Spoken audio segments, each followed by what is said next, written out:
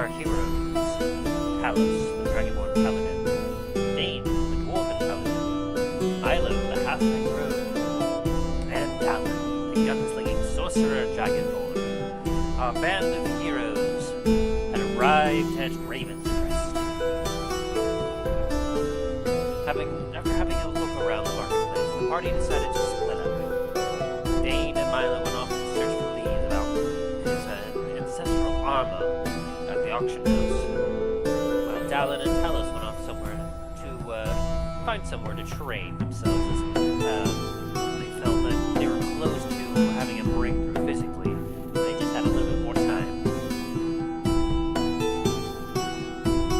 After a series of tiny adventures and incidences, Dain returned back to the rest of the party with some information.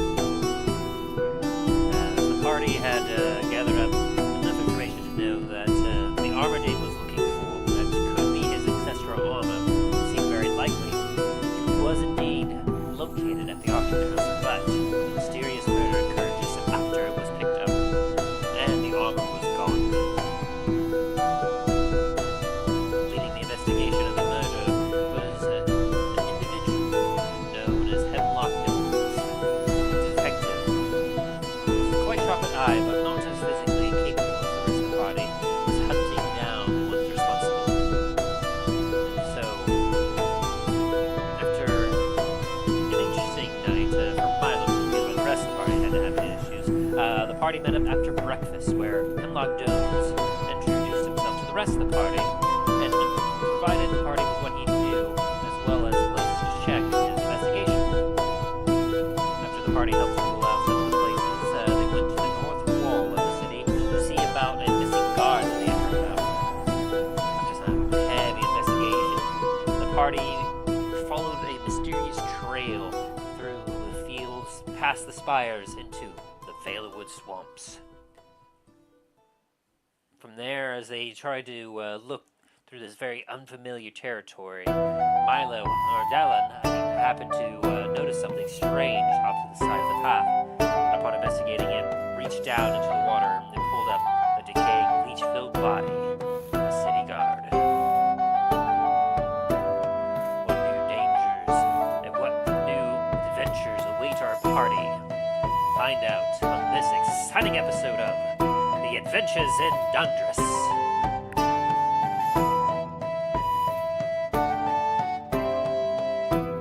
But first, let us meet with our players and see how they are doing. As it has been at least a good week since we've talked and seen each other.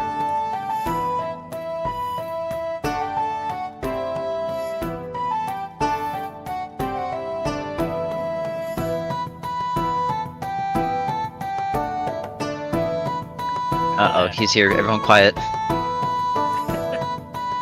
What are you up to? Nothing, don't worry about it. Everything's fine. Hide the rum.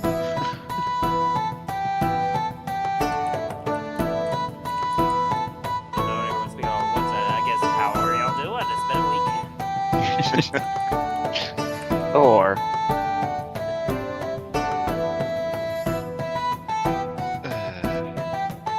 Hey, you spoke up. What's up? Oh, it was actually Talos that spoke up, but I'll go first. Been alright. Not really much has gone on, but also the stuff that has gone on, just exhausting. It's all been work as usual. Was it Friday was our final grad bash night, and it was arguably the worst one. oh yes, can confirm.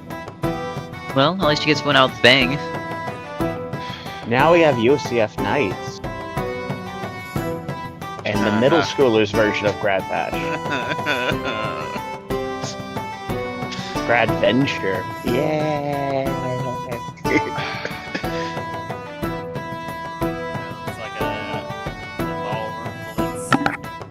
I don't know why they have the middle schoolers go. Like they used to have them go to Disney, and then that got ended very quickly.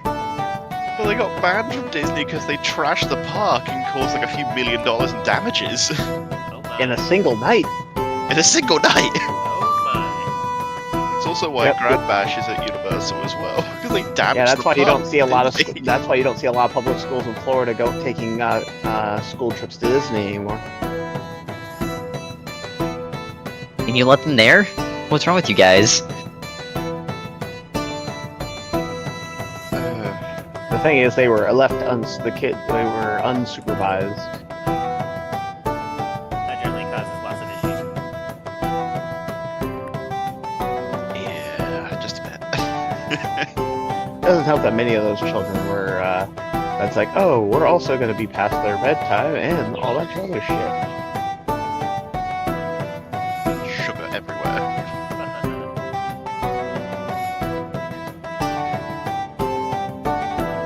Well, sorry to hear about that, Dain, but hopefully things will end up being better. Should be alright. I go on a cruise next week. Well, no, Hey, not next week, week after. where's our invites? Lucky. Yeah. Come on, Unfortunately, let's take this D&D campaign on the seas, on the water. In the high seas. unfortunately, it's not going to be as grand or luxurious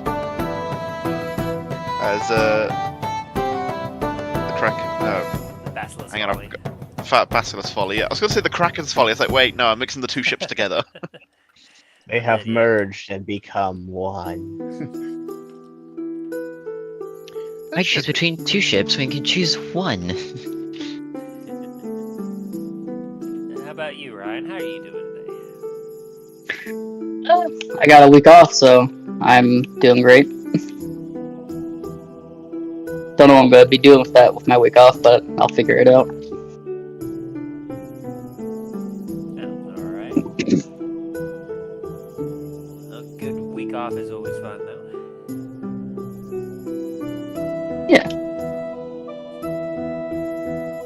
And Milo, how about you? How are you doing today? I'm here. Riveting Bye. conversation, guys.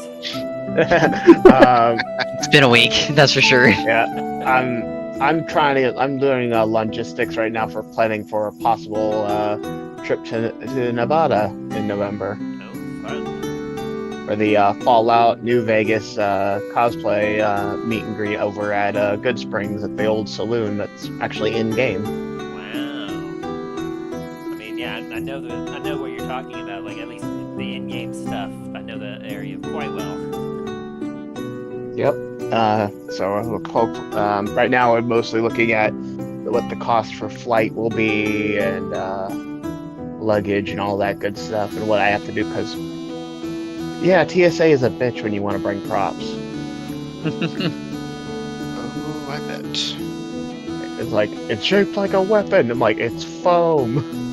It's Yeah, already declared. All the paperwork is literally on the top of the box. Yeah, just box it all up and express ship it ahead of your trip, and maybe it'll be there by the time you arrive.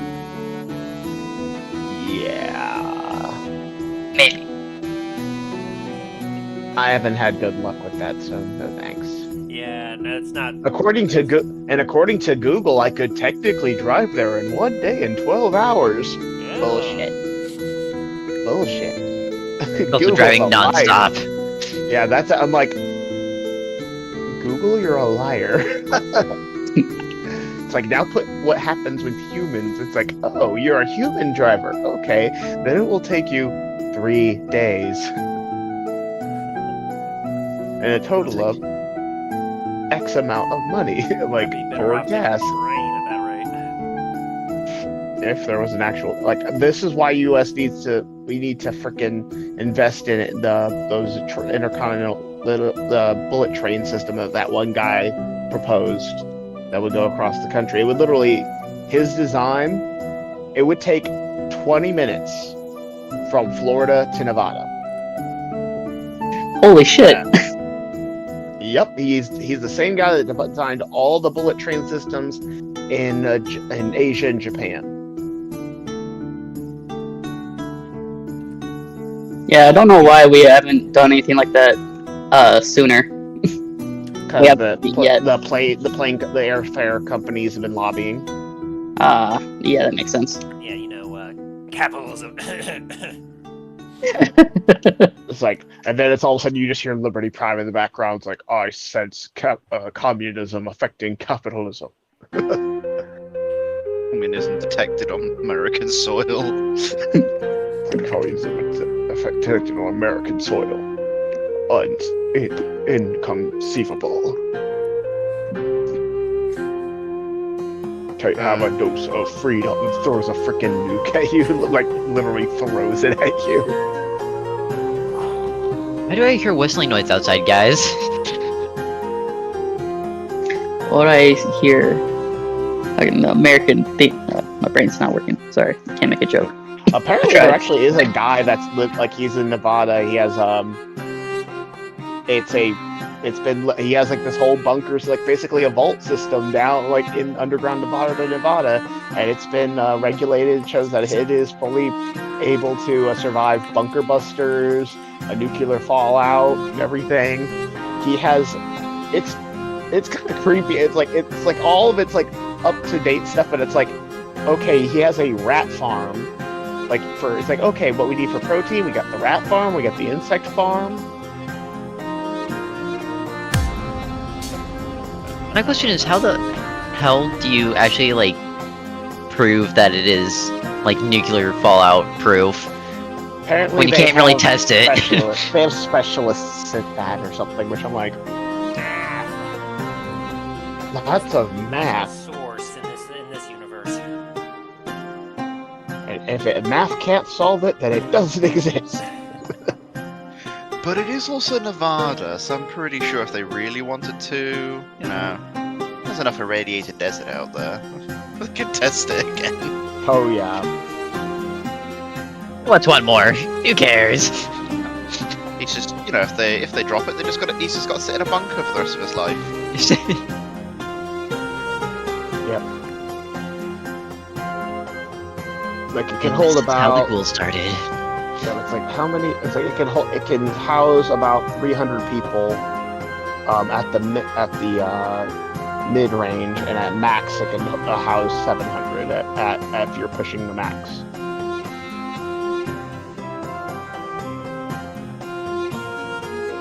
Jeez, it has a gym,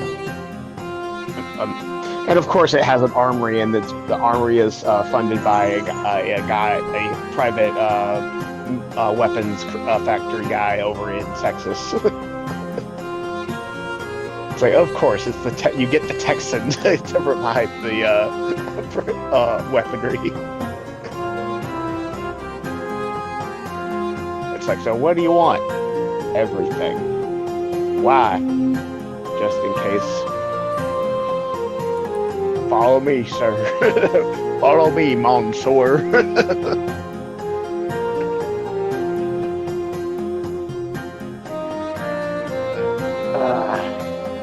Yeah. Anyway, like my granddad's doing a lot better though. He's especially after the surgery. Now that the surgery's done, he's in recovery. And then once next 2 weeks pass, they're gonna put him into the intensive rehabilitation area.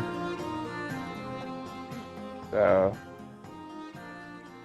and it's better than having 90% of your heart clogged. So Yeah, yeah.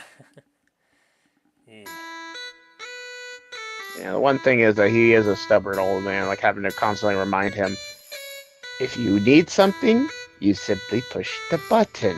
Don't try to sit up, you damn old man.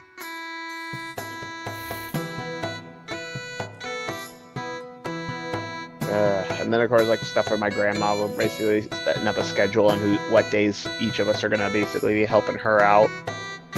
Her schedule, taking her up to the hospital to visit him and help with the appointments, and because she can't drive, so It's always rough. yeah, this like coming Thursday morning, I'll be taking her to one of her appointments. Pretty much all the stuff before I have to go to work. Ah, crap! Almost dropped my dang phone. That's good. Might have lost it to the ether. Especially since right now it doesn't have its case on it right now because I can't, for some reason, my headset won't connect to it without the case. Talk about a Because nuclear explosion. You drop a phone without a yeah, case. I wanted to get the wireless headset though, the full cover headset, but they're out of stock for the next month.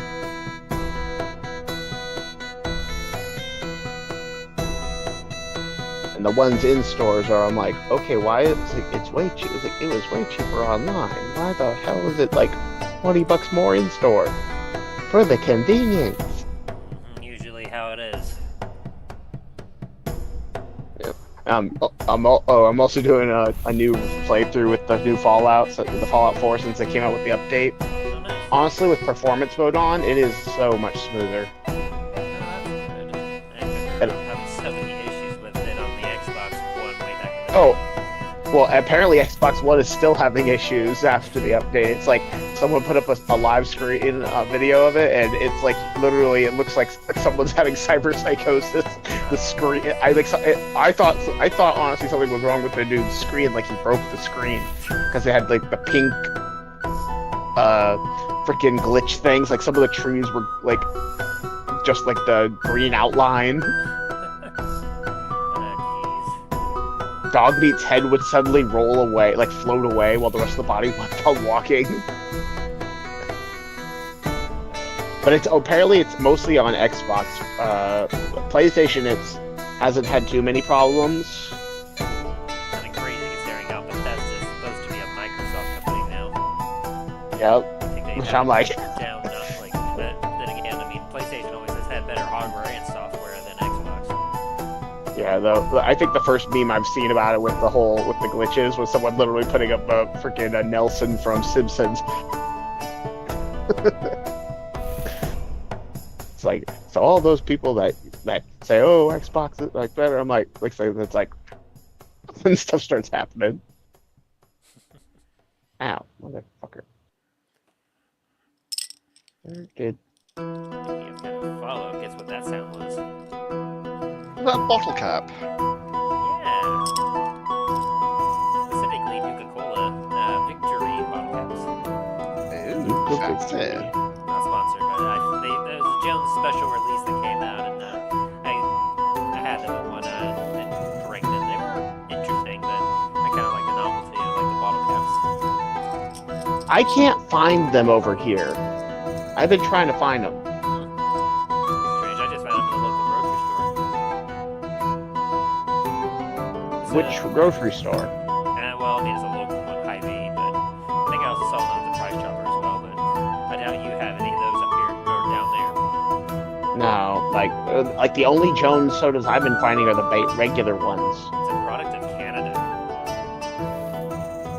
I'm reading it now. It's interesting, though, because, like, basically, like, the soda itself was peach mango flavored. I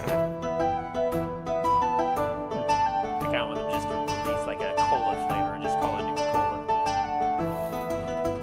Instead of doing their normal, like their normal Jones bottles, I want them to actually have the rocket shape ones. Give me a genuine Nuka-Cola. Take your entire stock. Just, of course, don't include the radioactive isotopes that they throw in the game. Then you got Nuka-Cola Quantum. It's like here's a tip: when you're in Nuka World, drink the Quantum water in the radiation room. It'll get you superpowers. Maybe super cancer. Oh, immediately die. Or better is like when people look for, oh, it's your first time playing New Vegas? Yeah, take this route. It's a shortcut. 5 minutes later, like you see the guy running across the fields, getting chased by like 20 death claws. And to be fair, they're not wrong. It's a shortcut. It's a shortcut to death.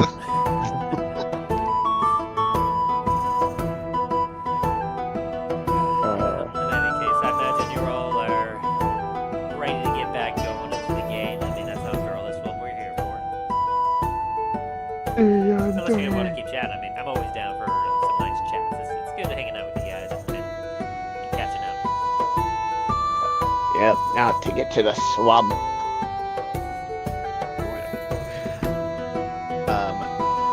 Tim, just as a heads up, I will have to dip around like 4:35 o'clock today. Alrighty. Good to know. We'll be sure to keep that in mind as we head forward. They got you coming in early again tonight? Nah, I've been requisitioned. Oof. So,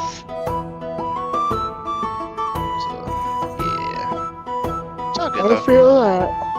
Ugh.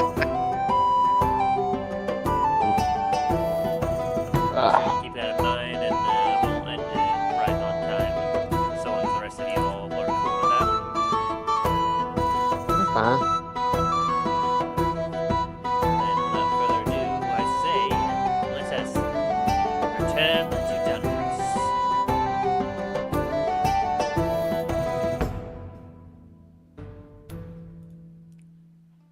Last time, on the adventures in Dundras. Our intrepid band of heroes, Talos, the Dragonborn Paladin, Dain, the Dwarven Paladin, Milo, the Halfling Rogue, and Dallen, the Gunsling Sorcerer Dragonborn, had made it to Ravenscrest. After having a quick look around the square of Ravenscrest, the party decided to split up to accomplish separate goals. Talos and Dallen wished to do some more physical training as they felt they were on the peak of a physical breakthrough. While Dain and Milo went off in another direction to investigate some potential leads that would give them more information concerning the ancestral armor and warhammer that Dain was searching for.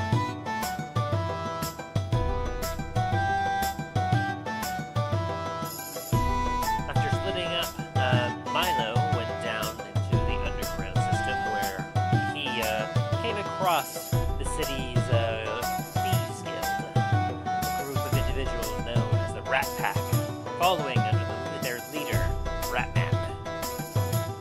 After gaining a little bit of information and feeling a little uneasy with the whole thing, Milo departed from the Rat Pack to seek out Dain, who had found himself at the auction house after hearing about all the rumors of armor, of this particular special armor having been perhaps stolen after a murder. It was here that Dain met a detective, Hemlock Dolmes, who was in charge of the murder investigation, and grew curious when he saw Dain hanging out nearby for way too long. As the two of them investigated the area a little bit, the detective told Dain that he would locate him a little bit later after he finished up his investigation there for some further help. Meanwhile, we had Dallen and Talos over at the training yard, the academy, where they saw the large expanse of individuals being trained up to be sailors, and then a smaller area that was dedicated to the city guard. There, Dallen gave a very generous donation to the Sargent there in order for them to procure some actual proper, decent training equipment for the city guard, some exercise equipment and training dummies and whatnot. Through this generous donation, both Talos and Dallen were allowed to train there and use the new equipment to help them achieve their goals and gain their peak physical conditions. Later, as the party reconvened together, the sun set and the city lit up in colors, and almost a mini party began to erupt across the city as everyone enjoyed the nightlife, leading to the party having a little difficulty meeting back up, but eventually they did manage to find each other at a tavern where they happened to enjoy a good night. Milo, on the other hand, did not quite have a good night as he suffered from a terrible nightmare, and throughout the day he was just not having a good thing. It's strange because it seemed to start after he may have burnt a certain shopkeeper. Hey, he had it coming. In the morning, as the party got up from their restful sleep, except for Milo, they met up with Detective Hemlock Dolmes, who came out of nowhere and managed to find Dain within the tavern and introduced himself. He provided the party with what he knew about the investigation, as well as a couple leads to check out to see about where the murderers might have gone. and the party was able to quickly help rule out several of those locations, as both Milo and Dain had not only did their own investigation, but in the middle of the night, Dain had also gone around and used a particular spell to try and locate his ancestral armor with no luck.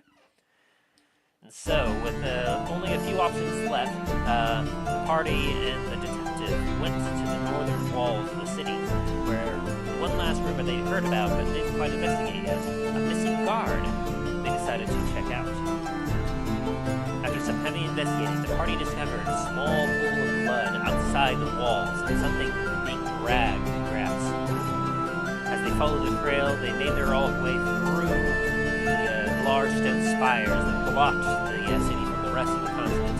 And as they went through a few of the roads there, they found themselves in the Veilwood Swamps, a misty, swampy, muggy area with lots of sounds where the party was completely unfamiliar with this environment, most seemingly woefully underprepared of how to handle it as they began to immediately flail and flop about, slipping in the mud and not being able to pick up anything as their senses were overwhelmed by the stench of the swamp itself. Except for Dallen, who noticed something strange off to the side of the path, and upon investigating it, he reached down into the water and pulled up the decaying, leech-filled body of a city guard. How did this guard get here? Where are the perpetrators of this heinous murder? Will the party find the Dains' ancestral armor and warhammer? We might find out, perhaps, on this exciting episode of The Adventures in Dundras. Dun, dun.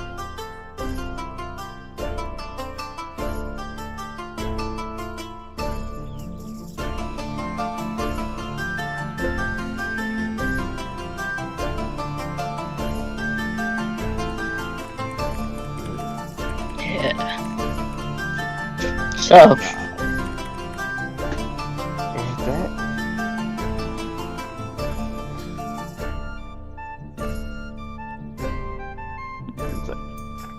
where we left off, us all screaming at a dead body. hey guys, I think I found something.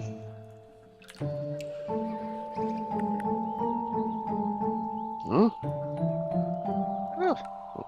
What did you find? Oh dear lord. Yeah. As Dallen, can Dallen pick up the body and kind of toss it towards Talos? Oh no no no! Take a strength check from you, because as you pick it up, it takes quite a bit of strength. The body is very bloated. There's leeches all over it. Does an 11 work? That was a strength save. Oh, strength check. I had athletics. Athletics? Oh, got it. There you are. Does an 11 work? You pick it up, you try to toss it towards Talos, and as you do, the body separates in two as the legs hit the ground in front of you, and the other half makes it halfway over to Talos. Dallen kind of closes his eyes. Jump back away from it, like ew. Dallas Hell, kind have of you closes done- his eyes and just shakes his head at this whole situation. Like, God damn it. Talos, you're freaking out over a dead body, but yet, how many people have you killed? Not by the damn leeches. Ugh.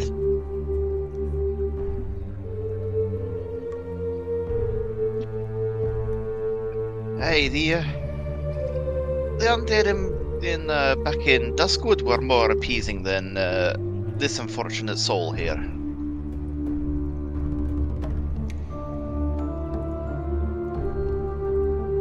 Oh my. As the detective happens to look up and sees the body they found. Well, I dare say I believe we have found our missing god. As he kind of strolls on up to it a bit, squelching in the mud.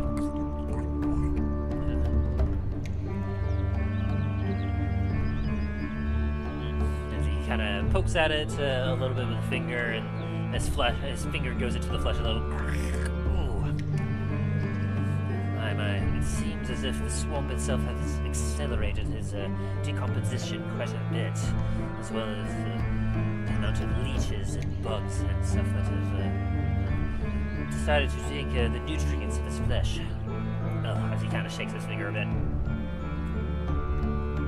But it's hard to deny the colors of the city guard on his tabard there. This is certainly the missing guard, I dare say.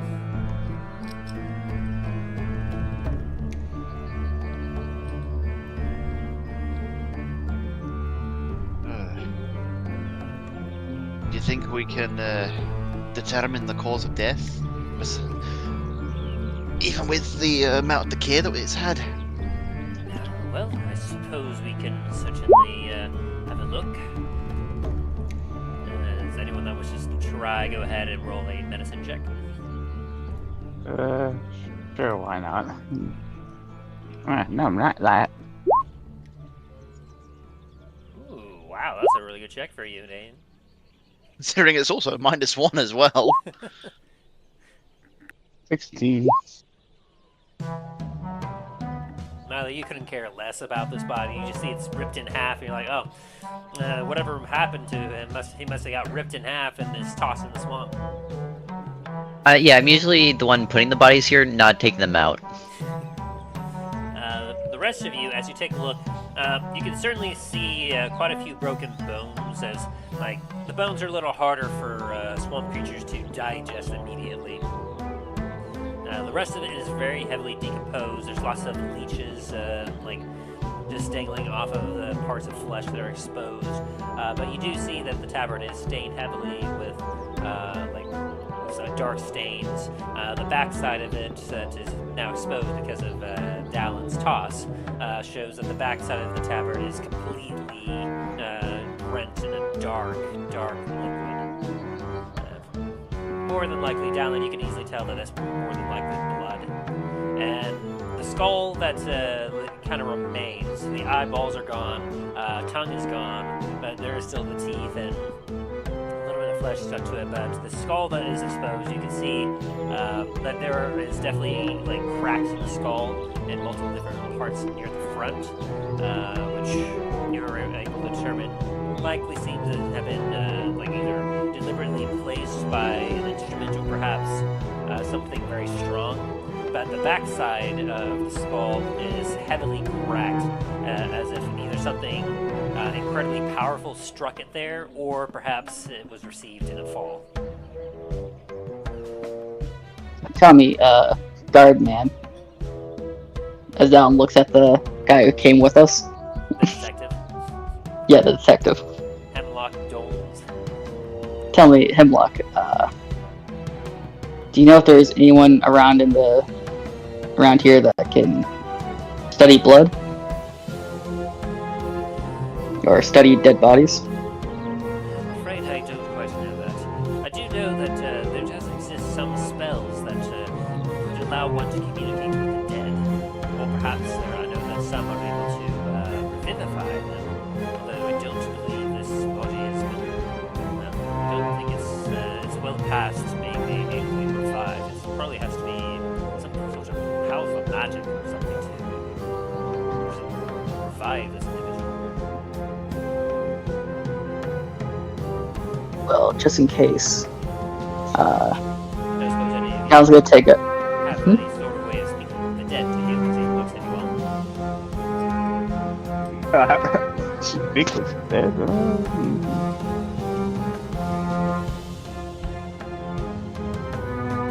As mean, they're doing it down. Oh, I mean, I do have a way, but not with this guy, sorry. Shame. At least this part of the mystery is solved. We'll be able to return the body back to the city and inform them of what happened, so they may, if he has any relatives or any next of kin, the city guard may be able to do something with that. mhm. Although- Alright, Dallen's gonna grab his bag of holding and shove the dead body in it. Oh. Yummy. Oh. I must say, That is quite an interesting use of a bag of holding. I must say I've never quite thought about that myself. You might want to get that disinfected afterwards. So you're Looking at planning Dallen on right now. carrying the dead body back to town the whole entire way through this marsh? Well, we're only on the edge of it. We just have to get the spires backward here.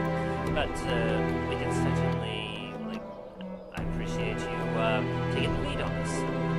But while this mystery is indeed solved, unfortunately the perpetrators of both this murder as well as the murder in town, the individual that purchased the armor, well, the perpetrators are still unknown. But indicating by how the body was just haphazardly dropped here at the edge of the swamp here, I would dare say our perpetrators have more than likely delved further within.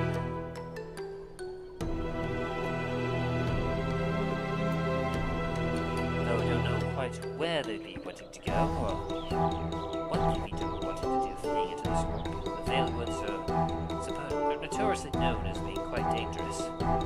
Clearly, whoever these perpetrators are not local. Otherwise, they would have known otherwise to stay out of the swamps. But perhaps there is something they may have known about. He kind of starts to scratch his head a little bit. They must know that there's some sort of destination or somewhere that they can reach through the swamps that would just shelter them or give them safe harbor.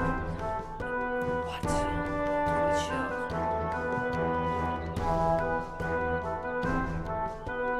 As he looks over at you, Milo.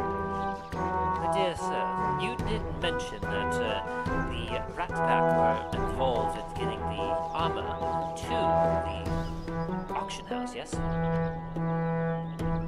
Yeah, that's correct. But they neglected to mention anything about who brought the armor to them, did they? Nah, that they told me. Don't think I paid enough for that. I see. But being part of a bit of a renegade group in this rat pack, I imagine that they probably have connections to other cities, whether through the docks or the land. Did they perhaps mention of any cities or any towns or anything to the north here that perhaps a criminal might be able to take refuge in? I mean, they said that they had ways through the swamps, not really that there was any towns. The only town through the swamp would be to the northeast. Forget the name of it right now. Intelligence check.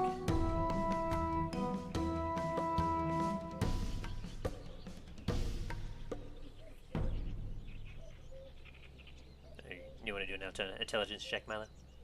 Yeah, do you want to do history, or what do you want to do? Yeah, you could do history. 8. Green something. Talos, let me see the map so I can actually figure this out. It's gonna piss me off now. Too damn tired for this.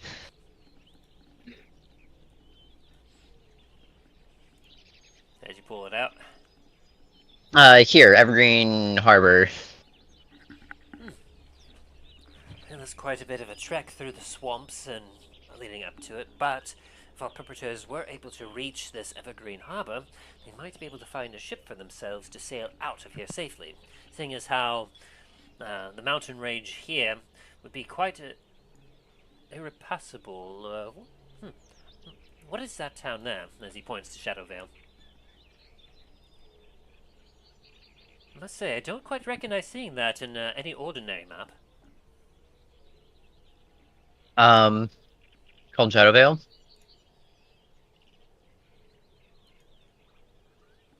Quite an interesting sounding town. I'm afraid I don't know anything about it. Do any of you know anything about it? I know a little bit about it, not much.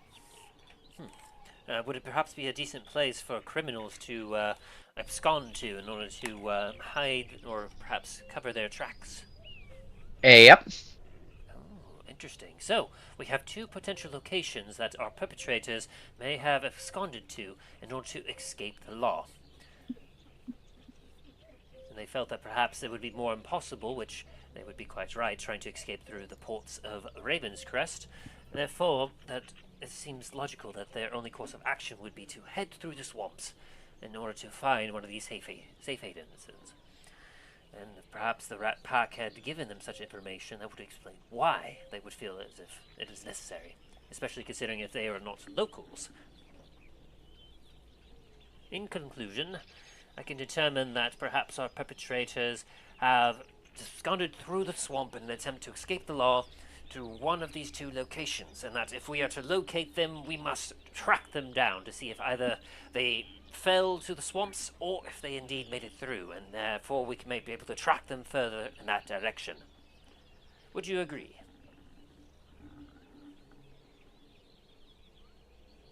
That sounds like a sounds like a good course of action. Quite right, I thought so myself. Now, before we begin, I suppose we should head back to town in order to return the body, and then perhaps procure any necessary supplies before we trek ourselves into the swamp. Agreed. There we go. Tally-ho! As he takes a heel turn and heads back through the spire trail back to Ravenscrest.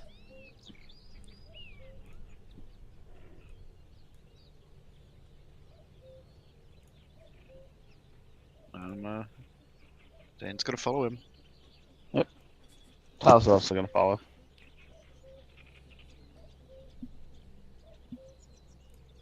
As you all make your way back through, leaving the sounds and smells of the swamp, you make your way back to the walls of Ravenscrest, where, waiting at the gate, you see a few of the guards are kind of like, they see you approach, and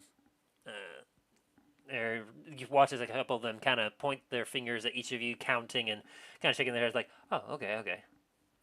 As you all make your way up to the gate. Well, right then, I see that you all, despite our warnings, made your way to the swamp, but seems you didn't stay there long enough for it to get you. Did you find anything? You could say that. Dallen's gonna shove his hand into his bag of holding and just shove the body out and just plop it down into the guards to the person's God. No feet. heavens! As they jump back a bit. No missing God. Yep, that certainly looks like Gary. As they kind of, one of them walks up and grabs what's left of his hair and pulls his head up. Ooh. Yep. Oh. It looks nasty there. Found him in the swamp, did you? Yes, but he wasn't killed there. More dumped there than anything else. You don't say. I guess we could determine that he did not abandon his post then. I don't think so. But I think someone wanted him to. Well, we'll be sure to check his information, see if he has any next of kin. We appreciate you investigating this and finding his body. I think as they kind of look over to the captain, we usually reserve a few things for good citizens that find this stuff, eh? Yeah, I think so. As he kind of goes into the wall a bit and comes out with a small bag. There you are. We've been told that for good deeds such as this, we're launching to give a reward to anyone that helps the city guard. As he holds over a bag of gold for whoever to take it. Dallen will take it. Hands to you. There you are, thank you, good citizens. Well, I guess tourists. You don't quite look like locals. In fact, no, we aren't. How much gold did I get? You've got 15 gold. 15 gold? Oh. Alright. Remember, this is from the city guard. Yeah, I understand. Just compared to how much I had, how much I lost, that's chump change. Hey, you willingly gave that up. Yes. Just so I can get my modifier up. Yes. Well, as the city guard appreciates your service. Now, well, I suppose we can sign off on this here case. Perpetrators are clearly lost to the swamp. No need to investigate further. Now, hold What do you on. mean? Well, Dallen's gonna do insight on this guy. go for it. Oh Yeah, my that's a little sketchy. That's sketchy as fuck, nah. A 13. By the way, he's looking. He kind of eyes his way towards where you all came from, and towards the swamp, and the way his voice sounds, he doesn't sound like he wants anything to do with the swamp. There's something you're not telling us. Talos off 20 there. Like, you know, this guy wants absolutely nothing to do. Like, he does not want to send any men. Like, with how thinly stretched they are as it is, he does not want to waste resources trying to hunt down people that have run away into the swamp, as he wants to just basically consider them dead already. I'm guessing you have had too many issues in the swamps. I mean, well, it is common knowledge now that we tend not to send anyone after whoever runs off to the swamps. A lot of nasties in there. Don't usually have folks return after as I said, usually we'll send some bounty hunters or perhaps some individuals to, if someone pays enough, to go find the bodies that could be out there in the swamp. Veilwood's a very dangerous place, that. Be a bit of waste of manpower and gold to try to hunt them down. How much gold would you be willing to give us if we were to look into this a bit more? No, they don't give a shit. Look at them.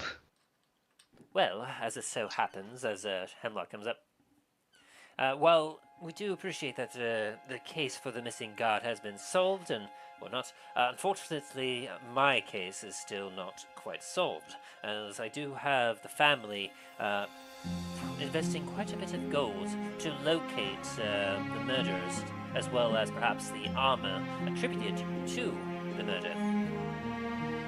How much gold? I'm afraid I'm not quite allowed to disclose that at this time, but I will say it is significantly more than that Okay, sum good luck with that then. that you were given by the guard. Bye. Dallen, that's the detective talking. I know. Quite alright Like- if you do not wish to join me. After all, I am very willing to head into the swamp and hunt down these perpetrators, and I do believe your ally, as I flicks over to Dain, has quite a bit of personal interest invested in this as well. Hold on. Just so I can ask you, do you have any next of kin that you would like to be notified when you die? Now, what the fuck has gotten into you today? What the fuck?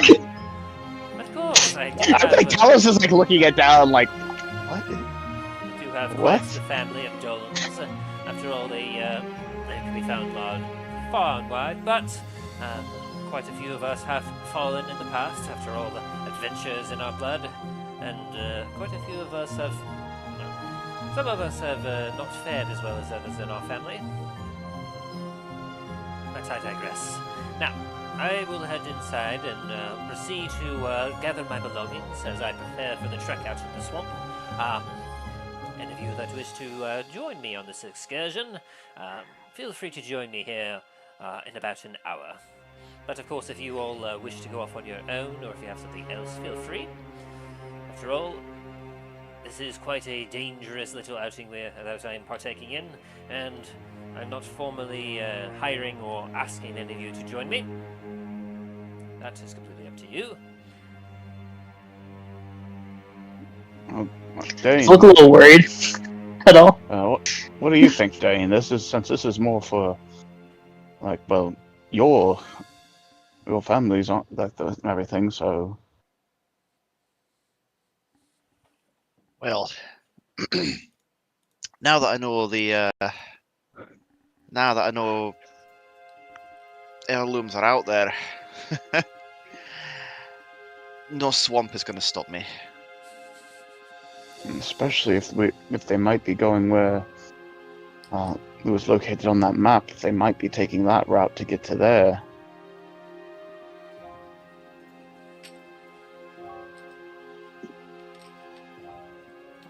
No matter where they go, they're not going to be safe from me collecting. Hmm. Alright, well, when are we heading out? Just so you guys know, I was fucking with him. Let's see if we can find any supplies that might be able to assist us with in the swamp, and then we can meet back here with him in about an hour. Hey, sounds like a plan. Milo's just gonna pull out a bedroll and fucking sleep right here for an hour. Get yourself a short rest. Yep. Just have to find probably a general store that sells any supplies for those that do go into the swamp. There has to be at least one store around here. Hey, just make sure you don't go to the magic shop, runes and relics. Owners there is racist towards halflings. Oh, as Dallen pulls out his gun.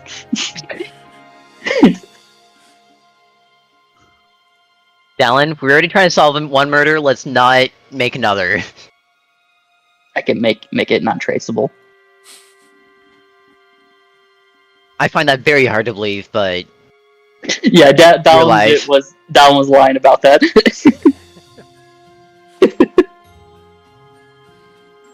Dallen puts his gun back slowly.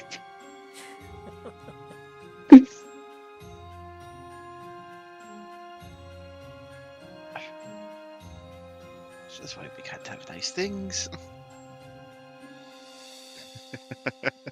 I am the nice things, as Dallen just pipes up. As you look around, the detective is already gone.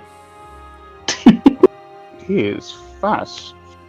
Oh, let's be off. Start heading toward the market area.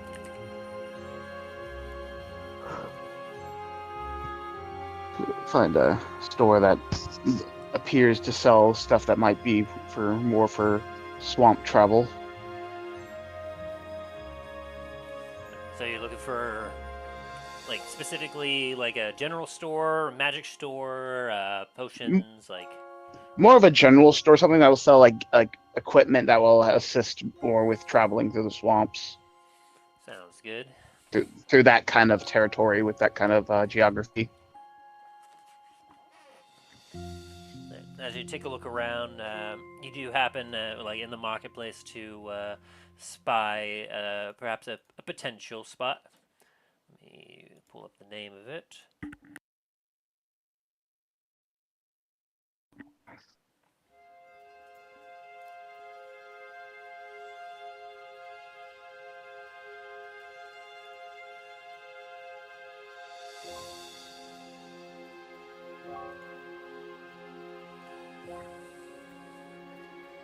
As you take a look around, you do see a place called Bonafide.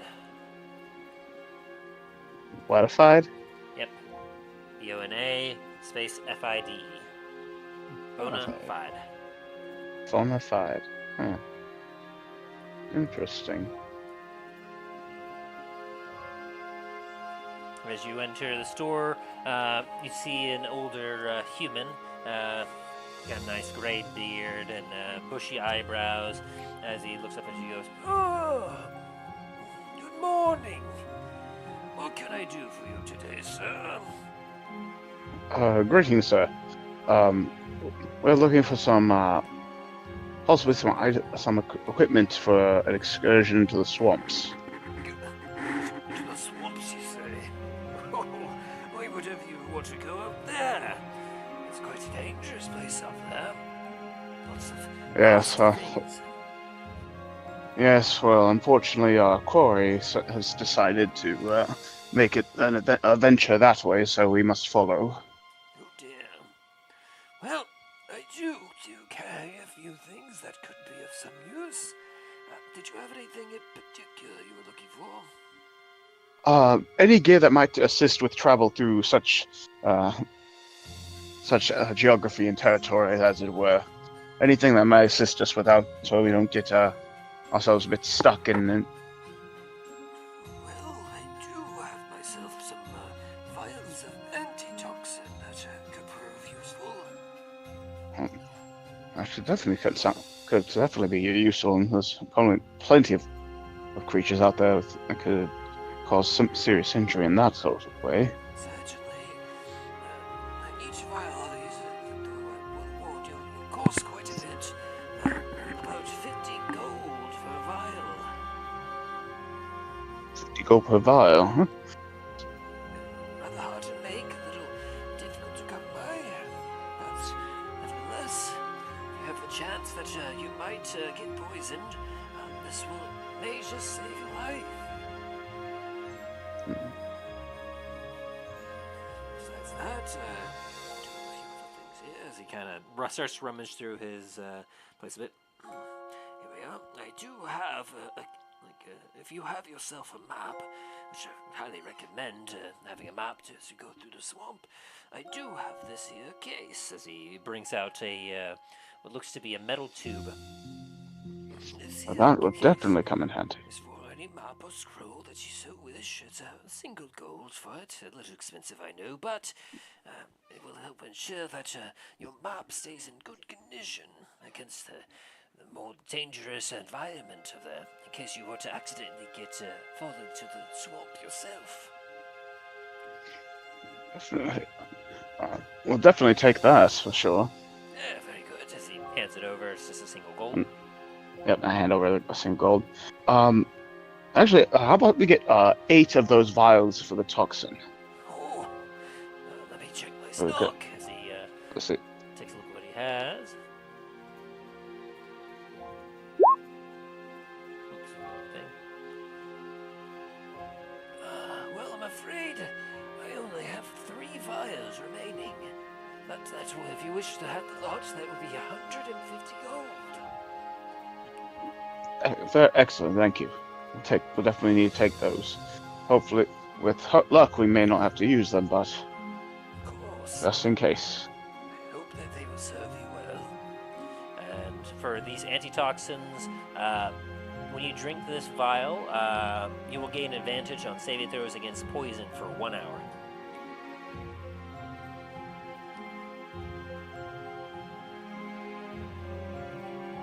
Which can be pretty good, especially if you might be in a pinch.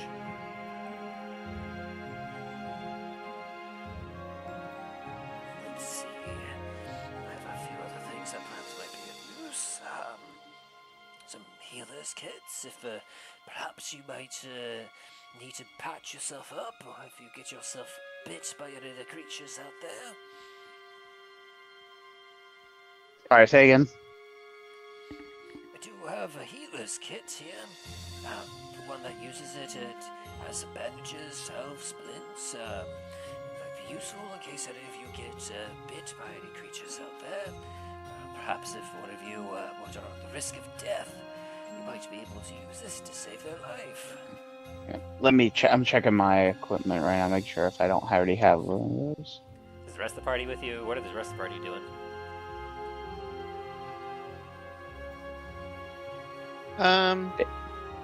Dain would probably have tagged along with Talos. Yeah, like I'm doing a quick look into my bag work and my equipment stuff. I don't You're good. just to see if I already have one. And Milo, Dallen. Anything you two are up to? Milo's sleeping outside. Where he- Right. Getting yourself a short rest. Dallen's gonna be he's gonna stay next to Milo, cleaning his bag of holding. Sounds good. Actually, It's, you get the smell of just rotten, decaying flesh in it every time you open it now. Yes, so he's gonna be cleaning that shit. Dane, do you happen to have a healing kit at all on you?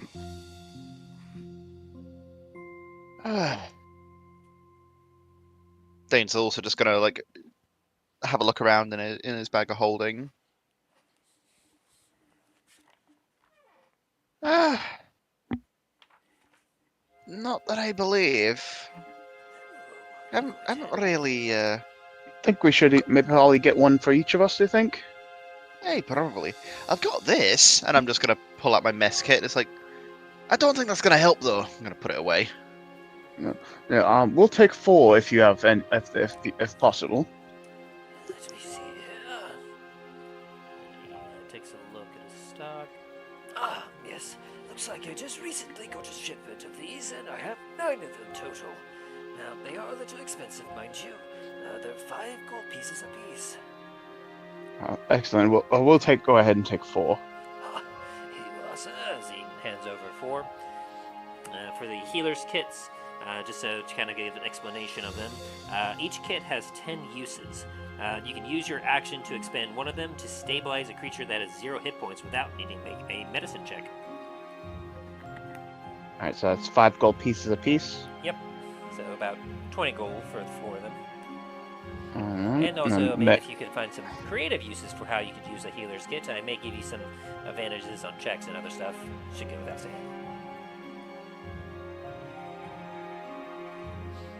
Let's see, if you wanted to the swamp, well, there could be some places there that get quite dark. Now, do you have yourself a lantern or a lamp? Oh, I have this. I pull out my drift globe, Oh, a very shiny little bubble there. and I activate. I go light. Oh, goodness, well, It's called a drift globe. I found it a while. I got it a while back. It's actually come quite in handy. that is quite a nifty thing. Well, and I suppose And you then, of want- course, we all, I believe, have lanterns as backups just in case. Off. I kind of like turn on like absent mindedly like off. Oh, very good. And I suppose you won't be needing any lanterns, lamps, or oil. That is quite nice. and good. Actually, I could use some more oil. Actually, just in case. I'm actually running low on that. Oh, well, I can give you a flask of oil, or maybe just a silver. How much silver again? It's 1 pint for a flask, and it's 1 silver. I'll take 2 pints then. Here you are. As he hands you over a couple flasks of oil. Excellent, thank you. As a reminder, you can usually with an action splash oil onto a creature or anything else within 20 feet. If you tossed it at them, you can basically use it as an improvised weapon if you want. But essentially, you could light something on fire with oil. Fun enough. Very good, very good. Goodness.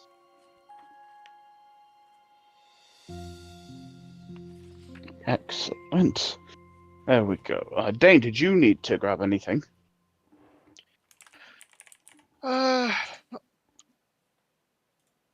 Let me have a look.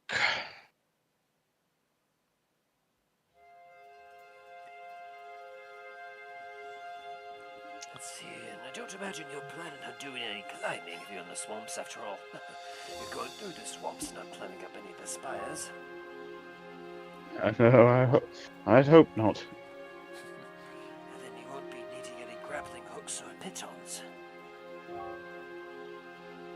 me think. No. But just in case, I'll grab one of those grappling hooks. Might come in handy at some point. Certainly, that'd be 2 gold pieces for that, sir. Hey, I'm gonna hand over the 2 gold. Oh, thank you. I do greatly appreciate the business you are giving me. Now, do you have a rope to go with that grappling hook? I kind of chuckle at that. I'll take that as a I yes. believe we have a bit. I think we have a bit more than enough rope. Hey, I know I've only got about 50 feet of it, but no, Talos here. Yeah, I think you've got enough rope to rig up a ship. Yeah, I'm chuckling at that. Very good, very good. Oh, Let's see. I got I got 450 feet things of hemp rope, and then another no, total of 550 feet things of hemp rope. That's a lot of rope. It's in my bag of holding. I'm just like chuckling and then like the realization of how much I actually have on me. The only other thing I can really think of, you have yourself a shovel. Sometimes a good shovel could always come in handy. Like it's like a realization of no, I don't have. How much would that be cost? 2 gold pieces for a very nice shovel here. And he kind of brings out it looks like a nice sturdy haft of a wood with a very nice spade-shaped shovel head at the end of it. I will. I have over 2 gold and go ahead and put the shovel into like Mary Poppins in the bag of holding. It's like whoop. That is quite the hefty bag you have there. Yes, a bag of holding. Adventurers, something essential for any adventurer, I should say. Oh, you kids and your fancy magic doodads. Well, the only other thing I could think of, are you heading out into the swamp for hunting, perhaps? I do have a few traps that you could perhaps make use of. As he kind of points over to what you can see are currently clamped shut, but there's some sawtooth steel ring traps that are hanging up against the wall. They have some heavy chain with a spike at the end of it that you can embed into the ground and then have the trap set up somewhere. Usually hunters will set that on the perimeter around the swamp and sometimes bring in quite the creatures when they get caught in it.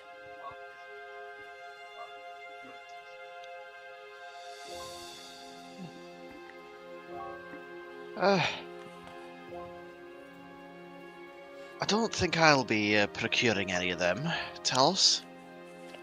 Very good. Sorry, I missed out that I had to take off my headset for just a second. It's like as you're talking, like, hey, what? You're good. Essentially bear traps. Bear traps. The bears out there? Well, they're hunting traps specifically, but like what you would recognize in real life as a bear trap. Oh. Well, And I imagine that you will probably have yourself a tent or so that you two be able to use to sleep safely at night. oh yes, we have that situated quite well. Very good. I dare say that unless there's anything else you wish to purchase, I have no other suggestions of what I can think you might use for swamp travel. Just be sure Do you you're happen to have anything that might be able to keep away any biting, flying insects? I've heard enough stories of swamps. I've never traveled myself in them, but from what my father has told me, that a type of flying, annoying insect that likes to swarm and bite. Is there anything that might be able to repel them? Oh, I'm afraid not. They are quite a nuisance out there, but I'm afraid that we don't quite have anything that we sell that could offer. Though I've heard that sometimes they don't seem to like some smoke. So perhaps you might be able to cover yourself in smoke somehow, and that might ward them away. Maybe I think to kind of mumble into myself, like if we had carry a small burning piece of wood. Thank you again for everything, sir. Of course. Please return anytime you have need of any goods. We wish very much well. And I nod to him and then start motioning to Dain for us to start heading out. Dain's gonna nod and follow Talos.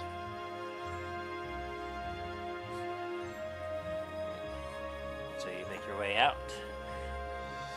New goods in hand and stocked up on some supplies. What do you do now?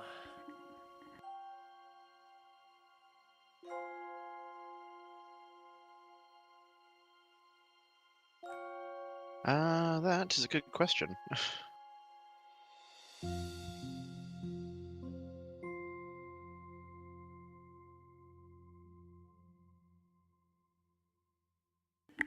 You have yourself probably about a good half an hour at this point before Hemlock returns to the gate.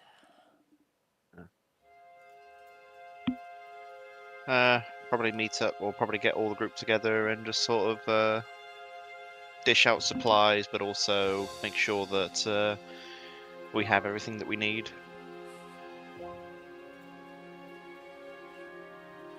Sounds good. You return to the gate where you see Milo is wrapped up in a cocoon of his bedroll, taking a nap, while you see Dallen picking out bits of rotten flesh out of his bag and just toss it to the side while attempting to clean up his bag of holding.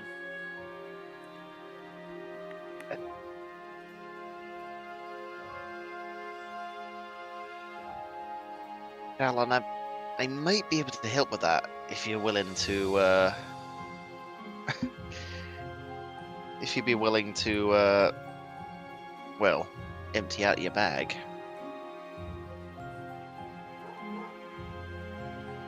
Dallen just gives you a deadpan look as he just pulls his bag out like arm's length and just puts it upside down.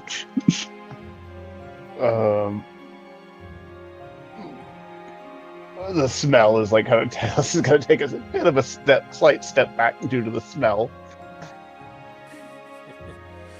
Yeah, it's not great. I think you might want to get that cleaned properly before we head out.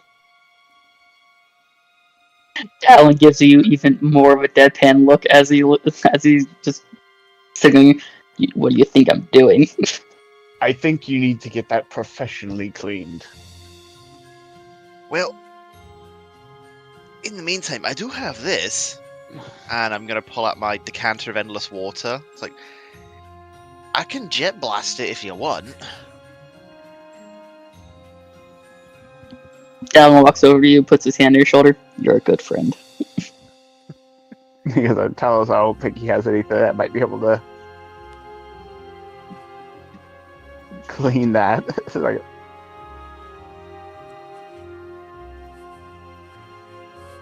Are you going to do that, Dain?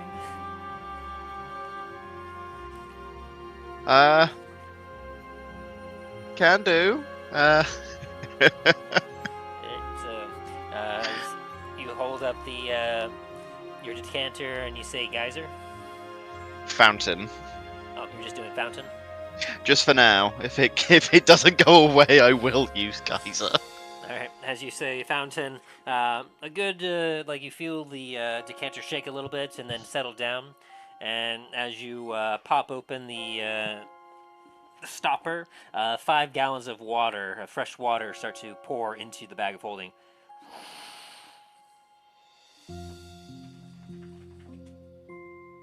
Before you put the flask back on. I might want to give that a little bit of a shake.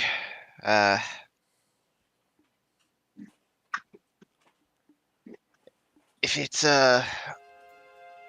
doesn't help, I do have one more solution, but it is going to be a bit more wet.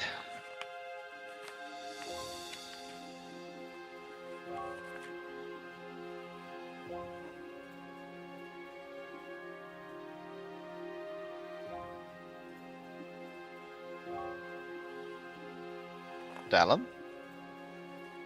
Oh, sorry, what's up? I spaced out. Are you good?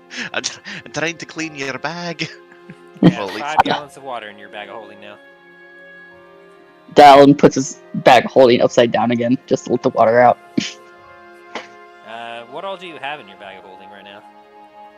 Oh, I already was gonna. Before when he told me to dump everything out, he already did do that. Okay. I have a few things in my bag of holding. So it's currently empty, but it's just filled with water now. So you give it a shake and you dump it all out. Then. Yeah. All right. As you dump it all out, a few more bits and pieces of flesh slop out of the bag, and that has the 5 gallons of water land on the ground at your feet. And you kind of shake it out a little bit, and Give me a perception check. All right.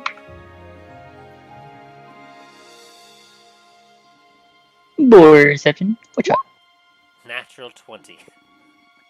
As you have a good whiff in there, you can your keen senses are able to detect like the slightest hint of some rotten flesh smell in there, but it seems as if the majority of it has been taken out with your dedicated work and cleaning.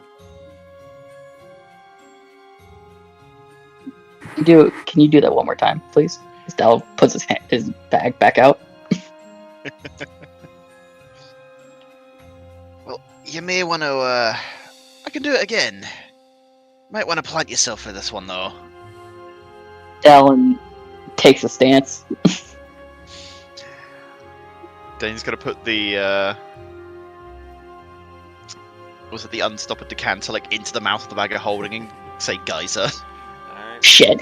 As you do that, you feel the decanter shake a little bit, and then you hear whoosh, as you feel the bag start to. You feel some pressure from the bag, and I need you to make me a strength saving throw, Dallen.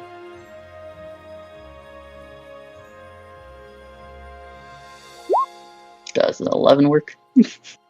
Oh no, it's a 19. Nice. 19. That was a 19. And yes, it does work. You brace yourself as you feel like the bag kind of like it almost seems to unfurl towards you, as if it feels the pressure, and like you don't feel the bag getting any heavier, but 30 gallons of water gets sprayed into the bag of holding. Jesus. Every ounce of Dallen's muscles just start flexing, just trying to hold it together.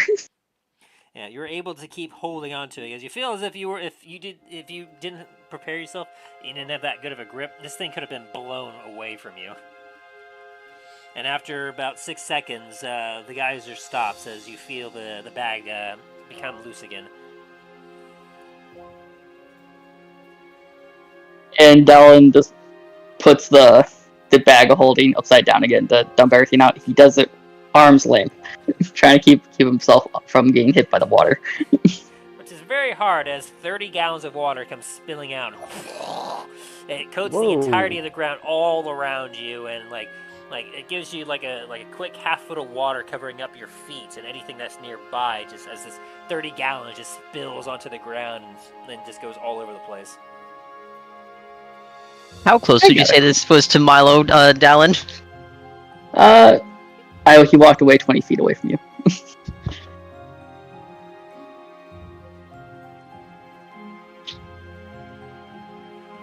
It's like Milo opens his eyes and just sees a wall of water. He's just floating. My time has come. To see it calls for me.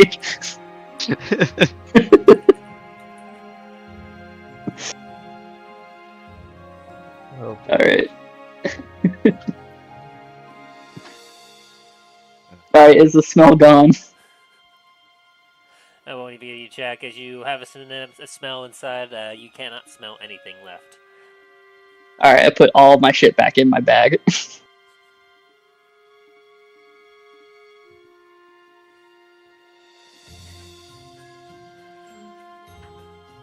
Around this time, you hear some footsteps and oh my, it would appear as if I missed a very directed rainfall right here. As dressed in his trench coat and his hunting hat, carrying with a bag slip, kind of put over his back, over one shoulder. You see Hemlock Dolmes looking at you all.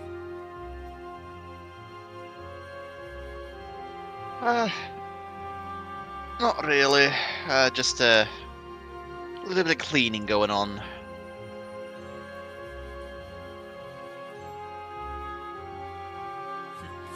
Well, I imagine you all are ready to go then. Yes. I'm gonna pass out some of the stuff I bought, like the everyone the healing kits, the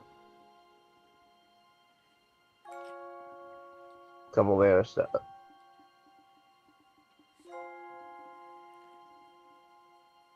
Thank you, Talos.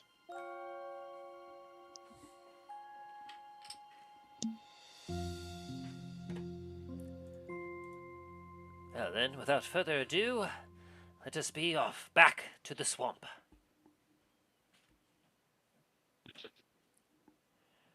And as you all pass the gateway through, heading towards the swamps, a few of the guards give you a small wave, and one says, "Safe trips. Hope we don't have to bring your bodies back." Talos just waves like nonchalant wave back, like over his shoulder, like, all right. Or if we do die, I'll haunt you.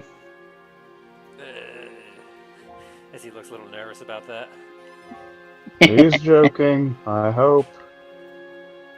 He doesn't know me well to know if I'm joking about that. Dallen kind of winks at Talos though.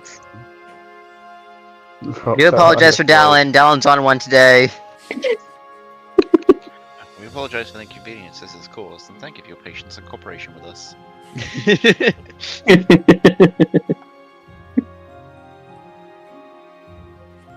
boy. And as you all pass through the short distance between the walls and the spires, and you make your way through the spires, the smell and the humidity of the swamp returns. As you all re-enter the Veilwood Swamp.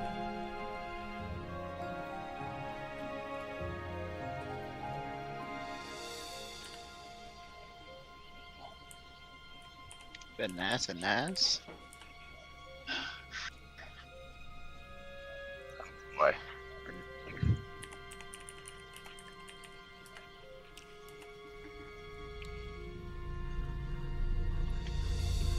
Definitely gonna take some time getting through this swamp.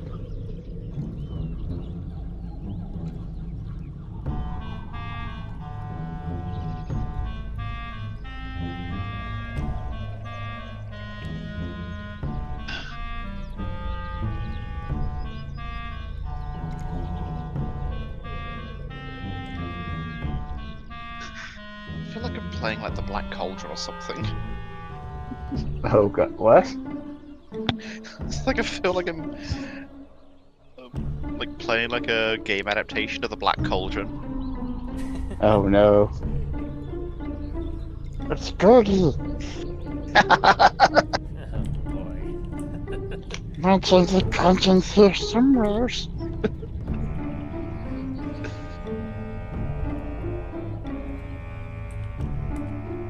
Oh dear.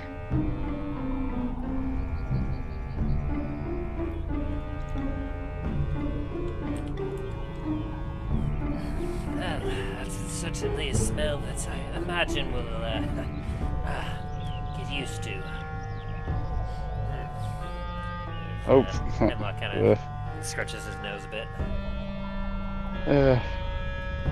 As Let's hope not, but you all just take in the environment, you hear the sound of flapping insect wings and sound of creatures through the swamps. And the smell is something indescribable, as it's a combination of something that smells very wet. It smells as if you can smell rotting plant life everywhere. And perhaps maybe rotting wildlife too, you're not sure? As the ground is very much wet. You see that there does appear to be some solid path that has been treaded before you. But otherwise, there's lots of dank, murky waters spread out here and there. A lot of greenery everywhere with trees that raise up above, and almost a perpetual fog of just veils the entirety of the woods around you.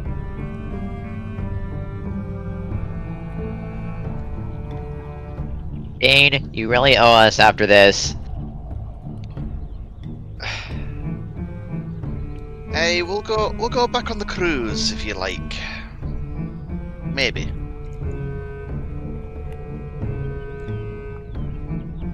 After Well, banging then- in here, I'll take it. I'll take anything at this point. Hey, after this, we just need a. I think we'll take a well-deserved break before heading up to Veris.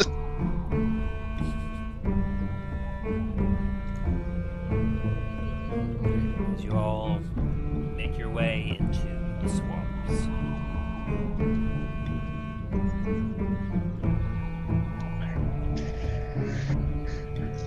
Like into the swamp. It's like, there we are, the swamp of despair.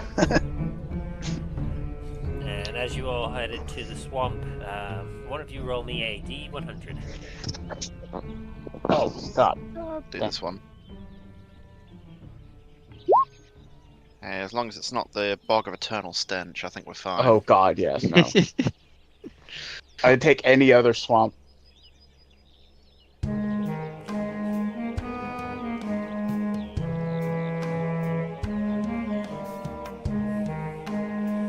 As you all trek your way through the muck and through the swamp, you're able to traverse through a certain path heading north and at a fair distance. A couple times, the path seems to disappear, and you're not sure where to go. Whoever wants to roll me a survival check to see if you can relocate it. Milo can't find shit right now. Survival. Dain sinks up to his knees. 13.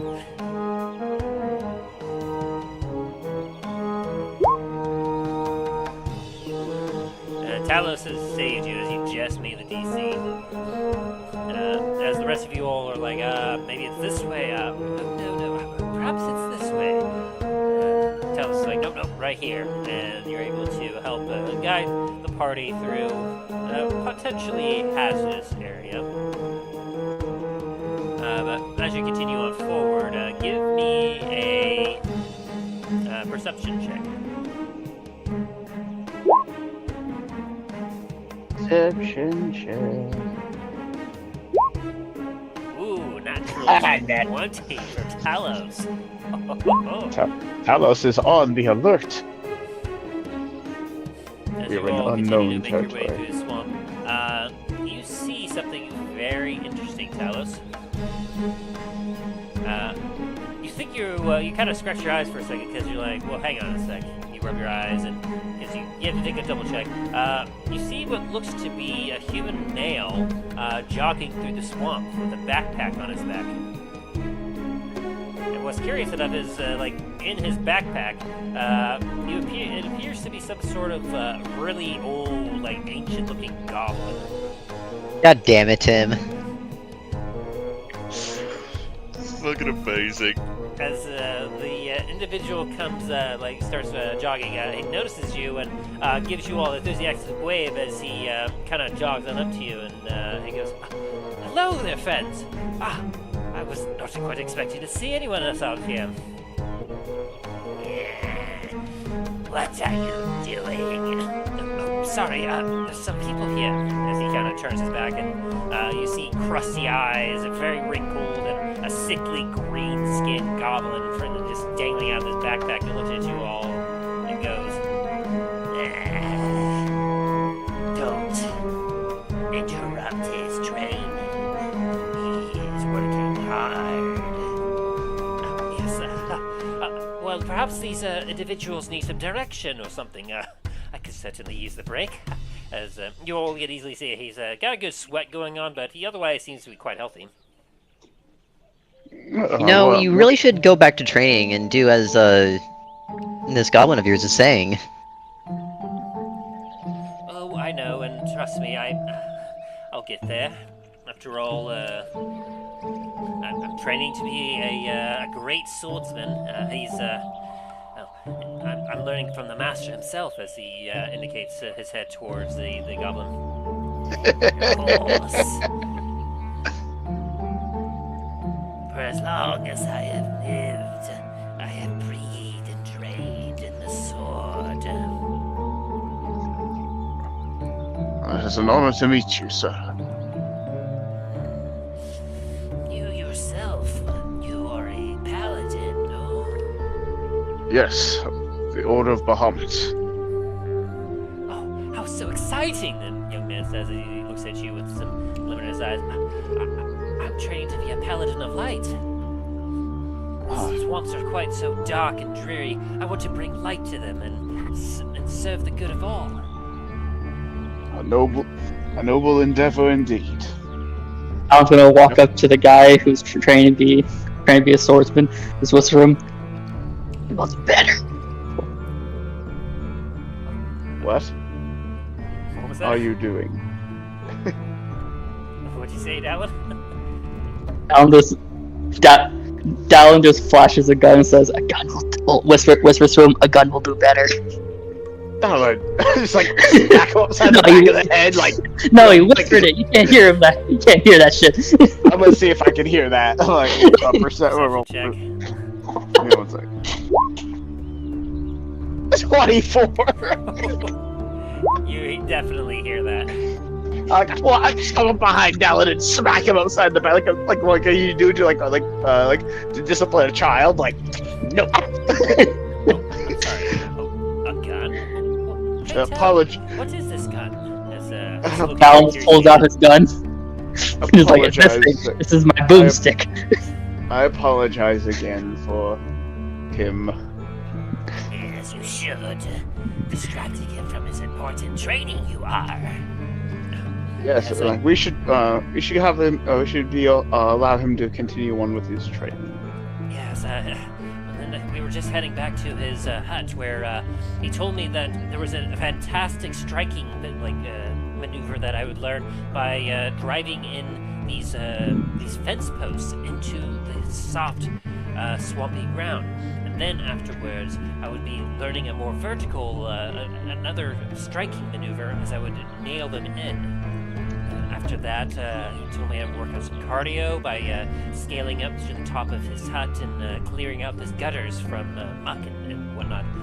He claims that it's an excellent cardio technique. Tim, can I roll an insight on this? Yes.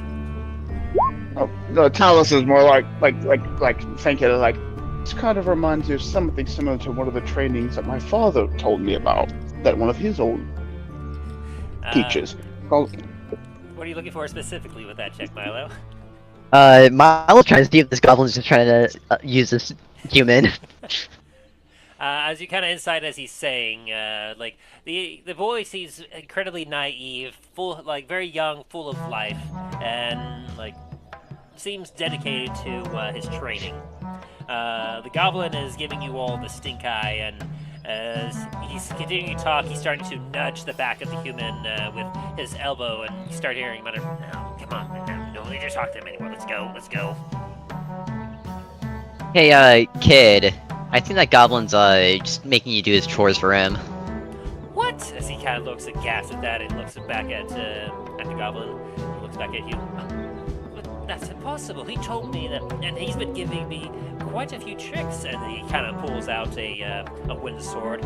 Watch this. And as he gives a few swipes, let me check to see how well he does this. Talos, as you watch this, you can see him doing some sword strikes and swings with his wooden sword, and you can see that there is a bit of actual technique and whatnot in it.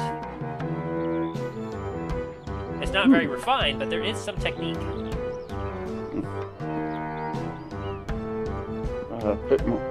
A bit rough around the edges, but there is a technique there. There is definitely something there. See, I'm well on my way, and the master here, he is definitely, he would lead me astray, right? As he kind of looks back at him, and the old fellow goes, Don't listen to them. Many will try to discourage you from the path you take. Only listen to Master. He will teach you well. Explain to me how cleaning fucking gutters is gonna teach you anything about fighting with a sword. Must start with the basics, build your way up. Well, some of the training that I had to do in my training was lifting large bales of hay and crates and to increase my strength check for my own training and my. Perception, you said? Yes. You hear what sounds almost like it's very slight, like you feel like you just barely hear it, but it almost sounds as if you hear some paper turning. Milo's gonna look straight at where that sound is coming from. You look back at the goblin who seems to have made a quick motion and is just looking up into the sky as if he was looking in the opposite direction of where he just was, where he was looking down somewhere in his little baggie. Guys, I don't like this. Let's get out of here.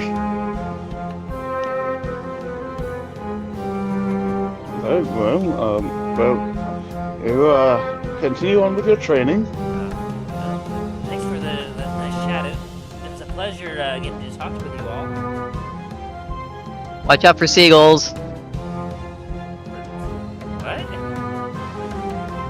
Hey, Master, what's this? Milo, stop it. Birds. Stop it now. Rats of the sea they are. Now come. We must get those fences put in for your trading. Oh, yes, sir, as he gets back into a jog. As the young, blonde-haired male jogs back off into the swamp.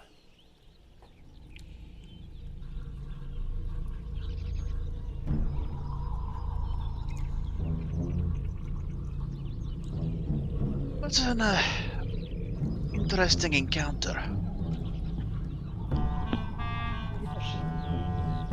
Agree. Talos, give me a perception check. 9. As he runs away, jogs away, you feel a bit of nostalgia for seeing what he's doing, and you're like, you wish him well, give him a quick prayer to Bahamut, wishing him well on his training. Since you were so keen to keep an eye out, Milo, why don't you give me a perception check? I don't like this.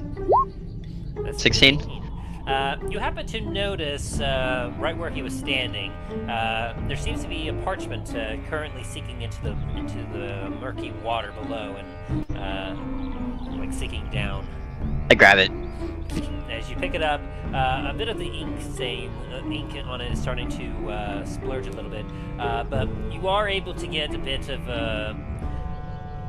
information off of it. As you see some, essentially what looks to be some particular routines necessary for certain training, and at the very top you see kind of written page 32 of the Book of Knights training book.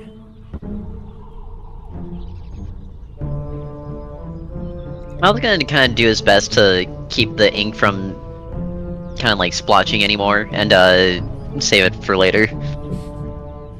Sounds good.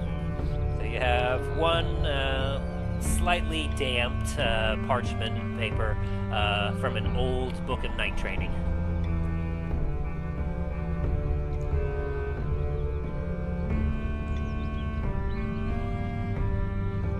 As you all continue forward in the swamp.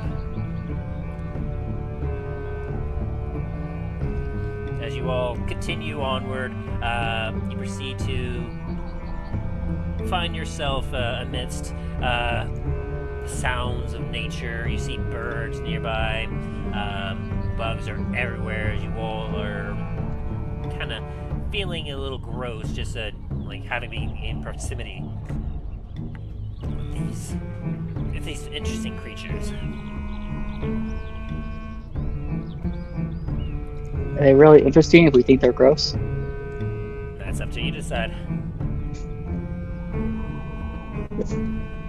I just imagine Dallen like in awe of every single creature here, while the rest of us are just like, get us out of here, please.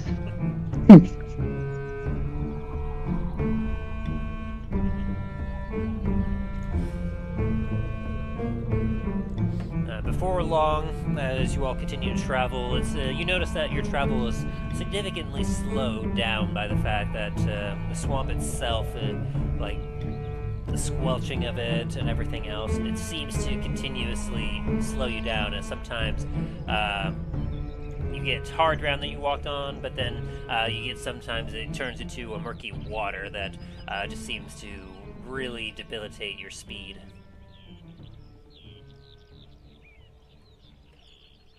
Guys, did we ever actually figure out where we were heading to, or are we just wandering through the swamps here?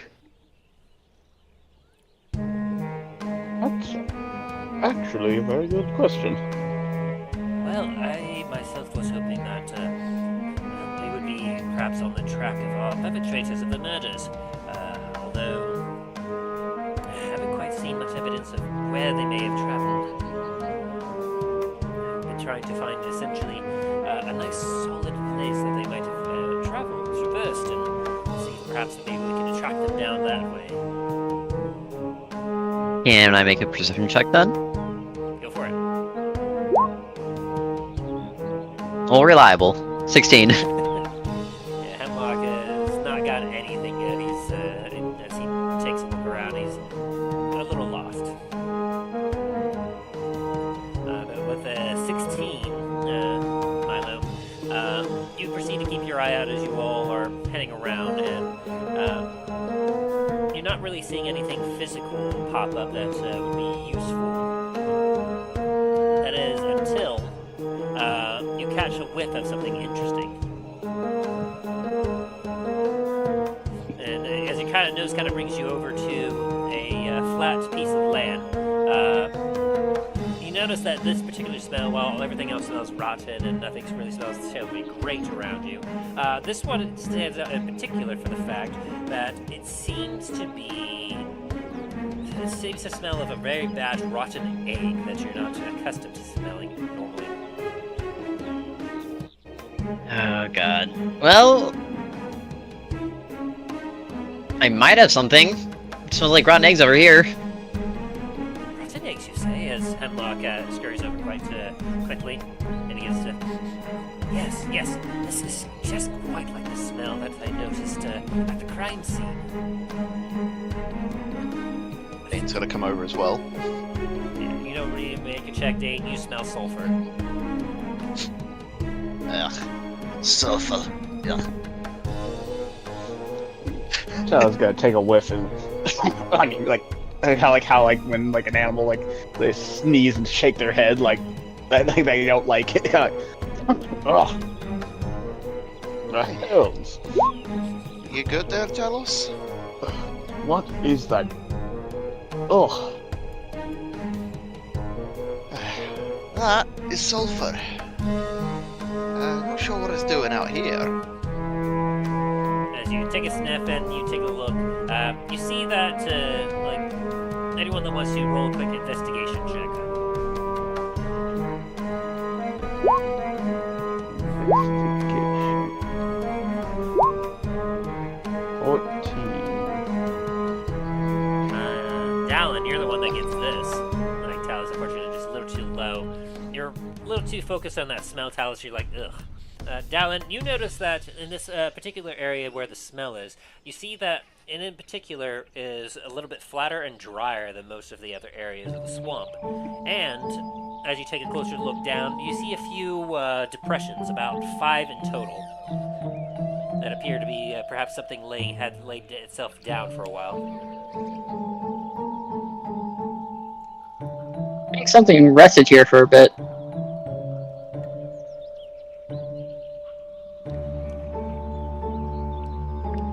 See, like, look over here, as Dallen points out what you saw.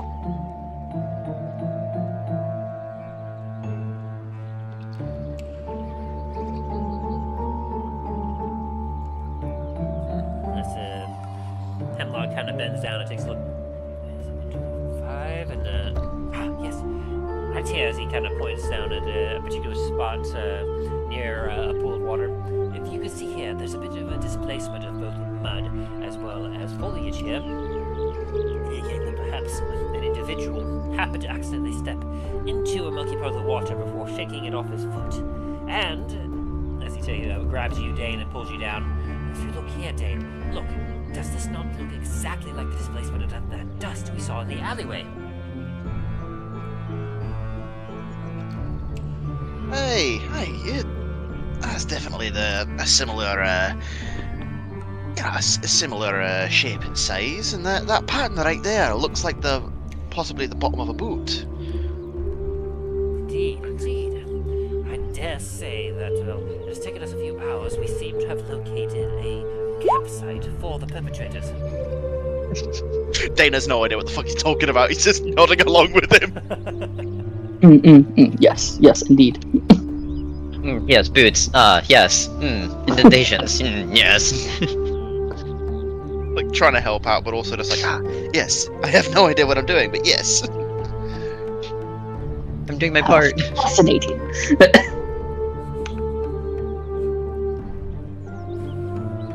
He does not seem to notice that you're lying through your teeth. He's just so excited.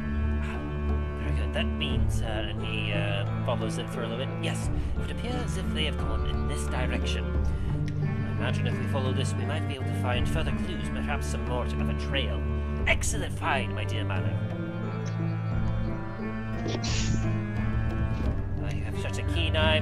Why, you make this feel quite middle school. Yeah, usually happens when this is kind of type of work you usually do. While this is going on, Dain's also going to quietly cast Locate Object to see if he can find the armor as well. Alright, as you cast it, give me an Arcana check. 12. As you pull the magic and you kind of feel in the surrounding area for it, you don't sense it, although you get a weird sensation in the direct area that you're currently standing in.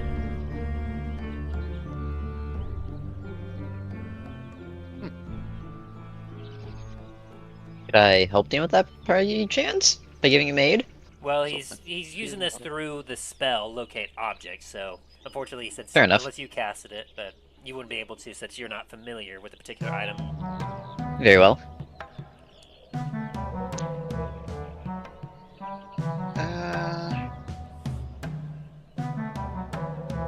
Perception, don't fail me now.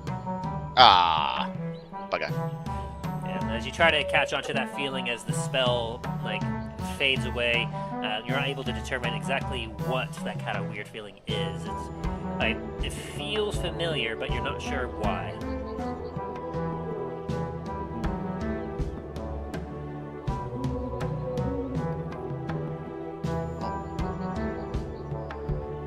Dain's going to be on a bit more of alert, but I'm going to continue on with the rest of the group.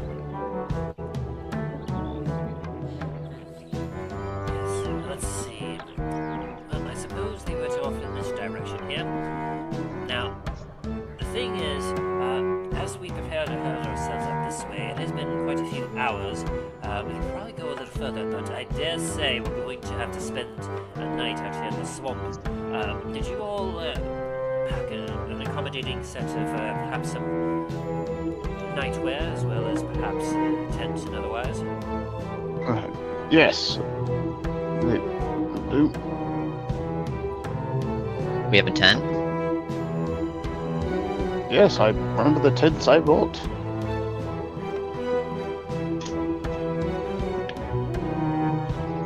Also, Milo, don't you have a tent as well? No, that's on Dead Skulls Island or whatever. Shark. Yes. Yeah. Lyle Outpost. Well, it's a good Mile idea. Outpost, that's right. It's a good idea. I bought these two, and I thought it has each of them are tents for two the 2 people tent things that I bought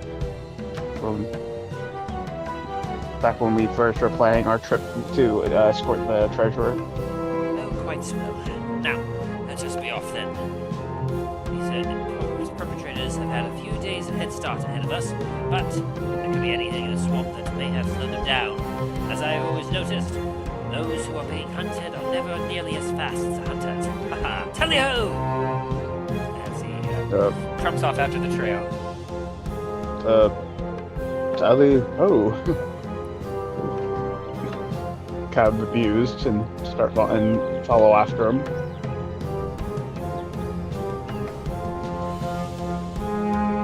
After a few more hours of traveling through the swamp, you notice that the murkiness and darkness of the area around you starts to get even darker and even more murkier as a heavier fog begins to set in the area around you. I think we should start looking for a place to set up. Least damp place as possible. Very well. What about over there?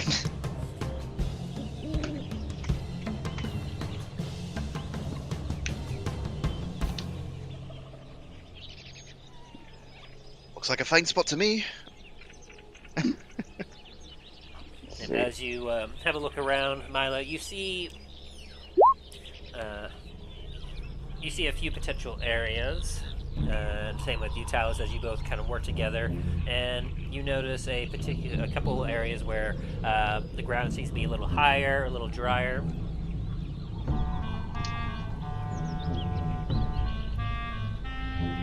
And as you kind of take a look at it, it's got a few lumpy places here and there, but for the most part, you feel that this is probably a good enough place as any to kind of set up for the night.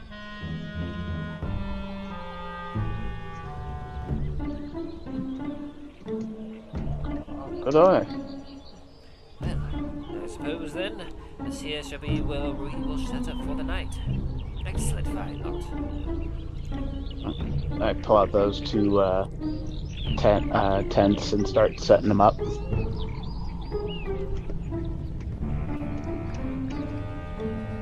I'm gonna help Talos set up the tents. Good, and I shall set my hammock up over here. Hemlock goes over to a couple of trees that have a relatively close distance from one another and proceeds to climb up them halfway and tie up some rope around the middle of it, connected to what appears to be a hammock. Just gonna stay in a hammock. Yes, I myself don't prefer to sleep too close to the ground. I find that there's too many creepy crawlies that tend to sneak into my sleeping arrangement.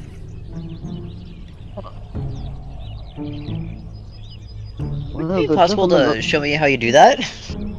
Well, the gentleman up there did say something about using smoke, so I take a small. I like after we get everything set up, I'm gonna go make the fire and take a small, see if I can get a small brand and kind of make it a little smoky and just kind of go around the edge of the tent and everything with it. Do you have firewood with you? I have a tinderbox, and let me check my.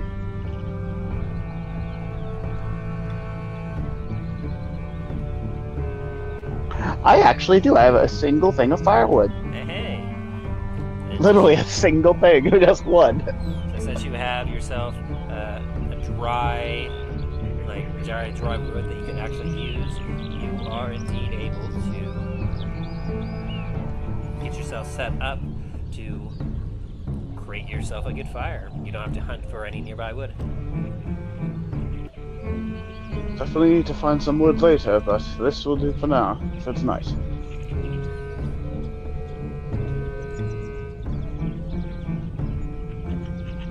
Hey, very good.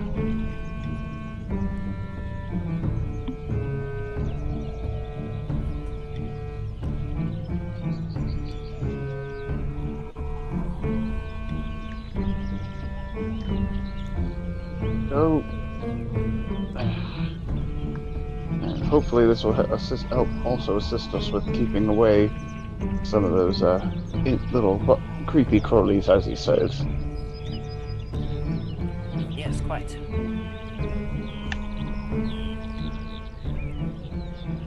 As Hemlock finishes tying up his hammock, and he kind of comes down next to the fire and brings out a small pot to boil some water as he prepares himself some rations.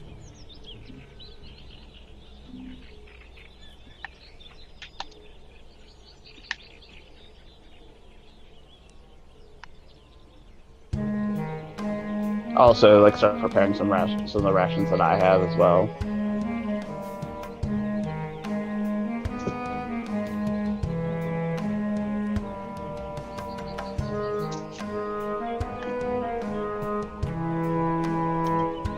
So as you all kind of settle down and camp for the night, you hear just the sounds of nature all around you as darkness descends into the camp, and it just gets very quiet with just nothing but the sound of just nature and animals around you as it gets uncomfortably dark.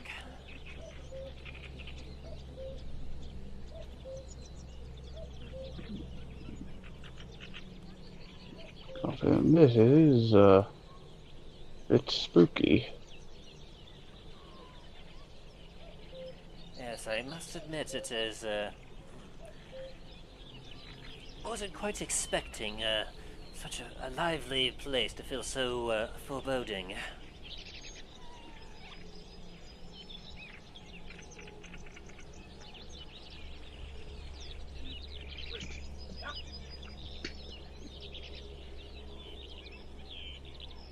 Well, this fire is at least quite comforting and nice, I dare say. And hopefully it'll keep away any unwanted critters. You experience that most creatures of the night prefer to stay away from fire.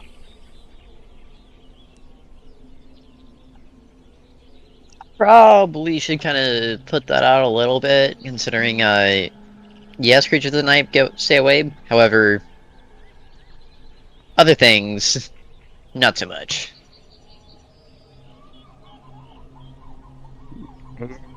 Okay. Kind of just like how it just takes a stick and kind of like pokes at the fire just to readjust some of the logs in it.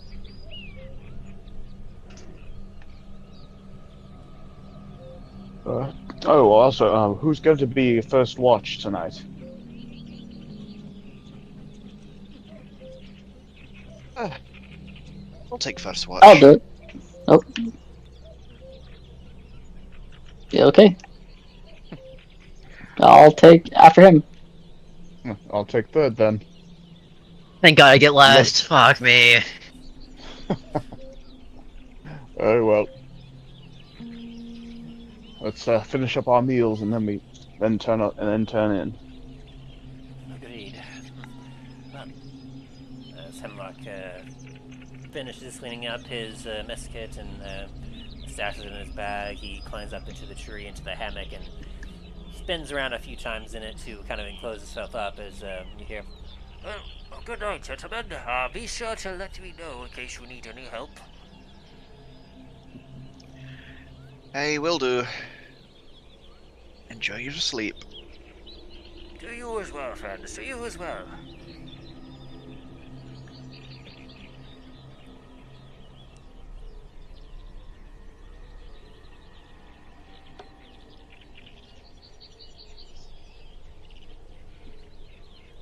so as the rest of you all go to bed, go ahead, first watch. Twas me.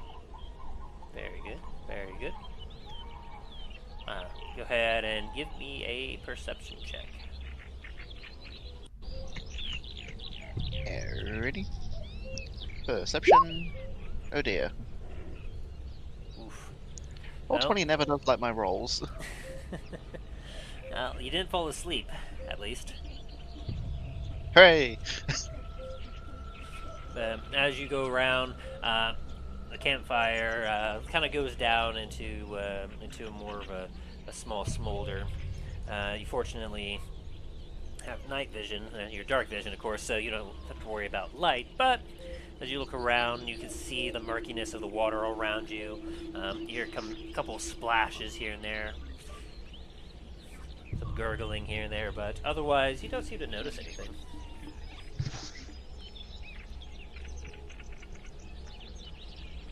Fair.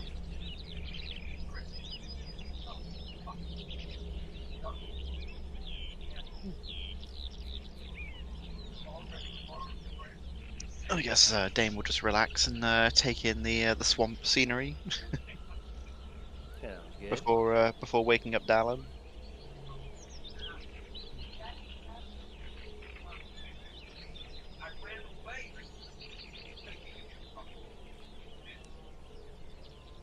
And Dallen, as you get shoved awake a little bit by Dain. 3 more minutes, please.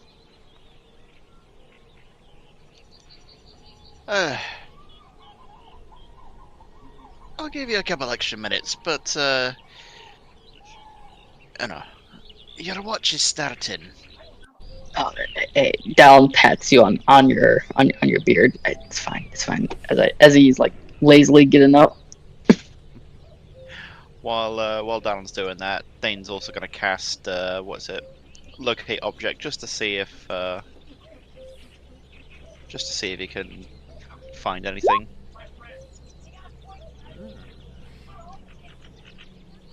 And you're looking specifically for the armor, or were you changing it for something else? Still the armor. Alrighty. As you Roll. cast locate armor, you definitely do not sense it anywhere in the nearby area. You can roll me another perception check. Well, not perception, like arcana check, I mean. Arcana? Okay. I was going Arcana. to say, like, oh, why? Would I be able to sense he's trying to cast something? I mean, you see that he's casted a spell, and he seems to be looking around, but you can see that Would he's I not be able having any to luck. assist him? Maybe perhaps give him advantage? Afraid not, because you're not quite sure exactly what he's doing.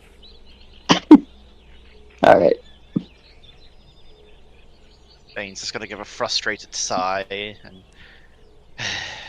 Well... Nothing's really been going on. It's a swamp. Yeah, swampy swamping. Hey. Well, good night, Dallen. Dain's Don't gonna let the beard eaters get you. Dain's gonna tuck his beard into his into his shirt.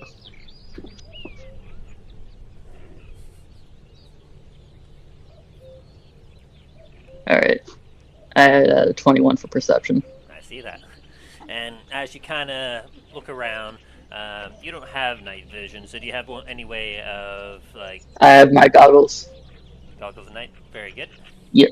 So, as you look around and keep an eye out,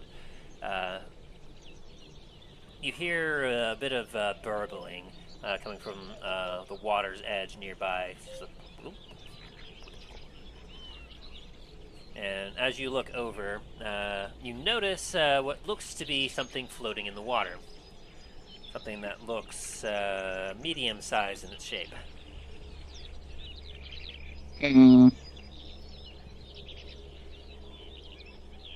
Would I be able to take a closer look at it? Sure. As you kind of get a little closer to the water's edge, not getting yourself in the water itself, you notice what appears to be a dead corpse floating in the water. Its flesh seems to be soaked through with water, and as you kind of like grab a stick and poke at it, a bit of it slows off onto your stick, almost as if it's sludge. It doesn't have a face anymore. As you can see, it's got what appears to be bite marks all across the face, as if perhaps eaten by fish. And as you try to take a closer look, I mean, aside from the smell, that it's definitely not great. You can't find any other distinguishing marks on the body. Alright, As it starts to float off down some sort of invisible current down away from the camp into further. is there a bigger stick I can pick up to try and bring it in? Certainly.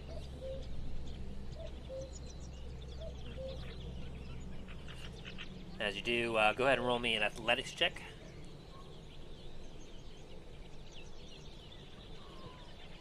Yes, Linux. As As you find a big log, you heave it up, and you kind of place it just on the other side as the body started to float away. You're able to guide it back towards shore. Yeah, Dallen does not want to touch that thing. Come on, just put it in your bag of holding. You got it.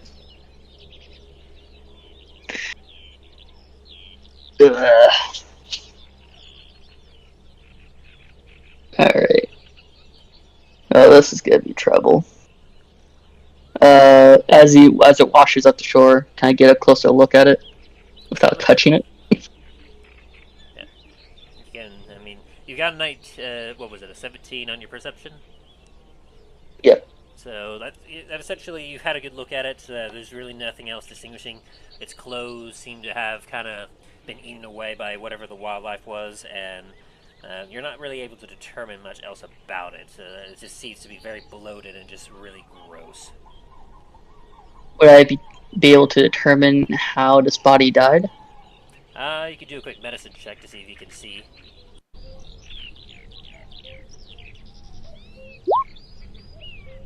21.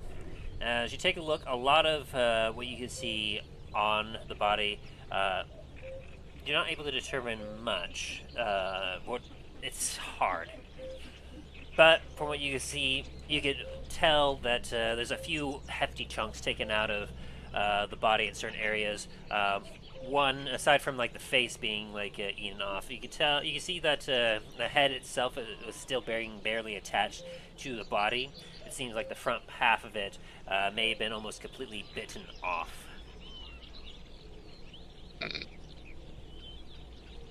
Would I be able to determine what originated from the bite marks? Like what bit him to kill him? Roll me a nature check. Hmm. An 8. Something with a very powerful bite to it and a lot of teeth, it seems, but you're not able to determine exactly what. We need a druid or someone that has nature.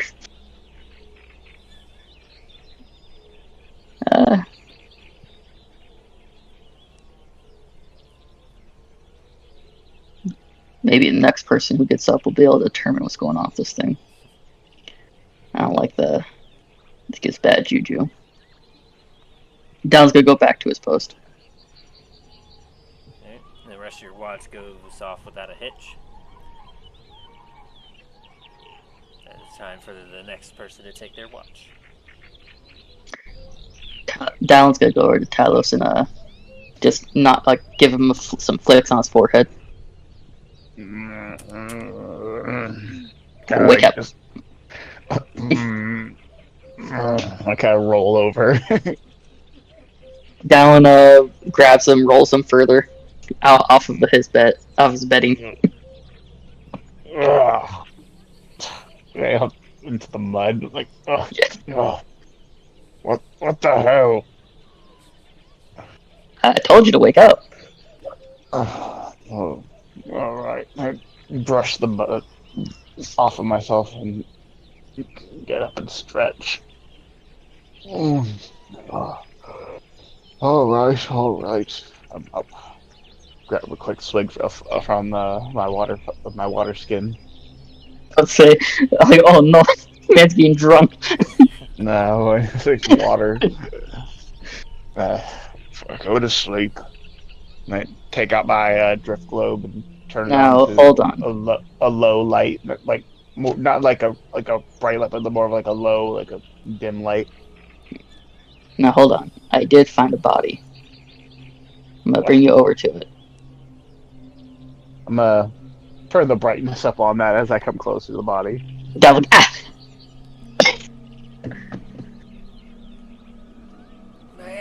yeah. Well, I need to see. I can't see in the dark. Oh right, Dallen takes off his goggles. As you take a look, you see a much more decompensated state than the guard's body you found earlier. You can immediately tell that this body seems to have been around a little bit longer.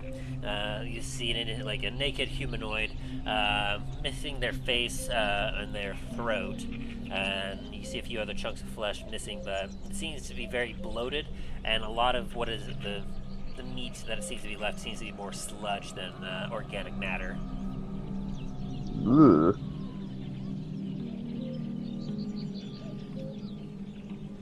Yeah, I was trying to determine what may have killed this person. I'm Yeah, gonna be roll wary, a but- survival check to see if I know any creatures or anything that might have. Be a nature check. Oh, nature. Oh, wrong one then. Yeah. 'Cause I think so was in that one. And now a soft one. Nope. I was like, the environment is something very definitely. foreign to you. I'm just gonna. Well, it's. How close is this body to the camp?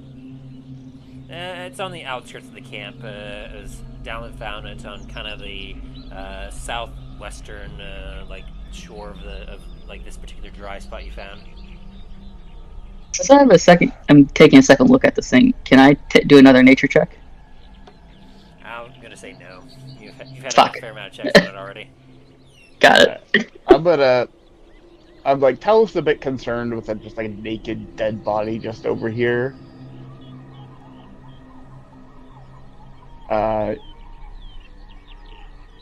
Talos is actually gonna do a quick cast of detect good and evil, just in the general vicinity. Alrighty.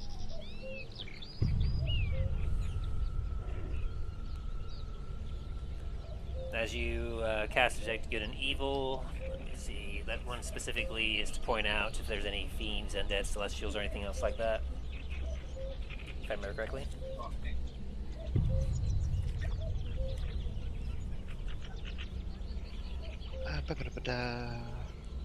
Let's see. As you take a feel, you do not feel within 30 feet of you any presence of any celestial, elementals, fey, fiends, or undead. Oh, that's one thing.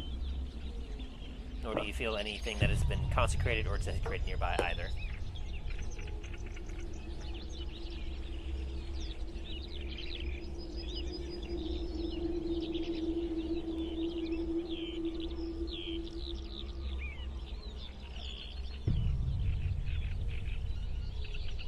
So it's gonna be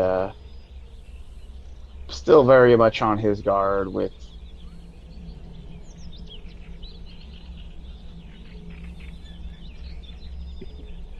all that, and it's very not comfortable having a body this close to the campsite. He's gonna. It's like, is it like just in a body of water or? Yeah. Yeah, I left it at the shore. Yeah, it was floating nearby, and Dallen drug it to shore using a large branch. Talos is like right now he's debating if he wants to like use a branch to push it back so it goes back down, follows the river away, or if he should leave it there for the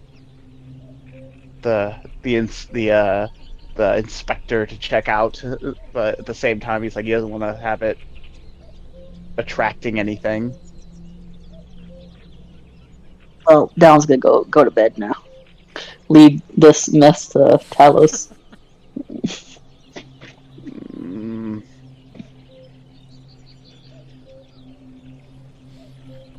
And so, with your watch is up, perception check, Talos. sure.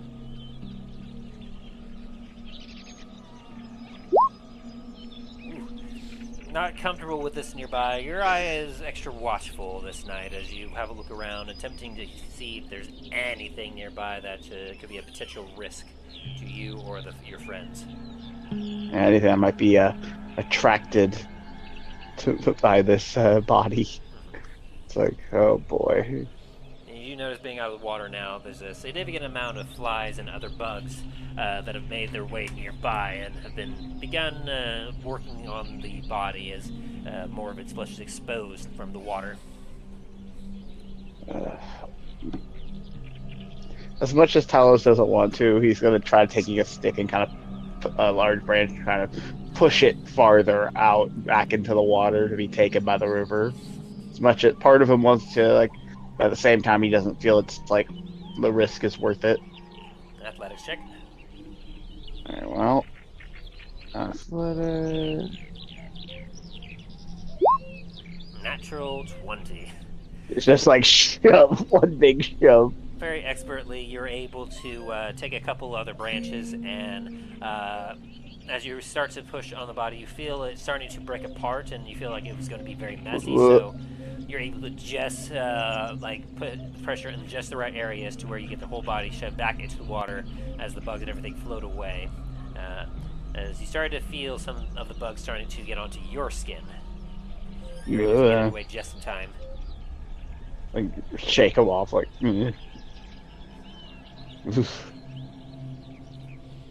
As the rest of your watch goes off without a hitch.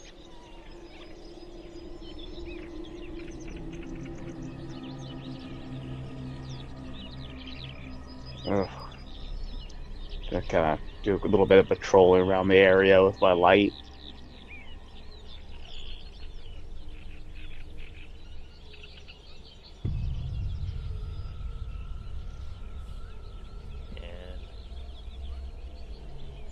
As you finish on up,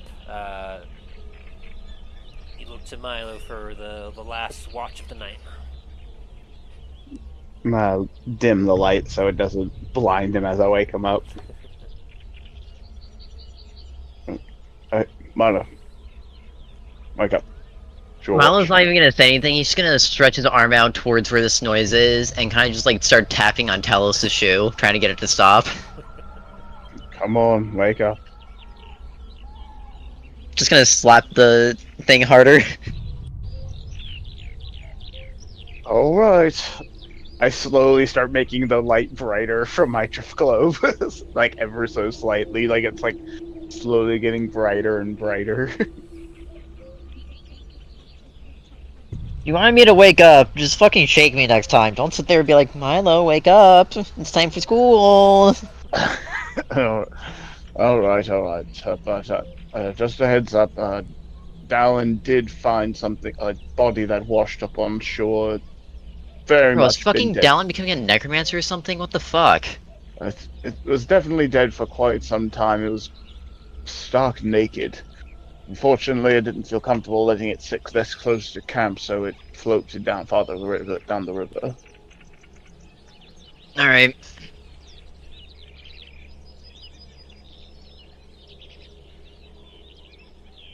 Nice. Keep an eye out. The smell of the thing might still be attracting things. Yep, I'll keep an eye out. I turn my light out as I go back into the tent to lay down. And as the light has gone from the drift globe, Milo, and the Hand of Glory's iridescent glow from magical glow from your body just kind of begins to light the area around you. You keep a good eye out around. You notice a few particular creatures throughout the night. You're not able to get a good sight, but you see some of their silhouettes as a couple of them scurry about here and there, and you hear a bit of splishing in some of the water around you, but it does not seem as if any of them have taken notice of you or the party yet. Very good.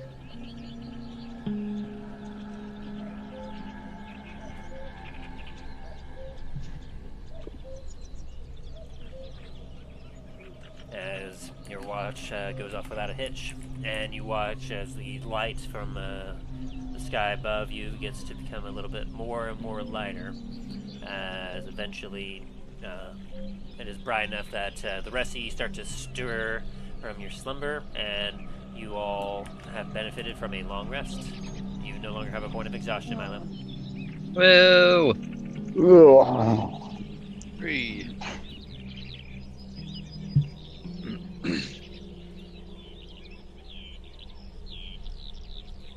How'd the watch go? Anything to report? I was gonna look at you with a blank expression. Everything alright, Milo? Yes, Talos, everything's fine. Okay. We're not in the military anymore. Or you're not in the military anymore. Don't need to act like we are. If I got shit to say, I'll say it. Kind of just look at him with like a civilian's look, like. I start getting some food ready for the morning. And make sure y'all mark off a ration for yesterday's, and as you all... Hey, yesterday. Oh, the day before. Were we in town yesterday? Partially, but then you ended the night out in the swamps and you ate some ration to finish up the day. Ah, fair.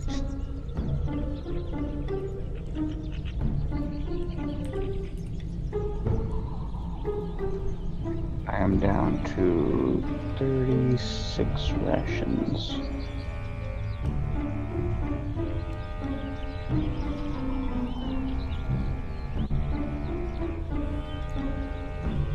Not bad, not bad. I just realized my nephew's been like sitting here trying to I've been letting him play play a little bit of Fallout 4 while I'm doing this, and he's been sitting for the past almost hour trying to get this perfectly preserved pie.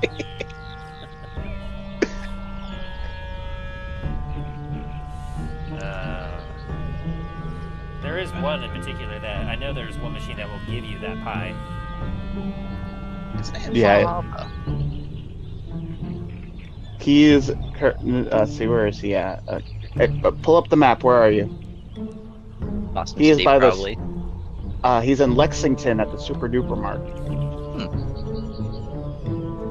There's the one machine that's right outside the Super Duper Mart. Well, real quick, guys, I think I'm gonna go take a real quick bathroom break, so I'll be right back. You all hear that? Yeah, I'm actually gonna grab a drink real quick. We'll be right back. Sounds good.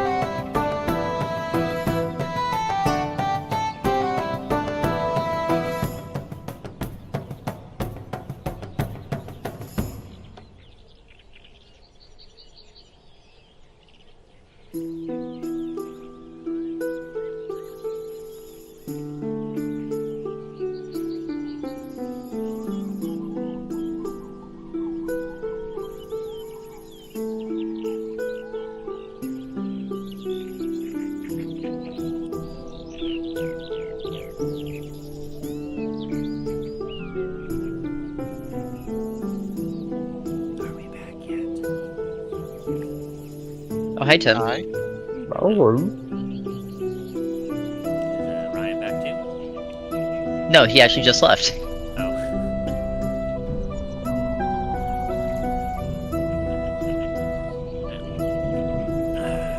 Y'all enjoying your romp through the swamp so far? not unless we run into an ogre.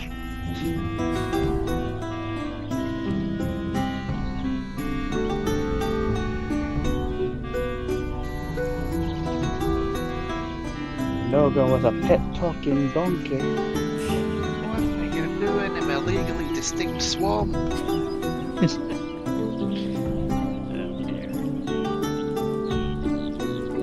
To be fair, you did make this since you did bring in It was just a paladin of light, learning how to become a paladin from a tiny ancient goblin that just happened to be a little grumpy. right, and Milo's the Pope. It could be. It's like, how did that happen? I don't know. Very carefully. Vampire Hill first. High hill.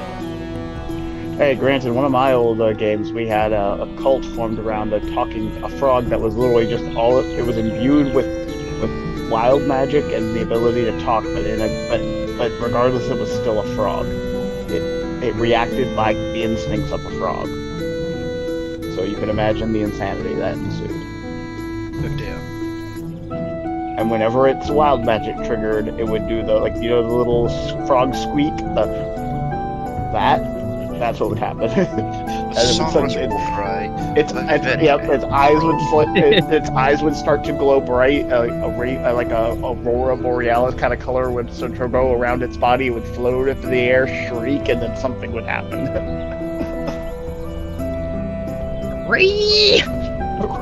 The worst thing it did was when it reset reality, and we were all sent back to the beginning of the campaign.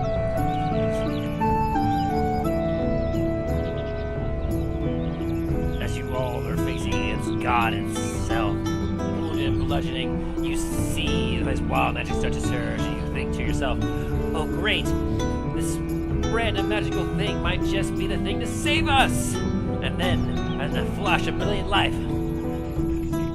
you all gather in a tavern. That's pretty much what happened. That'd be so crazy. You guys all know the sheets you have there. Might as well just toss them and just give yourself your session 1 sheets again. Oh, there was it was a good thing we actually kept the session 1 sheets. I bet so. We all just stared at him, and he was like, "Hey, it's wild magic. I have no control over that." Kind of more or less the DM, like you'd want to blame for that. Well, the DM had a list, and whenever it would roll on, it would hit. Honestly, for something like that, something that serious of a consequence or something random, I would want to confirm with the players first. Be like, hey, there's a chance that while wild magic starts, this could happen. Are you cool with this? It was a D10,000. That's how much of the likelihood of it landing on that. We had a closer likelihood of a Tarask suddenly being summoned than that happening.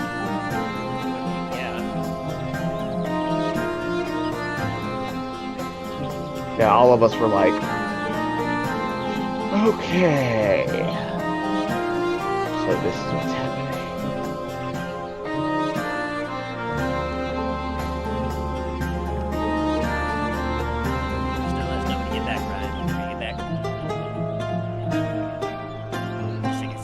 My nephew's had his first encounter with rules. Here in it's that area section of Lexington right above that little bridge where they have the 2 raiders with the fat men. Oh, I hate that bit. Oh well, apparently he made some noise, and he didn't get swarmed by the ghouls. The ghouls swarmed the raiders, killed the raiders. Then he thought he would like, oh, maybe they're friendly. And I'm like, yeah, sure, go check it and see.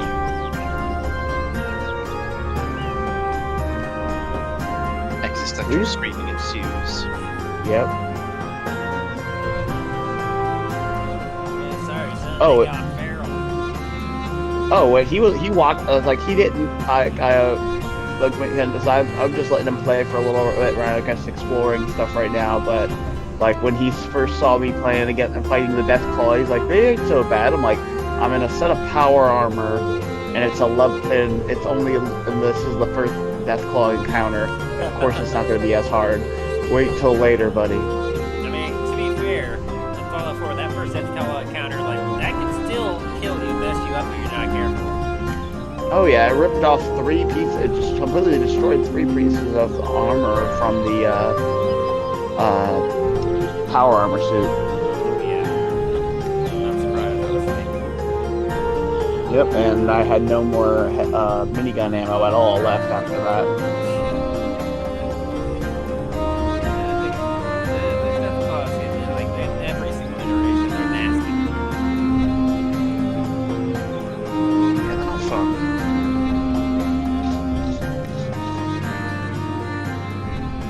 You guys don't like some little bit of tomfoolery? What do you mean by tomfoolery? Death claws. Oh, I love tomfoolery. careful, I might introduce them to this campaign somehow. Tim, we already have enough tomfoolery, we don't need more. Ryan's back, so you all ready to get back into it? Yeah. Alrighty.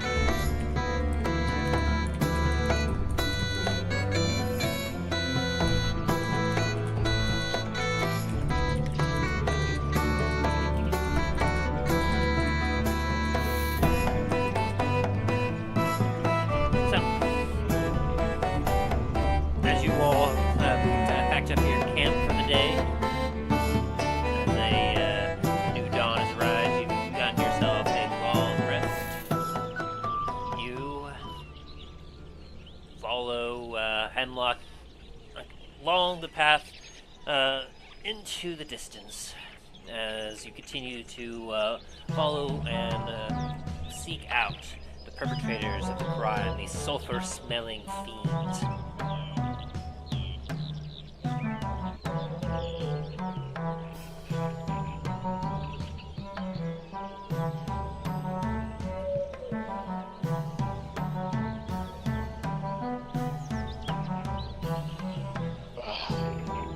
Hopefully, we can find out where they can pick up the trail from here. Hopefully.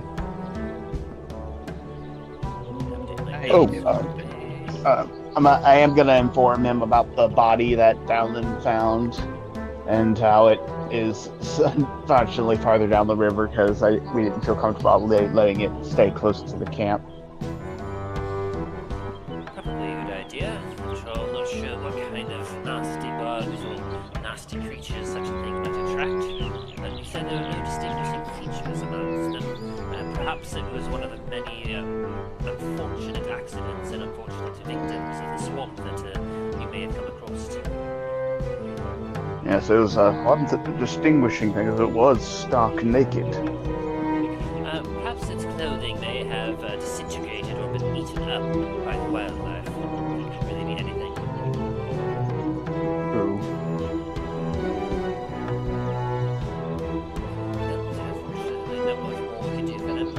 So, pray for their afterlife. Yes, let us press on. Okay. We'll make your way deeper into the swamp.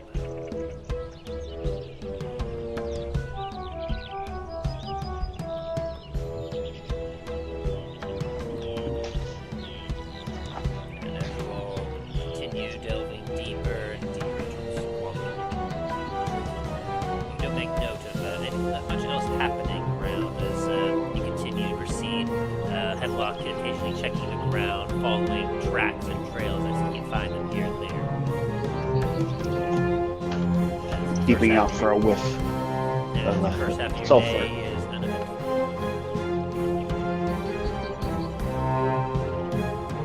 Slapping at bugs.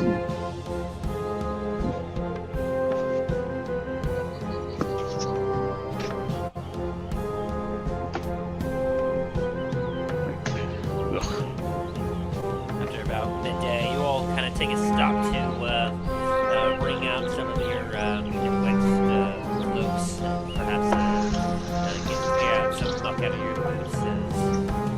It's not the most comfortable, preferable trek you've ever taken. A little bit of French foot. Yeah, we don't need to be catching French foot.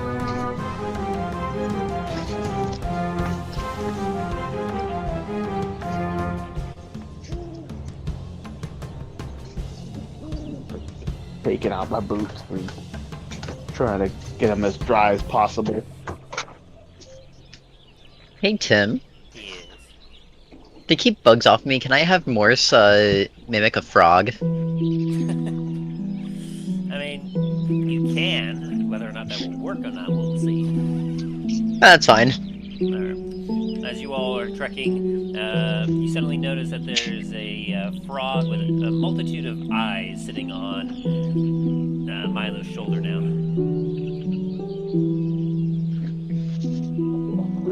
So You've seen looking at frogs it like, before, what the and this heck? frog has way more eyes than a frog normally should. Talos is just like, what? Heck? And instead of croaking like a normal frog, in full common just goes ribbit. It spits out paper. Ribbit. Oh. Oh, this little trend. Don's gonna put his inferno rifle next to Murph's. Tell him, protect us. It gives you a couple of weird eyes. Alright. Dallen takes his inferno rifle back. You notice Milo was taking out a dagger as you were putting your inferno rifle at Merce. Like, that is my child. Just protect the child. And Dallen was trying to give him the gun, not point it at him. How is he gonna hold? Drastically misheard that then. It's like, how is Murph's in frog form gonna hold a gun? It's like, Very carefully. To be fair, how is Morris in bag form gonna fight the three of us at the start of this campaign? true. Still feel really bad for killing Murphs in my playthrough of the beginning. Talos is just gonna continue walking forward, just kind of looking around. Give me a perception check. Just a second. Yeah, I gotta reload it. That's one thing with having that tab open for too long. You gotta reload it. Yeah. 20. 20. Soft 20. As you continue along the path, you happen to notice just a short distance off of the beaten path, you see what looks almost like a village. I'll be. Thought you said that. I thought the guard said nobody looked out here. Well, it would appear that perhaps they might have been mistaken. Perhaps our perpetrators may have also noticed this village and stopped by. Shall we? Yes. Let's be cautious, though. Might not know that kind of people might live out here in these inhospitable lands. Agreed. As you all approach, you notice that there's roughly about 10 or so buildings here. About 6 of them seem to be mostly submerged under the swampy waters, with the rest of them looking very dilapidated and old. There's a small hill that's kind of crests in the middle of like what remains of the buildings, and there is a on the small hill itself. There appears to be a runestone. It's a bit of a solid stone, like up there, and it does appear to have some dwarvish carvings in it. Well, Dain's gonna go investigate. As you take a look, you're able to read on it, Dain, Runner's Haven Village Center, 2E 3424. Huh. Well, looks like this place was called Runner's Haven. This looks like the date that it was established.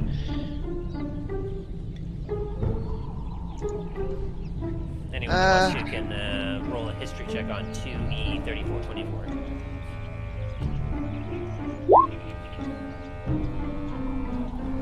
Dang it, I'm there. Wow. Dain, as you think hard about it, you're like, wait a minute, that doesn't make any sense. That would mean that this is from the second era, 3424, but you know for a fact that the second era ended some time ago. It ended well before 3424. And when you kind of do the math in your head, you're like, wait, it should equal like third era, like 0001. So you realize that this village must have been established sometime earlier this year. Well, looks like whoever established this village didn't get the message about the eras changing over. But judging by the date on this and factoring in that we're in the new era, I'd say sometime earlier this year is when it was is when this town was founded. And judging by its state, abandoned quite soon after. Yes, I dare say you're quite right on that, Dain. What I can see as he kind of like Hemlock goes over to one of the half-sunk buildings and kind of gives it a slight shove with his hand. You all watch as, even with the slightest pressure he gets, you watch as the rest of the building just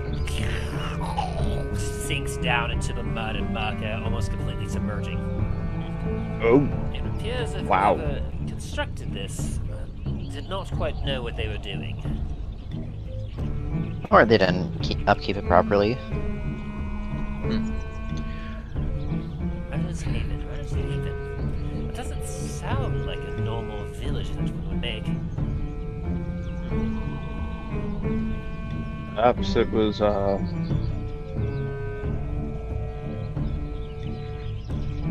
just due to, like, most of the construction was damaged due to the conditions outside.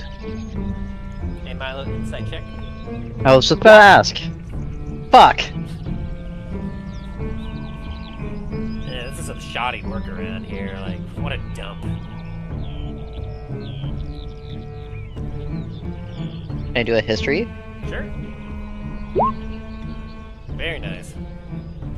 As you just kind of looking at this place, like noting how clearly inferior the construction and how like badly put together this all is, you think about like the name Runner's Haven, and you know that occasionally, in terms of smuggling, there's a few like runners checkpoints between some thieves guilds that some groups sometimes use to rest for the night, or rest while they're taking their ill-gotten goods elsewhere to where they can perhaps pawn it off.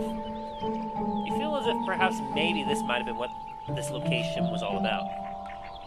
And being dwarven ruins, perhaps there were some sort of dwarven smugglers?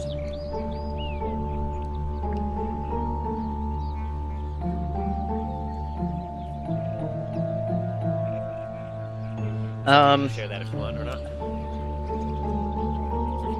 Well, I dare say, so much of this being into the muck, and with this condition of these buildings, I dare say that our perpetrators, perhaps if they had come through here. They have not likely stayed long, considering how dilapidated this location is. Yeah, still won't be hurt to check it out for a bit. See if we can't find anything. Feel free. I'm going to look at the path a little ahead and see if I can't locate the trail again.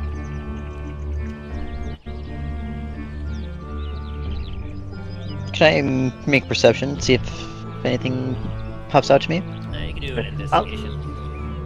I'm gonna stay over with Hemlock, make sure he's doesn't wander off too far and that he's not left too much alone. Don't want something coming up on him. Sounds good. So as Talos and Hemlock go off, Milo starts to kind of poke around the area event, and I think you're doing Dallen or Dain. Dain's gonna assist Milo in like poking around. Okay, you can do a bit of investigation check yourself. And then Dallen.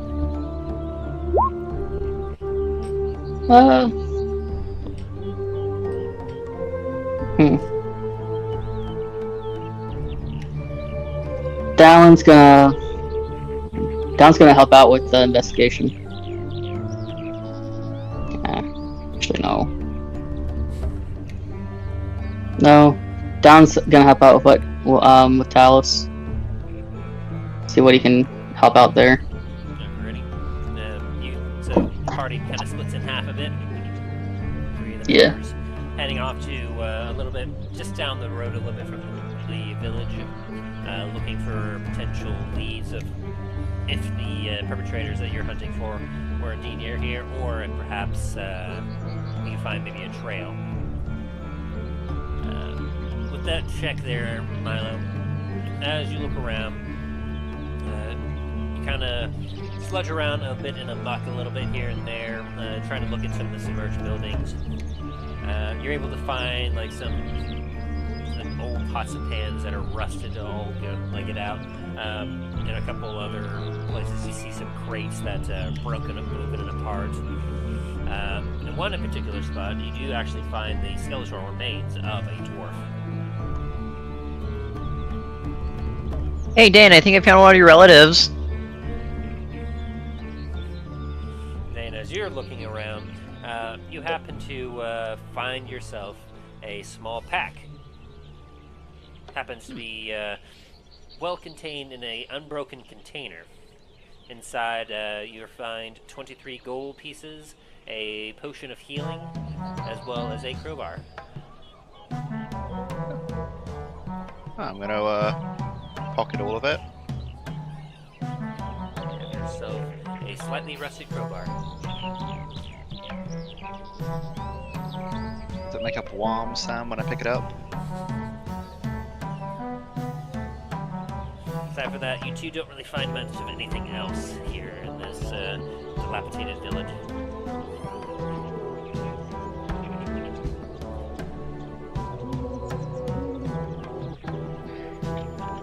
Meanwhile, as Hemlock heads up a little bit, I must say, well, it is a bit of a double-edged sword for these perpetrators. It is a dangerous location to be traversing through, but at the same time, it does mean it's less likely for anyone to be traveling after them. Likewise, well, there is easy ways of being able to make tracks here, but at the same time, what tracks are left behind can easily be knocked away by the environment itself, or perhaps by other creatures, and it's very difficult to pursue.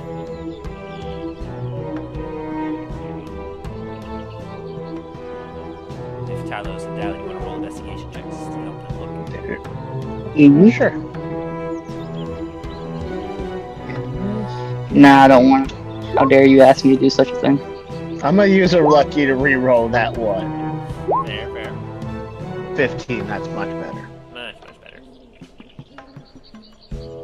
And so, as you have a look around, you notice that as you have to comb the area for a little bit. All three of you essentially kind of sweep in a wide expanse around until Talos, you happen to notice what appears to be some organic material on some thorny bushes. you notice it mostly because the plant itself, the thorny plant, seems to have dried up considerably and is very much dead. And what is left behind is almost a sulfurous kind of smell to it as you have a look at the dried organic matter on it, and it does appear to be dried blood.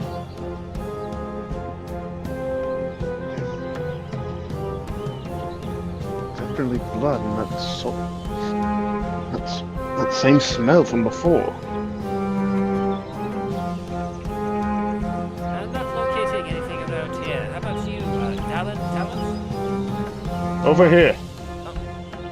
As Hemlock comes on over. What have you found, old boy? This over here. Some dried blood, and that, as well as that smell again. You said sulfur was? Yes. Maybe the person that was seeing, maybe they were injured themselves or had residual blood from dragging the guard. As Hemlock kind of leans down a little bit. This thorny bush does appear to be dead. Right here, as he kind of points down. There's a clean slash here that indicates that this plant has been cut.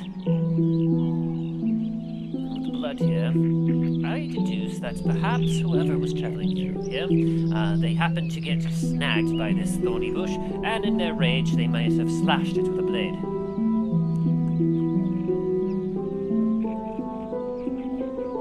Oh, sorry, I had to mute for a second. He finally got the damn perfect preserved pie. He's celebrating. Nice. Calm down, buddy. Very nice. Anyway, I'll get back to character. Yes, perhaps. Maybe since he injured himself, we might be able to find a trail of it. Agreed. Let's see, as from that point you fan out a little bit, and with your check, Dallen, you're able to find a couple other spots where the mud is depressed in a certain way that indicates that Garuk has traveled through, and you're able to relay that over. Hey, I found some tracks over here too. Jolly Yeah. good. Now we'll be able to track them a little further. We should go back and check with Dain and Milo.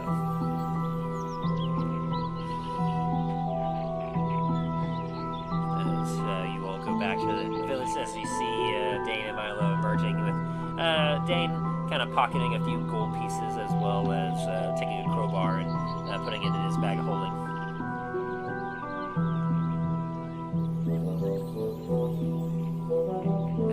Okay, to anything of any particular interest, gentlemen? Ain't found shit. I see. Hey, not really much over here. We happen to locate the trail again. And I must say, I've been somewhat trying to keep track of the trajectory as we've been following it along. And I've certainly noticed that our perpetrators, they appear to be wandering a little bit.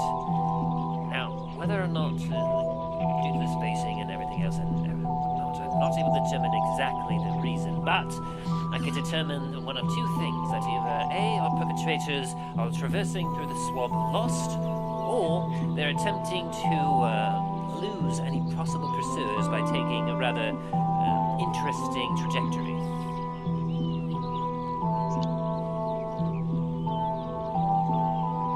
Or it could possibly be both as well. Trying to lose any potential trails and then in the process got lost. Yes, quite. It's hard to determine at this time, but I do believe that to be a logical conclusion. Hopefully, we can catch up with them before they get too deep into the swamps. Yes. Now, without further ado, let us not tally.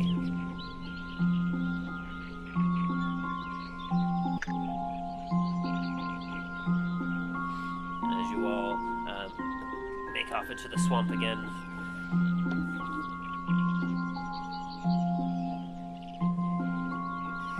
Travel on for another few hours. The sun begins to set, and I'll have you all roll me a quick perception check. Reception.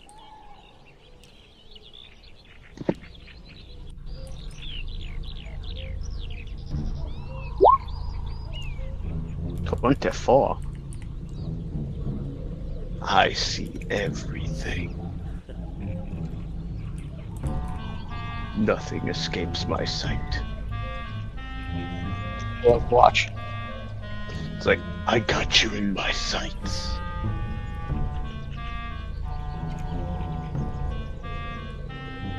Quite so, quite so.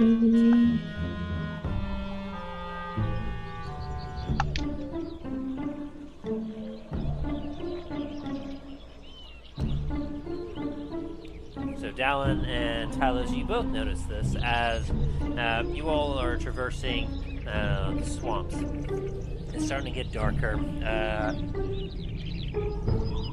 The rest of you, as you're kind of idly looking about with Hemlock nose to the ground, essentially still tracking the trail that you are following.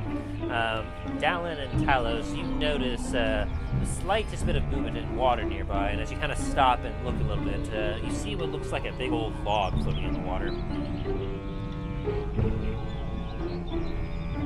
It's a weird shaped log.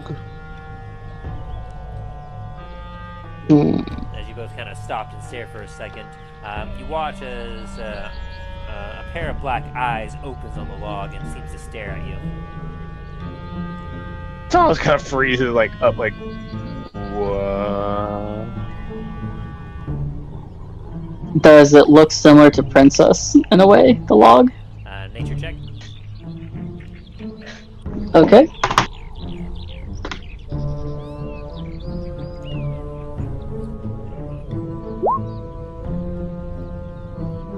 It does. 20. If Princess was about 3 times the size. Aaron, fuck you for being right.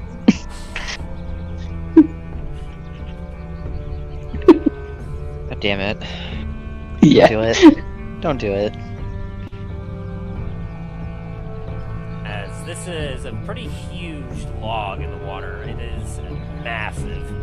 And, like, as you kind of recognize it as being some sort of, like, giant crocodile, you're like, yeah, it's like Princess, but this is significantly larger.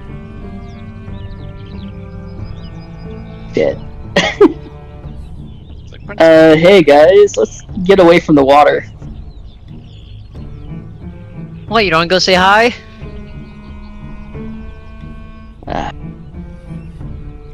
Nah. I was going to No. suggest perhaps a very lively swim in the leech-filled waters would be a brilliant idea, but we'll go ahead and follow your suggestion. How about no? Let's leave the very large creature in the water alone. Very large. And as he kind of looks back, he's like, oh my, that is quite large. I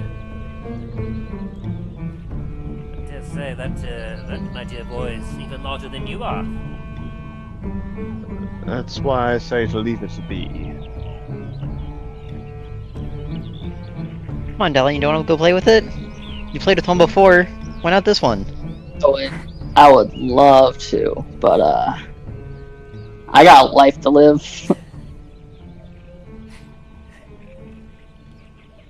It's like, no thanks, I choose life. Maybe I was joking about how Dallen's gonna have bigger princess than Greyhound has, but no, I'm not doing that. Come on! I want to see how this pans out. I don't.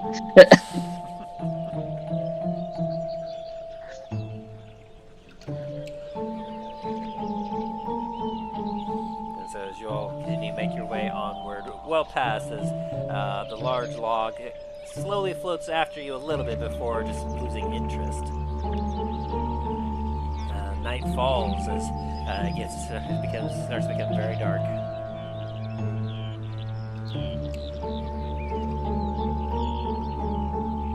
What do you all do? I'm gonna set up camp, I guess. Yes. What do you guys want to do? There's a massive crocodile moving around here. Let's see if we can move down a little farther and.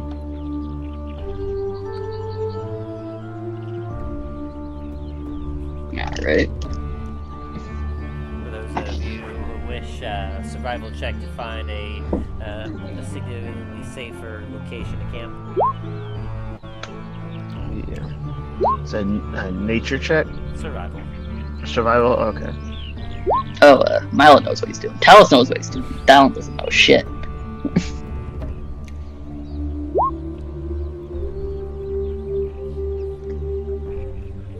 Dain, you look over in a spot and you're like, oh, that looks like a good place. And then you watch as it begins to ripple, as the land that you thought you saw was actually just moss, like algae.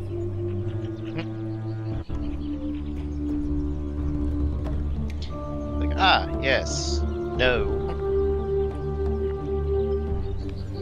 So, Talos and Milo, as you both take a look around, you do notice that there's not in this particular area a lot of dry ground. It's very limited to a couple of spots. But you do notice that there is a conglomeration of trees and bushes that seem to be a little elevated that, with your keen eyes, you're able to determine that you might be able to do something with in order to make it usable as a camping spot.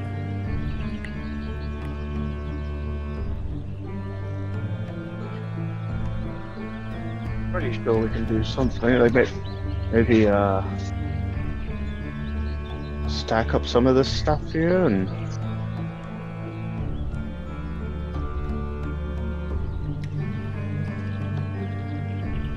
What do you think, Dain? I mean, that could possibly work.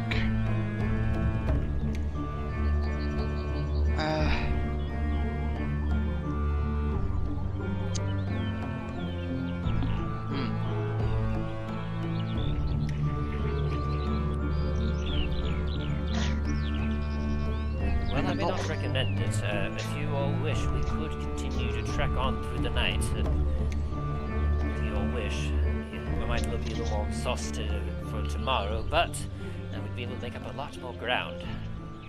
I'd rather not. I already dealt with yesterday being exhausted. Rather not do that again. Do you really want to try sleeping in around this?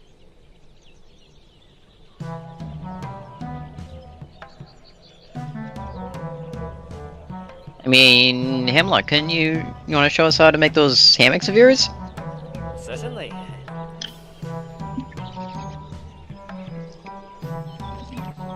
As he kind of gets out his bedroll with some ropes attached. You see, first of all, you must have your bedroll here and attach a few ropes to it.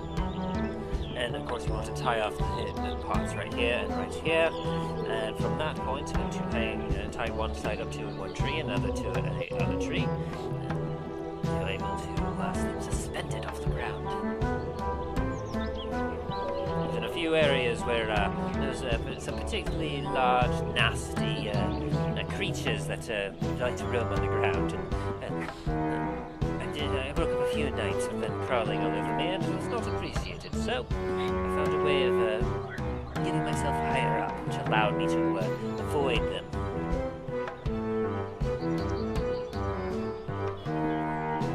Wish to follow, just follow my instructions here. First of all, you'll want to tie your knots as such. Anywhere everyone roll survival that wants to do this or attempt this. Milo have advantage with this because of okay. Well, that's not gonna help him either way. Talos, Milo, and Dallen, you all have yourself some adequately tied knots on your bedroll. Dain, as you kind of hold up your bedroll, you realize that you just tied it in a way that you've made it ready for travel again. Oh, my dear boy, I don't believe that will work for you. The attempt to do another. Hemlock will help you out. Oh, with a great roll, he undoes your knot and proceeds to tie it properly. Hey, you're all my boy. Hey, thank you for that. And now, of course, the harder part is elevating yourself high enough to your preference. Some you just climb up a tree as such, as you watch as he kind of scrambles up a little bit and proceeds to tie, his legs lock around the tree around him and proceeds to uses both his free hands to tie a proper knot into the tree itself. And then you just rinse and repeat. Anyone that wants to attempt this part, athletics or acrobatics check of your choice. It's just...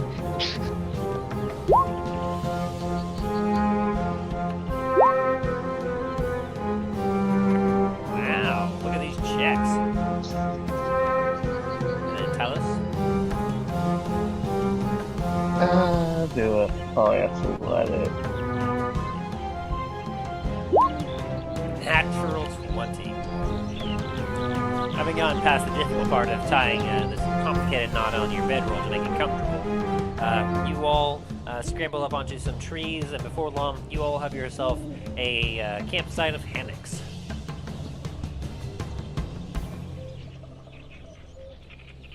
Ah, Hey. very good. I dare say that we will be well covered for the night. Unfortunately, I don't have any more firewood. Do any of you? No, unless we can find some anything that's dry enough. Bit doubtful though. Well, I suppose we should check around. All of you can roll survival with disadvantage. Joke's on you, I don't need disadvantage. 18. Oh, I gotta roll again, don't I? No. When you roll you get the 2 rolls. You have the 18 and 21. 21 if you had advantage, but with disadvantage you get the 18.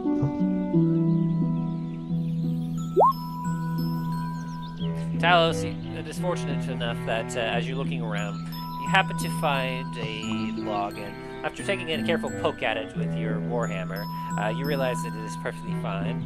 It is an actual log instead of an alligator. And as you take a look, you see the outside of it is absolutely ridden with mold and other fungi and everything else. But as you kind of shove it to get out of your way, it breaks apart, and you notice that after you get past the wetness part, inside is a perfectly dry interior. And you use this knowledge to check a few additional areas, and you're able to find enough dry wood to give you a fire for the night.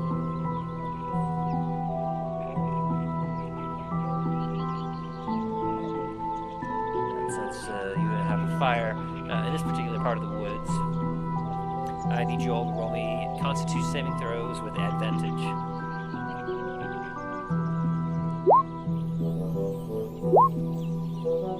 (16, 23, 13. Smoke inhalation.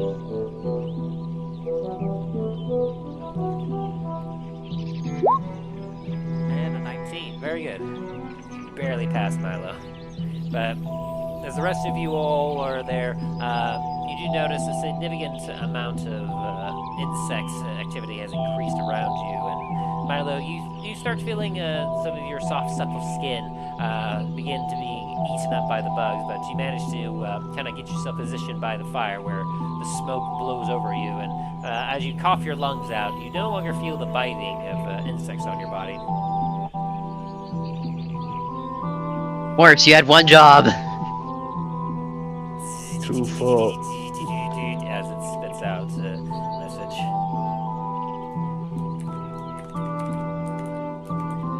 It's like 2 full.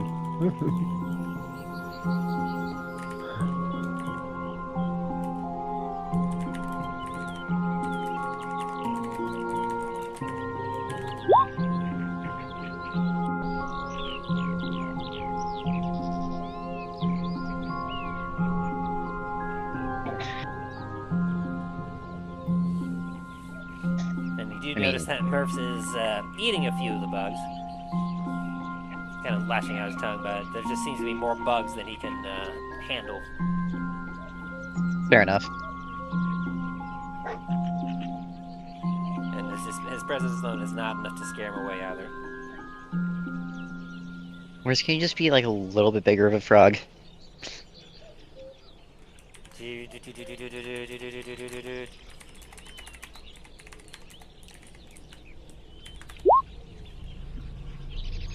I said a little bit, not fucking gigantic. He shrugs his frog shoulders. And then he watches he kind of grows a few inches in size. And seems to almost gain a pound.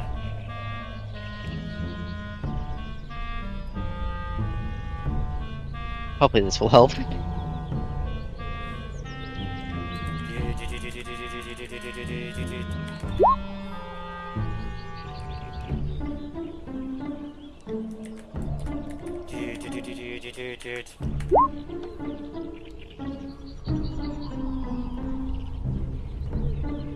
Ah yes. Frog.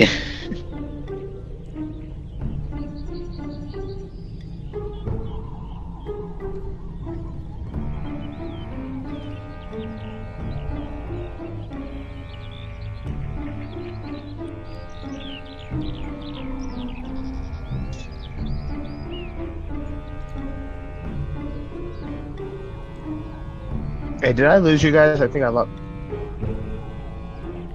No. And then, as you all have yourself a lovely night, you can all ride off a ration. Do that.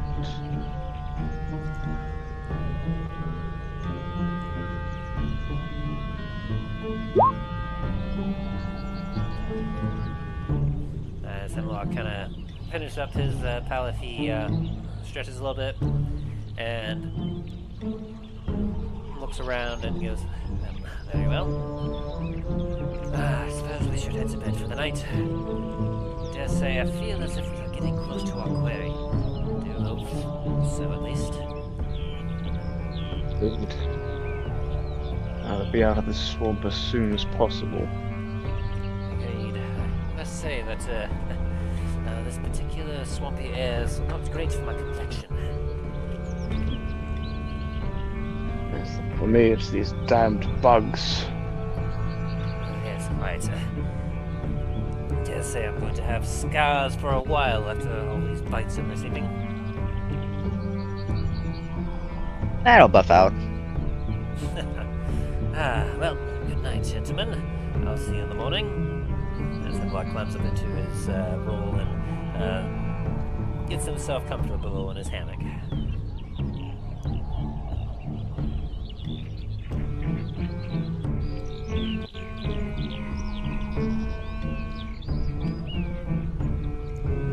And as the rest of you finish up your meal, what are y'all doing?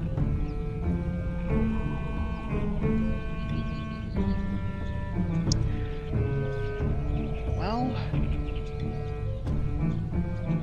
suppose we could start a watch. Probably be best.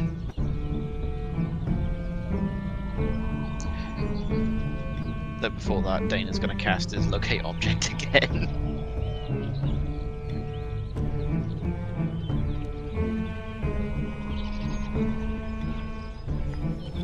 As you cast it and you feel around, you do not sense it in the area.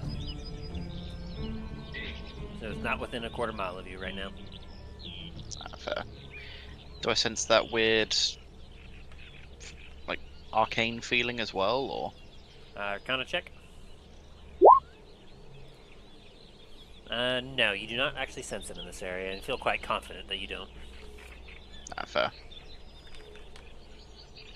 Makes you question what that feeling was in the first place.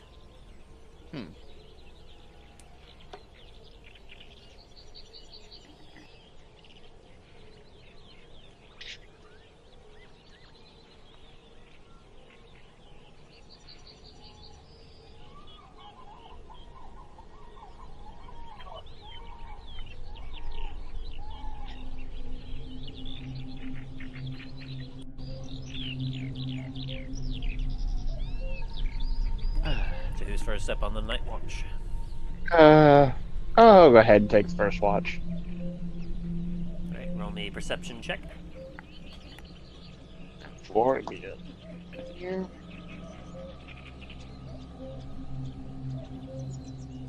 Oh, wrong one, sorry. 17. 17. As you have a look around, as the night gets darker, you have your drift globe up, and you have keeping a good eye around.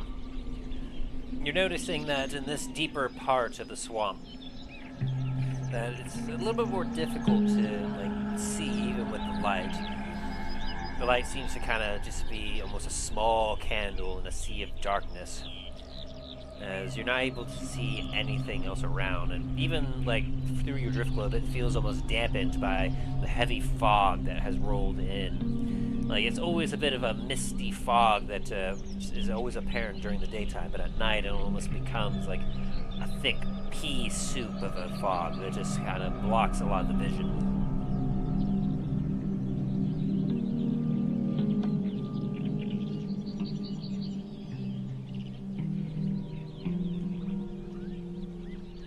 And as you continue to walk around and listen for any snap, any crack, any sound of anything, you do not have anything that occurs during your shift.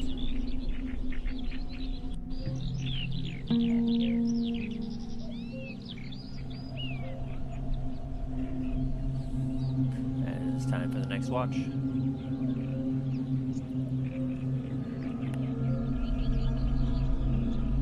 Find who? Dain, you said you were gonna take it? I suppose I will. I'll walk over to Dain, wake him up. Dain.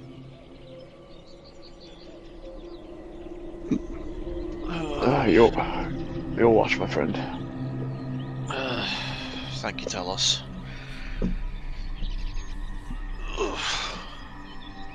Give me a quick acrobatics check as you're getting out of your hammock, Dain.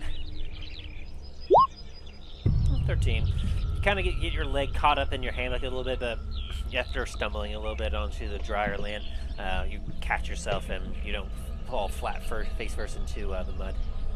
Mm. Just go ahead and roll me a perception check. Alrighty.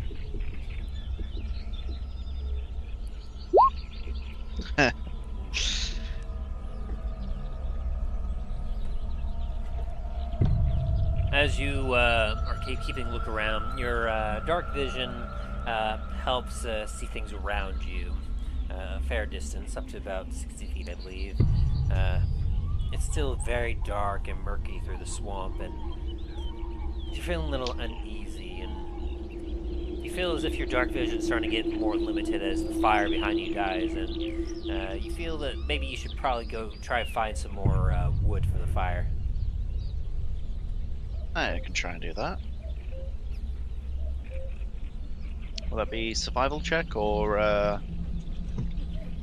Yeah, a quick survival check.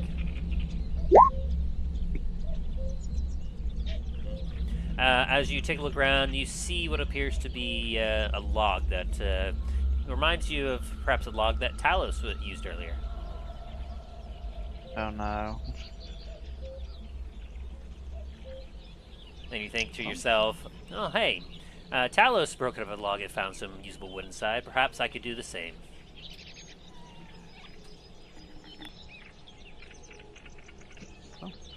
Dain will go over to the log.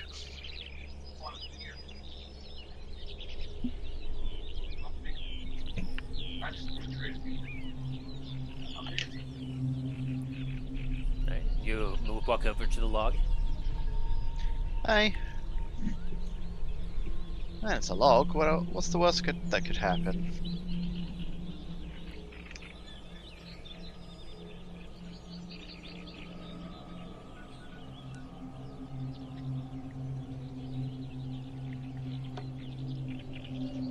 Then what do you do?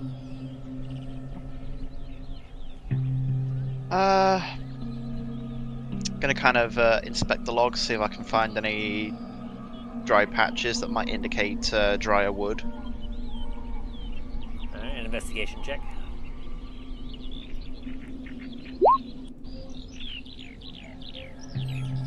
The 12, as you kind of start to look at the wood a bit, it's hard to tell in the darkness, and especially with your dark vision, you're not really able to see the significant sign, like the normal signs that you would be able to notice in bright light.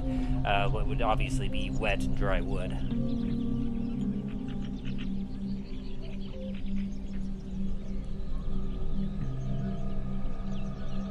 Alright. Well.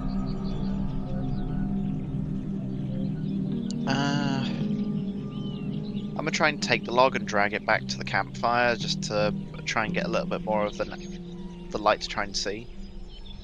Right. As you grab the log and start to drag it, you hear it squelch against the mud that it had encased in. And as you drag it a little further, you hear it start to crack and splinter as the log breaks in half from you carrying it. And so you have one part of the log, and then you start to hear another sound. And all of a sudden, you feel like an assault on every part of your exposed flesh, from around your beard, near your eyes, your arms, as any and all exposed flesh on your body is now completely filled with bugs. As you even feel it starting to creep underneath your whatever clothes or armor that you may have. Nope. As you start to feel stinginess coming from everywhere. What do? Dain's going back to the fire to try and smoke himself out, basically.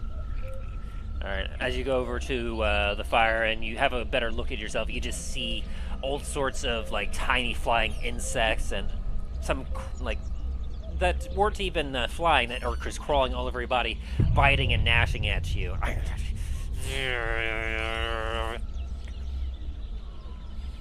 I'm going to need you to make me a Constitution saving throw.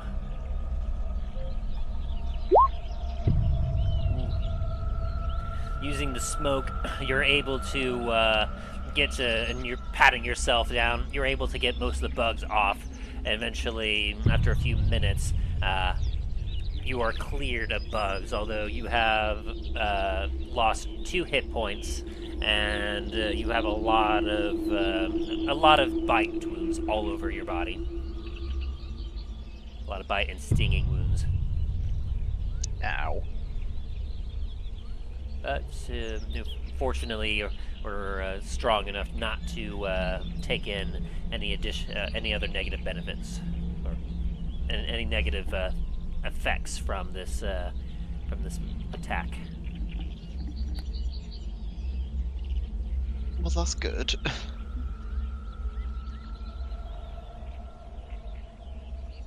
Well, with that, Dain's gonna sit by the fire for the rest of the night.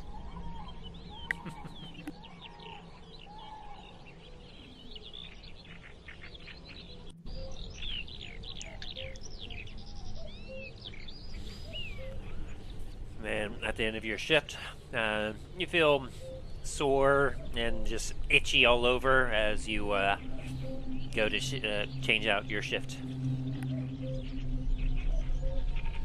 Alright. I suppose I'll go next. Fair. Dain's gonna go over and nudge Milo. Yeah. It's your shift. You fight one of those logs or something? You can say that. Ugh.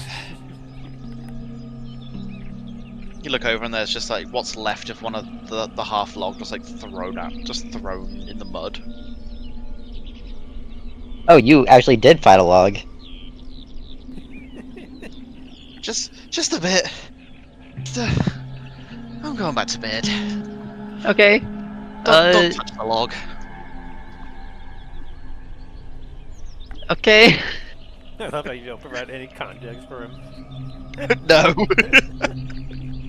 Milo now just thinks this log is fucking magical and is gonna fucking evaporate him. It's just he touches it.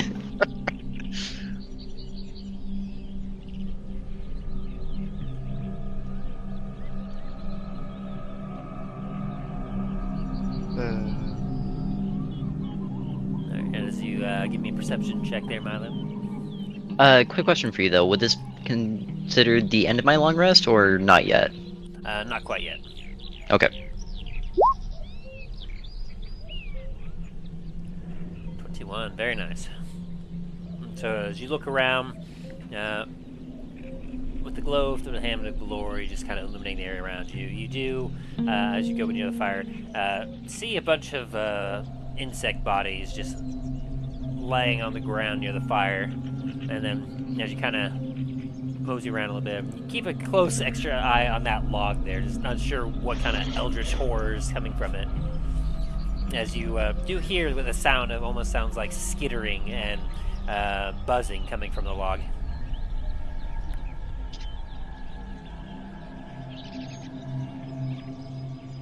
Can Milo find like a random branch close to the fire that I can kind of just like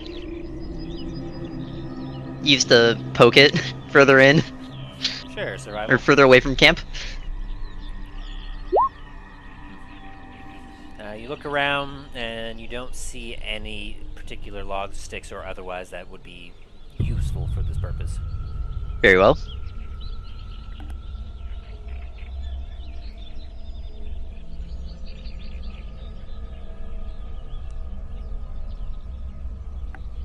And the rest of your shift goes off without a hitch.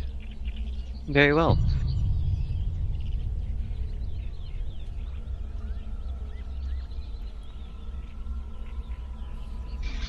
As it gets to Dallen shift. I'm right. I believe so. As you're gonna wake up Dallen All right. in his hammock. Dallen just magically wakes up, bloodshot eyes. Motherfucker didn't wake me up. I heard you stabs. Like as I'm about to go to Dallen and just like shake him awake, I just see him like jolt out of bed and like, hi. No, he gets up like one of those old vampire movies, just levitates to his feet.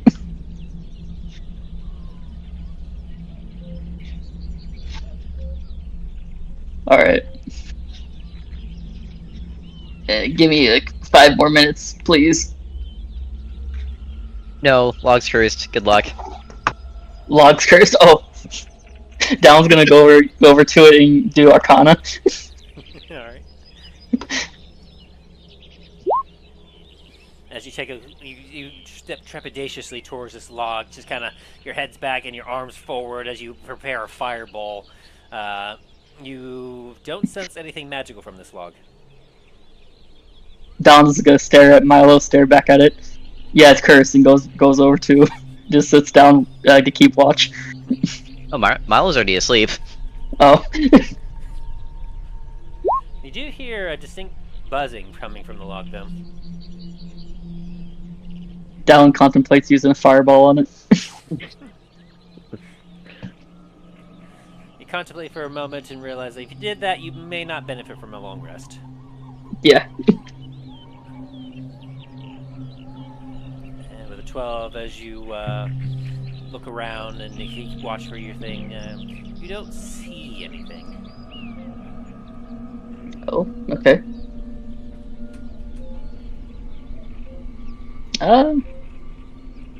So nothing out of the ordinary from my 12.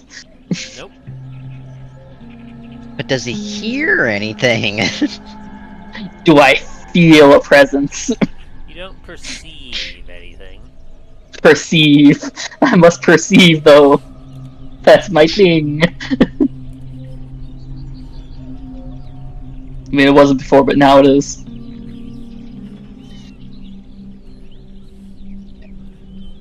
And for long,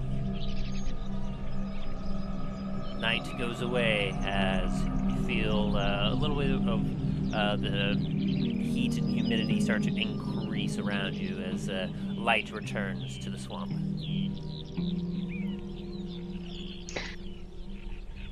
Dallen's gonna whittle. Dallen be allowed to whittle a log filled with bugs? It'd be very difficult, and unfortunately, you don't have the time for it right now. Got it. Never mind.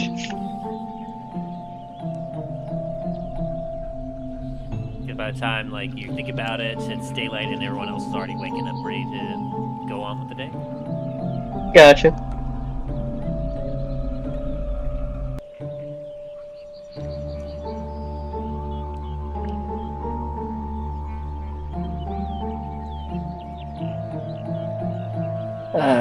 Well, I guess what. No floating bodies in the water this time, I hope. No, just a cursed log.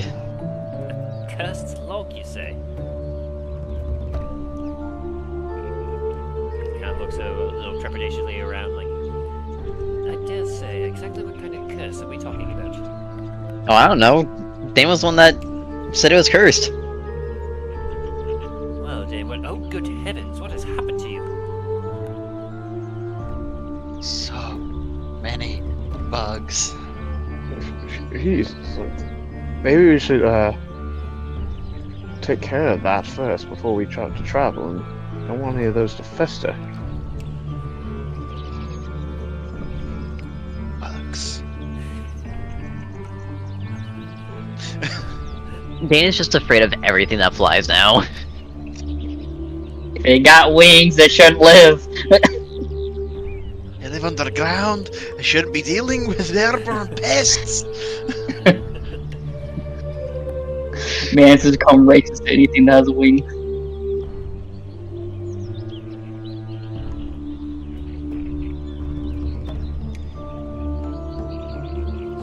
You all eat a little bit of a morning snack, a morning breakfast, and pack up your hammocks.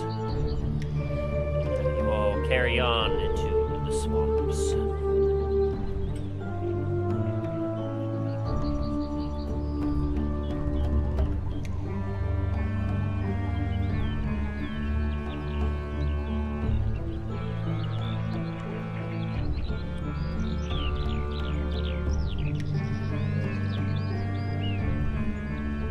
Very nice, very nice. Woo!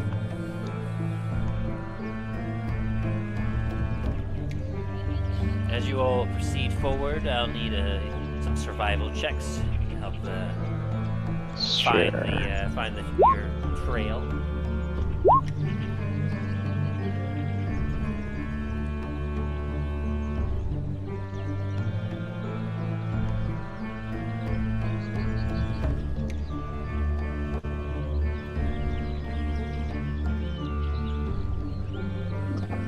What'd you say? What type of check? Survival. Survival? Survival. My bad. I am sorry. You should be.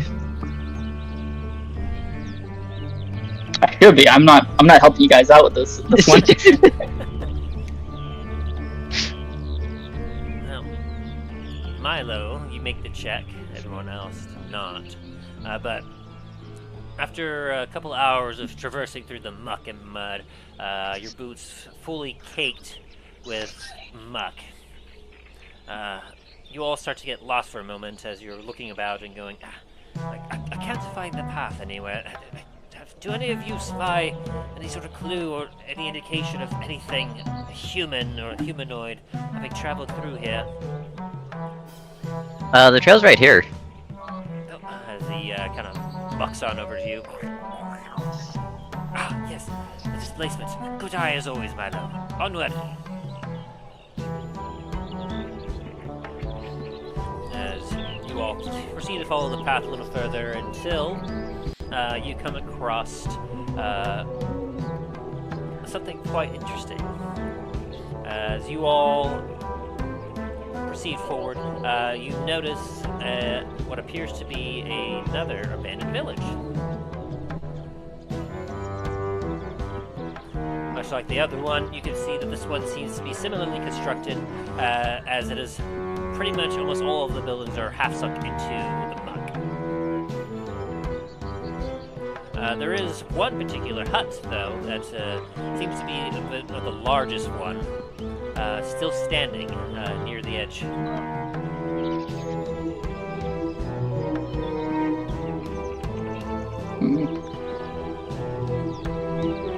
Interesting. Most curious, the trail seems to travel in diverse here towards this village. Perhaps our perpetrators may have made a stop here. Definitely check it out.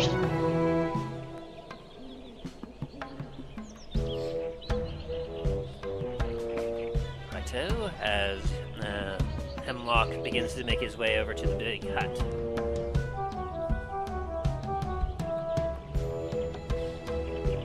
I imagine you all follow it. Oh, definitely. As you all follow behind him, you look around at the sunken other parts of the village.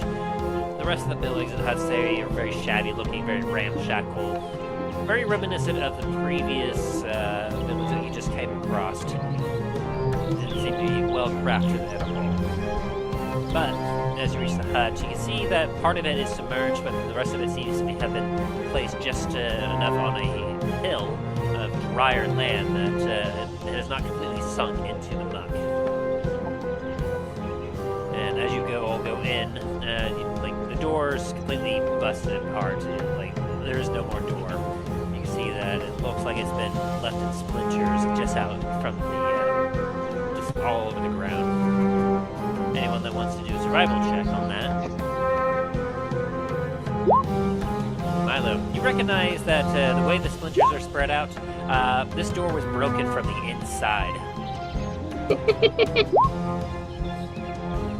Dallen, as you start to look at you start walking toward into the hut, and you look down at the doors, the remains of the timbers of the door. You're like, I think, and then you knock your head into the door frame.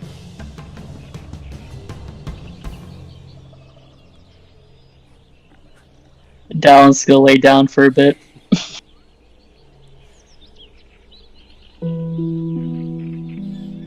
Looking inside this hut, you can see that it is very dark, and really no windows in there at all. There does appear to be a table and some chairs. The chairs seem to be kind of laying on the ground, not really. There is one chair set up next to the table, but other than that, it seems like the other half of the hut has been sunk into the mud.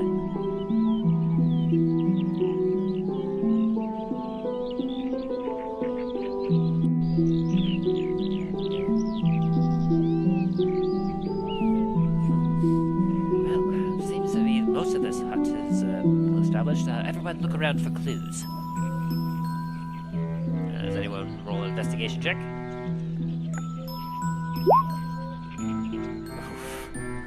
I'm gonna reuse a lucky to Yikes. reroll that. And then you got mine, it's just the duality. Nat 1 and a nat 20.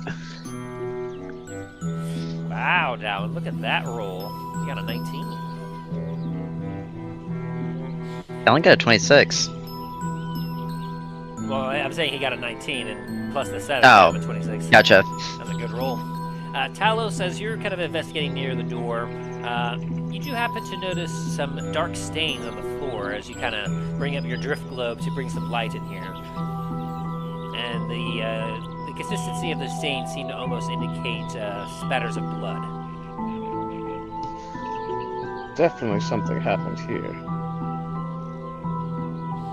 And Dallen, as you're looking around, you're looking, and when the drift globe kind of comes up, you feel a strange dryness at your feet as you kind of look down, and you notice that there's a lot of dry sticks and some dry grass kind of bunched up together in a particular mess on the floor.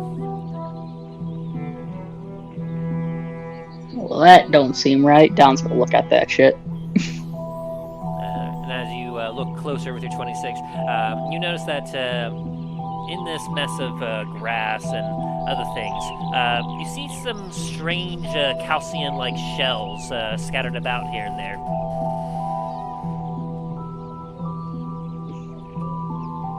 Guys, have any idea anything about this? This seems out of the ordinary.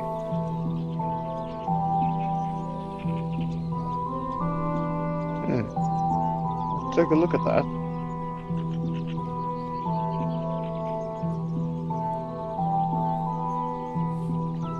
Alright, Dallen's just gonna shove it in Talos' face. No. You pick Okay. up some of these calcium-filled shells. Yeah, All right, roll me I nature check, whoever have wants gloves. Sure.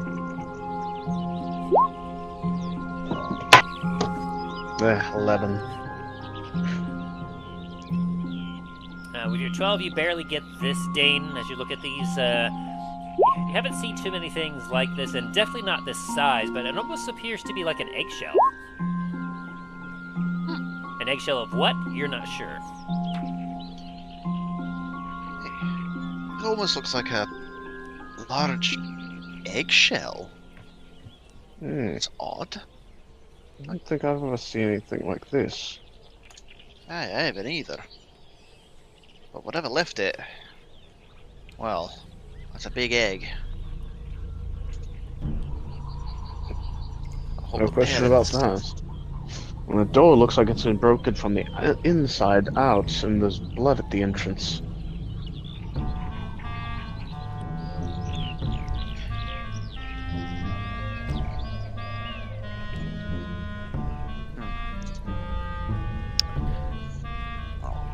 Possibly not good.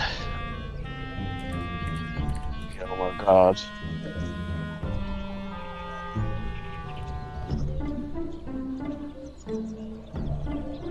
Anyone find anything else?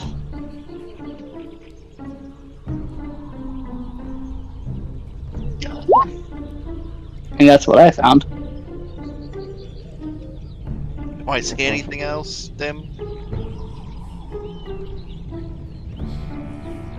As you look around, I mean, aside from the spatters of blood that you find in here, you do actually come across some bones, Dain. You happen to notice them on the other side of the nest where Dain was finding these eggshells and everything. Hey, Talos, I've got some bones over here. I'm gonna come over and try to see if I can identify them. I know nothing. You take a look at these bones, and you got a multitude of different mixtures of bones here. Some smaller, some bigger. It's hard to determine exactly what they could have come from. Admittedly, as you're all looking at this nest, it is the size of the eggshells are significantly larger than what you would expect, and also the nest is pretty large as well. Do I happen to know, and tell how old some of these bones are? Give me a medicine check.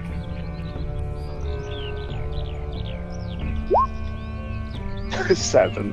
Yeah, it's hard to say. Between like the last couple bodies you saw where you thought they would have been fresher, but they appear to be it is hard to determine exactly what you're looking at here. Aging in the swamp seems to be very difficult to determine. Definitely in a nest. I'd probably suggest we move out away from here. I don't want Mummy to come back. Hey, that's probably a good idea. Hemlock, we're moving out.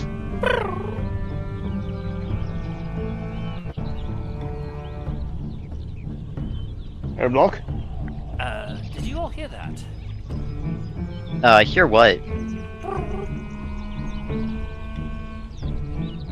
As you all kind of follow the sound of the voice towards the door, you see what can only be described as a strange thing.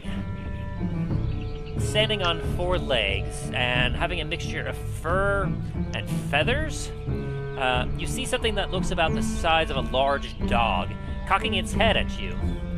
But near its head, it seems to have almost some weird, horn-shaped feathers coming out of its brow. And instead of a normal muzzle, it seems to have a very sharp beak and very round eyes as it stares at you. Oh. Every single one of you can roll me a nature check on this. I'm gonna use... I wanna... Dain, Milo, you've never seen anything like this thing. I rolled an 11. Maybe. Dallen, you feel a shiver run down your spine as you look at this creature, and you, if you could turn pale, you would start looking a little bit, as you see at the entrance of this hut an owlbear cub. Oh no. Guys, fuck. get here. Guys, get out now. Let's We're leaving. move slowly. How do you expect we do that? That thing is covering the only exit here. Well, we gotta find some way out. We don't want the mama bear here. Tim, can I use stealth and just sneak out of the door? You can try. 23 doesn't notice me. It does not. Barely. Walk on out. As it Maybe as it starts to walk into the hut a little bit towards you all, just kind of sniffing a little bit. Milo, you take the opportunity to sneak outside and give me a quick perception check as you do. You don't notice anything. You're just Okay. You're outside of the hut now. I'm gonna be like, kind of like that scene from Jurassic World with like one hand kind of slightly out, like, hey there, nice owl bear, good owl bear. He cocks his head at you.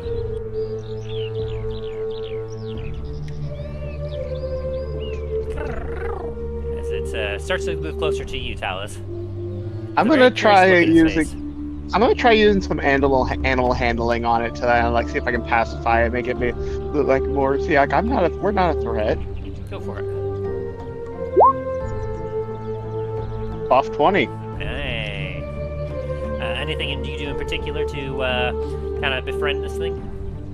I'm gonna take out some of the dried ration meat that I have and like kind of like offer it and like speak soothingly, like how you would to a puppy.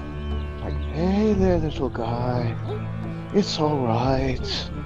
As it takes the meat and as it does, it like you get your hand out of the way just in time as you feel almost the sharpness of that beak snatching the meat away from your hand, and like it tears into it viciously. There we go. See? Like I have another piece ready, just like in case it wants more. It's like, see, we're all right. We're friendly. Anything you're doing, Dallen, Dain? I'm gonna get an eye on the mom, see where the mom is. All right, you can roll perception. With 13, you can definitely determine it is not in the building with you. It's not in the hut. Okay. You watch Talos as, after eating the meat, the cub goes over to the nest and nuzzles down a bit. Yeah, I kind of whisper to the others, like, I'd suggest we start moving quietly. I would have to agree. I try stealthily. Oh boy. Please. I'm gonna use my luck to re-roll that. Ooh, not much Oh, better. come on! That was your last luck I roll can't- today, right? Yes, it was. Clank, clank, clank, clank, as you walk your way out of the hut. I'm trying, but like every time I step, I'm Clank, wincing. clank, I'm clank, like, clank. As the two tanks sneakily walk out. Well, to be well, fair, I'm also gonna look around as I'm walking outside. Persuasion. Oh, perception. Sorry. 18. Alrighty. As the four of you walk out to join Milo, as you get outside, Talos, you're looking around. You don't initially see anything nearby, more that you feel something. Because as you get outside the hut, you stop for a moment as you notice the murky waters around where the hut is shake a little bit, just. And as you feel the ground, you feel it. Oh God, the Jurassic Park. Let's move now. I say that just loud enough for our party to hear, and like I start moving a little faster, but trying to be as quiet as possible.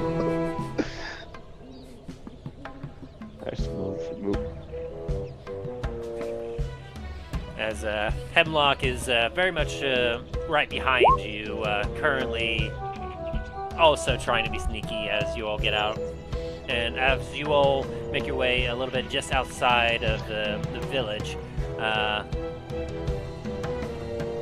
you all notice, you all likely don't even need perception. You feel a thumping as something large is nearby.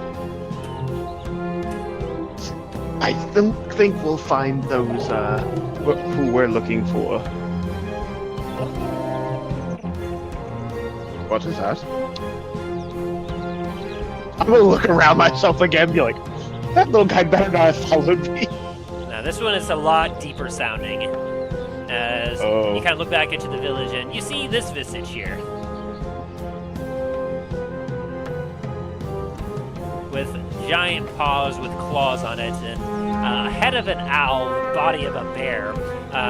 You see this thing starting to look around and looking towards the hut where it's sniffing and seems to be following its cub.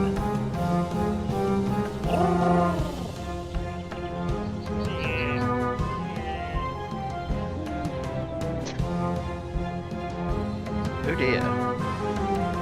It squeezes its way through the broken down door into the hut. I'd suggest we continue moving. Now. Wait, do you want to go see the wildlife? No. I was already leaving.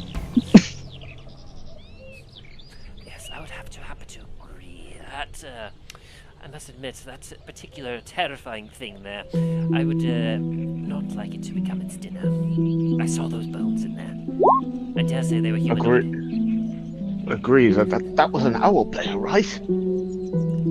Yes, I believe so. It's like Talos trying to remember any stories as my dad might have thought. Is there ever I roll a history check? Yeah, because I assume, like, Dallen, you mentioned there was an owl bear, right?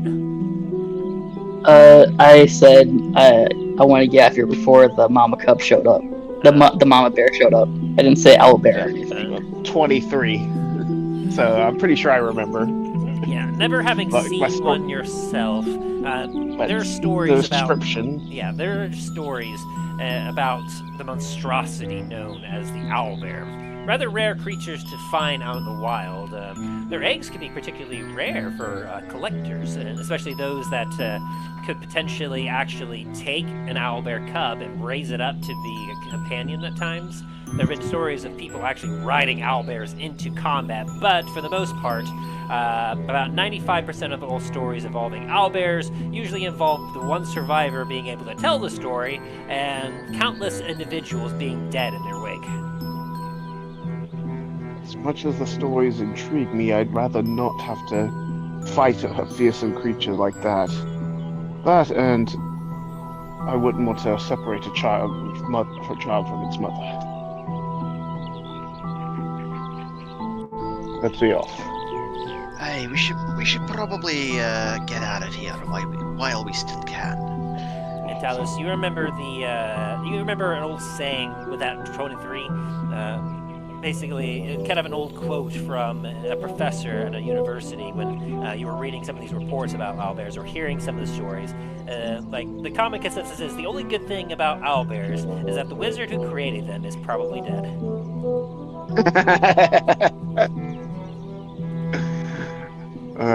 Let's go.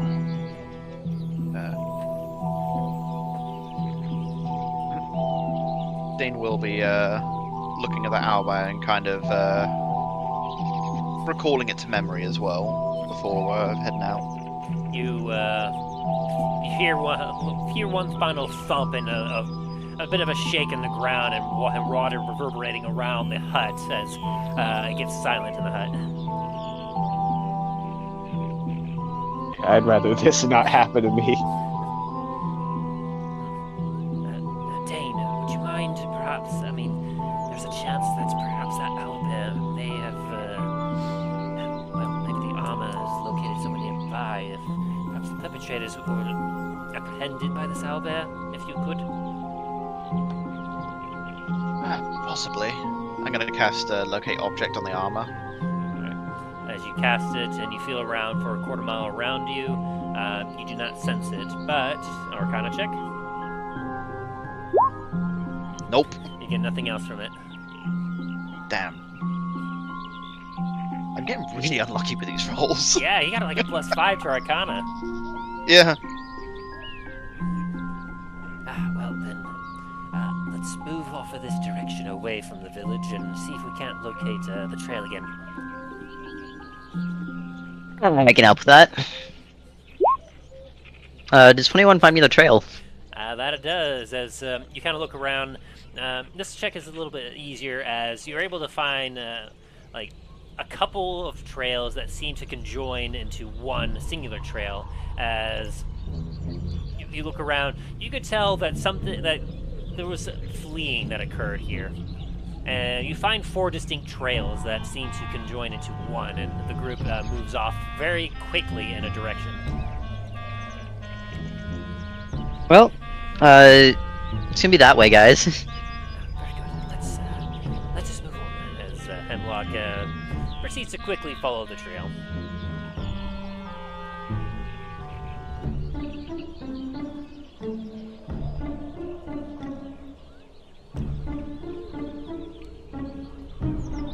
Dain's gonna follow Hemlock. Yeah, same.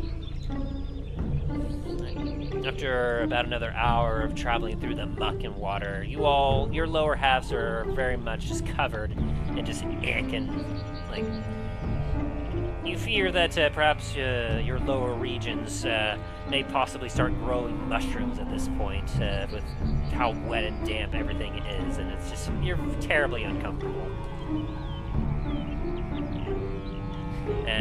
But as you kind of keep going through, following the path, you had your keen eye on it, Milo. You all come across what appears to be a rickety walkway.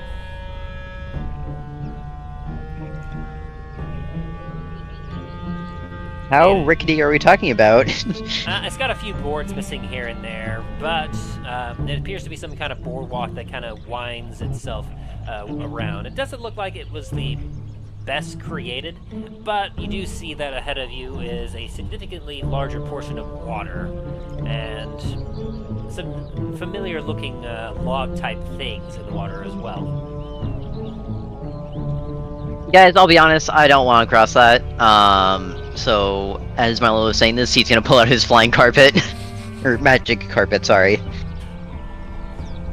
I don't know if a carpet is going to serve you well. I mean, it's just going to sink into the mud. I mean, are you trying to, like, princess walk over things like that? As Hemlock kind of scratches his head at what you're doing. You could say that, as Milo gonna get onto the carpet, like, snap his fingers, and then the carpet's just gonna levitate a couple feet off the ground. Good lord. It's a flying carpet. I've never seen one of those, as he's looking very curiously at him. Quite interesting. There's a little bit of sand in there. The way the stitching is indicated. But this is most curious. This appears to be some sort of Fae-created carpet, and yet I don't recall the Fae being anywhere near. You must have found this in that desert you described to me. Yes. The once Veilwood turned desert from, what was it? Red Dragons again? Yeah, that would quite explain, as this appears to be has more of a heritage with its style and the way that the stitching is of something that is definitely more. Sorry, anyway. Well, that seems most fortunate. You're able to, as you kind of float around a little bit. It doesn't appear to be the quickest at moving around, but I suppose it gives you a respite. I trust this more than that, as I point towards that bridge. Fair enough. Well, I suppose you enjoy your carpet ride then. As he kind of steps up onto the walkway, you hear the wood kind of creak a little bit, and as he takes a few steps, nothing happens as he continues to walk down. You see every once in a while the rickety walkway seems to kind of go up to some large trees, of which a few of their branches kind of stretch out over the water, but the actual bridge itself, or the walkway, seems to kind of have been built on top of some of those branches. Well, as the path was directed in this direction, I imagine our perpetrators must have used some of these, as he kind of looks a little bit and goes, yes, as he picks up one of the broken planks of wood. Look here, the way that this wood here is fractured, well, yes, most of this wood is rather antiquated, as well as somewhat fallen apart. This here indicates a fresher break, which means that something or someone has been through here rather recently. I believe our perpetrators may have used this walkway to progress forward.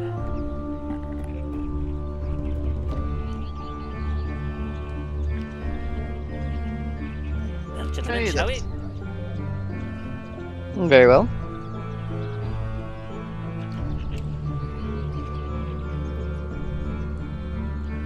Did you let anyone else on your carpet ride, Milo, or is it just you? If anyone else wants to join me, by all means, but as of right now, it's just me. Dallen's gonna see if he can hop on. For you, sir, it's gonna be 10 gold. How about friendship? As Dallen goes in to hug you.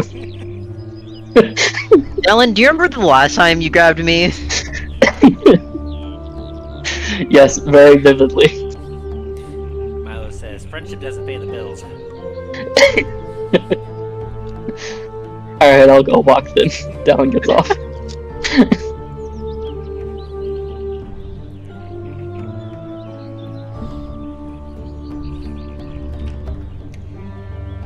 So as Milo keeps up behind the rest of the company, as you all make your way on this rickety walkway, you feel it starts to buckle in a few spots and sway, but for the most part, this seems to hold out.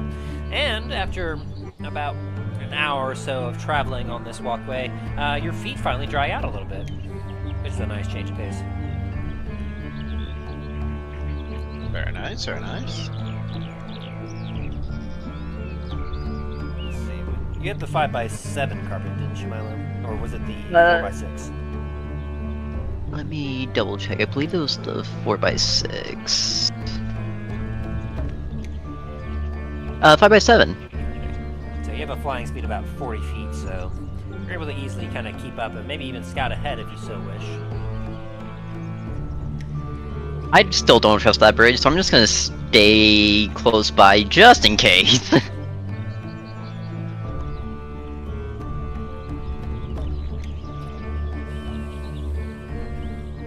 And after a few hours of traveling on this rickety walkway, you see as it comes to a larger section of dry land, as you all have taken a nice respite from the mucky water, and you travel on a little further as night begins to fall.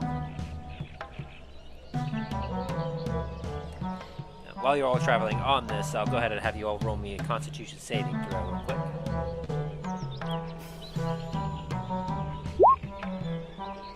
Very nice from Dain, as always. Which is funny because my rolls have been absolute garbage recently. Constitution, I'm good at. Talos.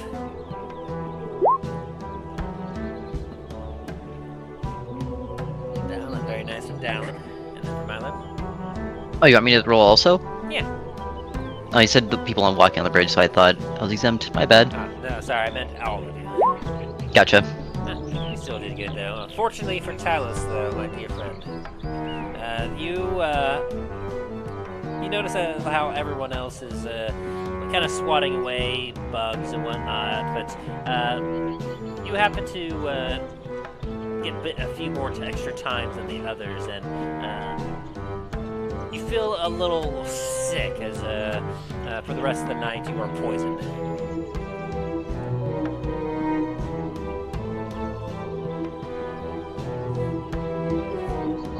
Did you catch that, Talos? Yeah, Talos like my friends, I don't feel good. You alright over there, Talos? No.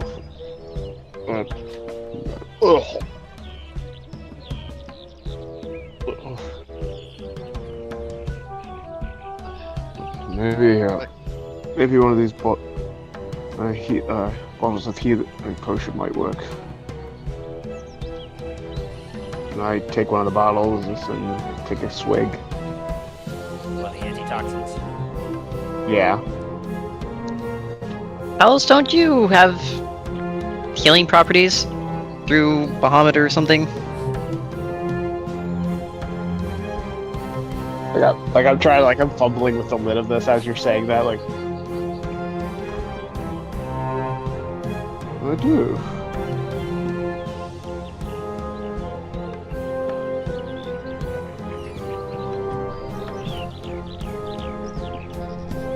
Let me see.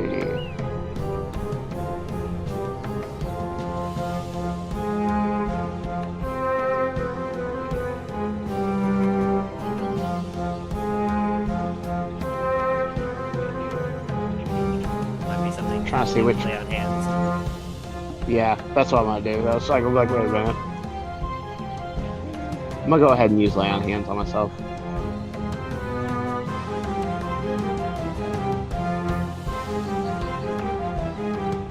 As you feel the sickening feel of like the bug's poison within you, kind of have a glow in your hand. And you pat your chest a little bit, and you fill yourself up with some of Bahamut's holy light, and you feel a lot better as you dispel the poison afflicting you.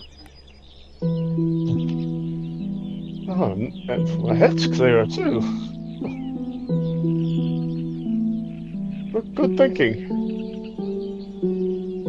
Are you feeling better than now?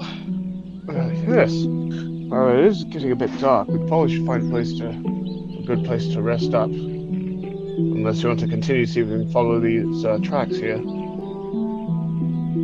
let's at least get to the other side of this bridge. I don't want to make camp on the bridge, especially over the water.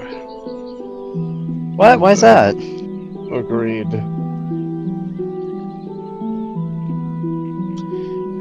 I don't like the logs.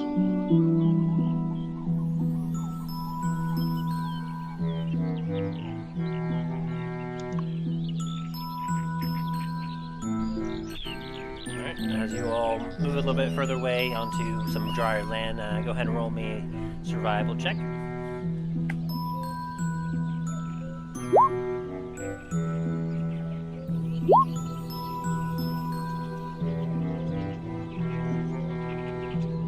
Survival. 12. Very nice. So, Milo, you managed to kind of save the situation as everyone else is kind of looking about and not really finding anything. You find a higher location that seems to be pretty ideal for setting up a camp. You could even set up tents if you wish.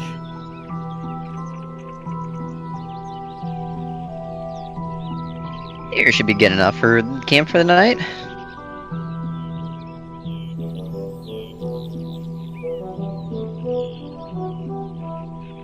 Very good. Well, I shall set up my hammock here, and we should get ourselves situated for the night.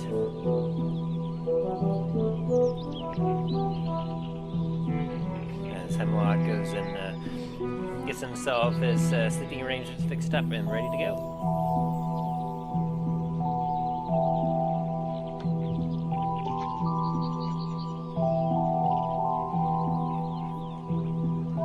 Yeah, I'll have Milo sleep in a hammock again tonight. Dallen's going to as well. Dain will also go in the hammock. As you all get yourself hammocks situated and everything, your campsite is well set up as the night begins to fall. And then, are you going to try and make a fire tonight?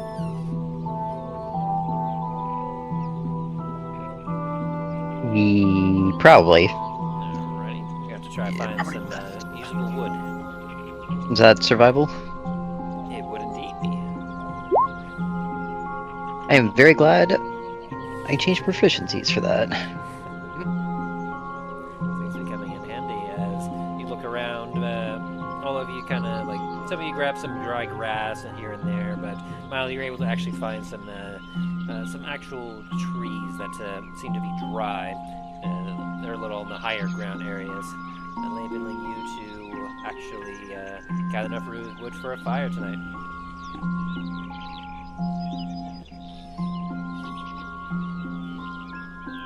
And as you all enjoy yourself a very nice evening and eating some food, go ahead and write off another ration. Okay.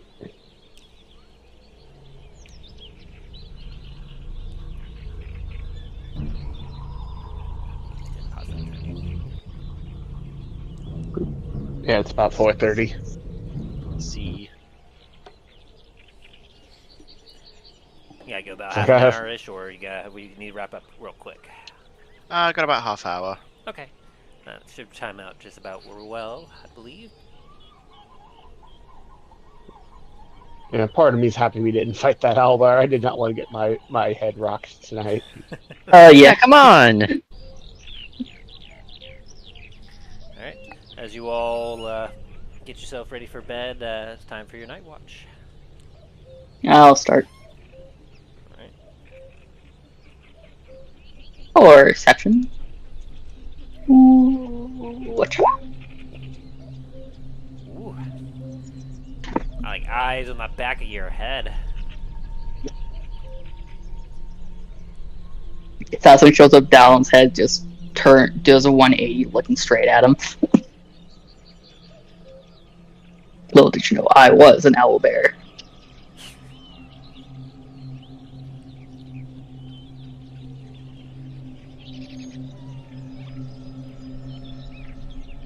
That was funny.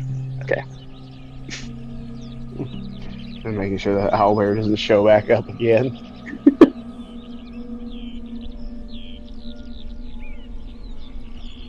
Like, God, suddenly, like, the puddles of water, like, boom.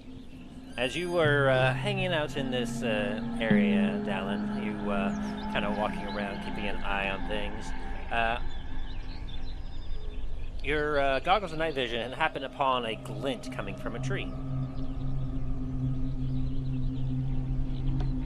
Okay.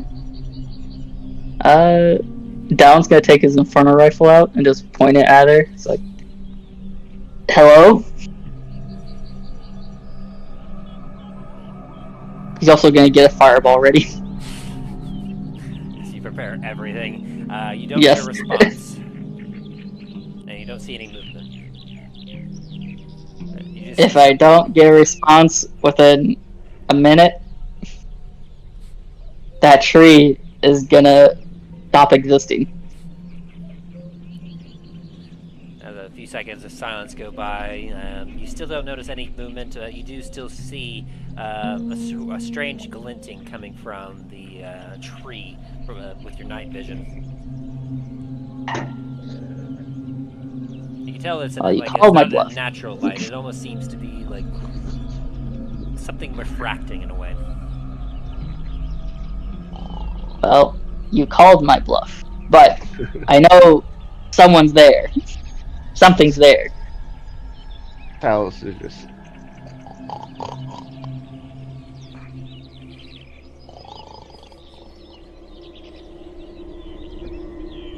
Please, if you're friendly, just come out. If you understand me, I don't want to fight you.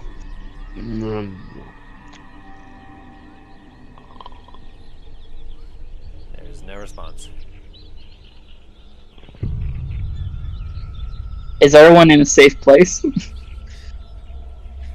rest of the party are currently in their hammocks. But are they safe? That's up to you to decide.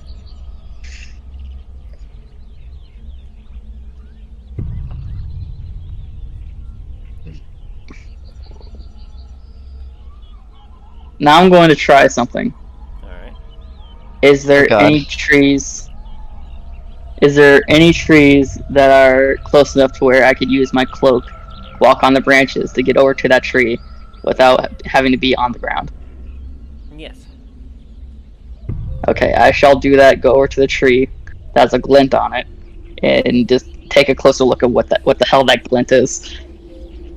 As you head over to one of the nearby trees, keeping just a sharp eye on that glint, You proceed to spider walk up the tree and traverse a few of the branches until you get right above onto the top of the tree that you're looking at. And as you get a little bit closer, give me an investigation check. Gotcha.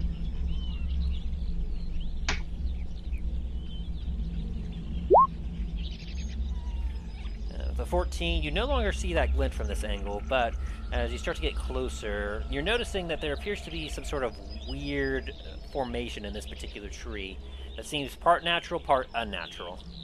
I don't like that. I don't like that one bit.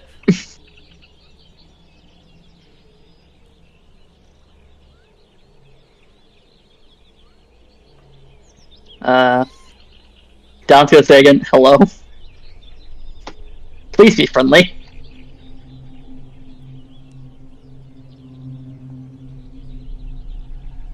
Does it even respond to me saying something to it?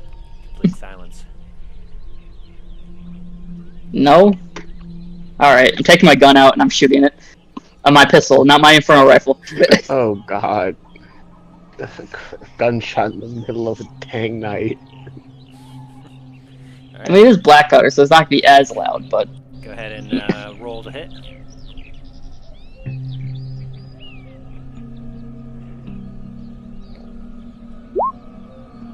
Ooh. Spicy.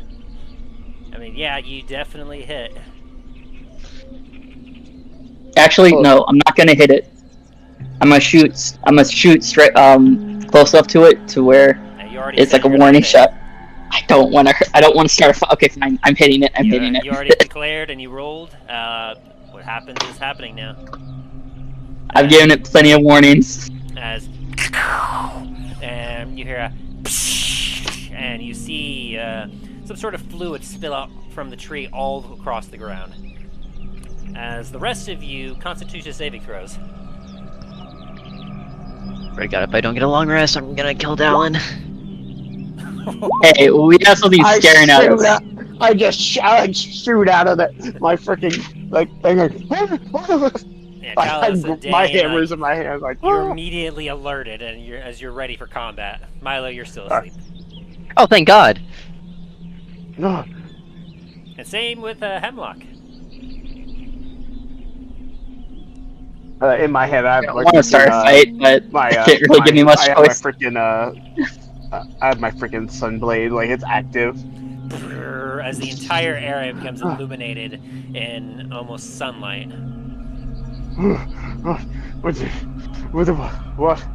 What are? Quick perception Where are check. the danger?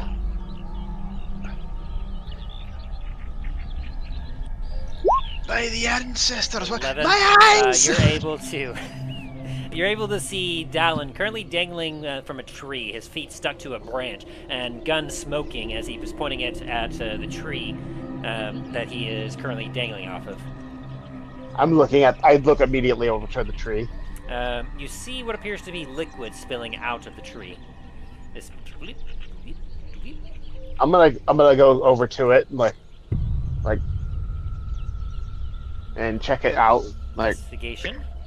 Before he gets too close, Dallen is gonna yell to him, "Be careful! I don't know what this is." With the 16, as you approach, you see from the sunblade a glinting of glass from within the tree. And as you get close enough to look inside, you see about 3 smashed bottles that have been decimated by a bullet, and 1 remaining bottle full of fluid. And the smell of alcohol is strong in the air. I'm gonna reach in and take out the bottle that's not broken. As you take it, it seems to be cleared with has some sort of clear liquid in it. Possibly yellowed a little bit. It's hard to tell with the bottle. But pop the cork and sniff it. Yeah. Similar to the smell of the rest of the liquid that is just emanating around this tree, there is a strong set of alcohol emanating from this bottle. Whew. Dain, you think you can identify this alcohol? Turn the light down a little bit and I'll help. I lower it as much as possible without turning it off. Dim's to 5 feet around you. Right, what am I looking at? You two can give me a history check if you want.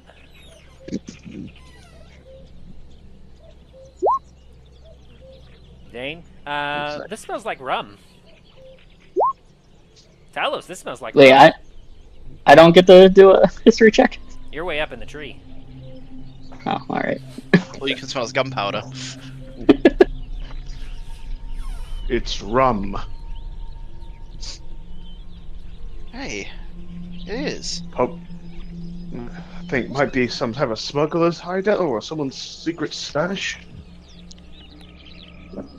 Hey, possibly. Well, it ain't anymore. You're in a tree. So was there somebody hiding here or something?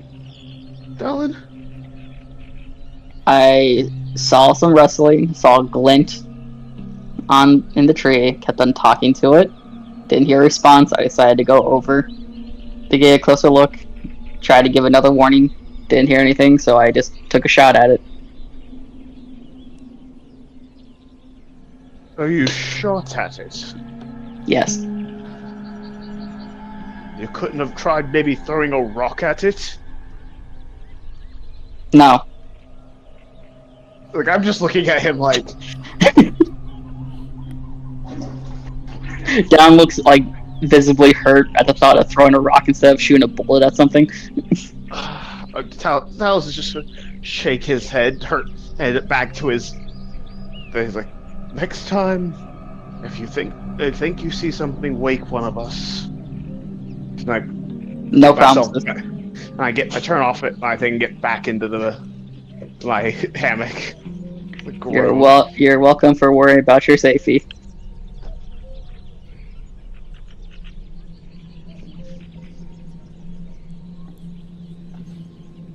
Probably wondering how Dain's taking the waste of alcohol.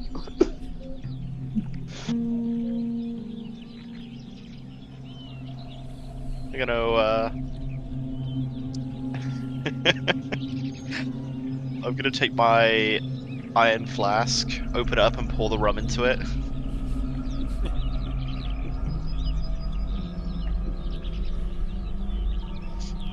And you,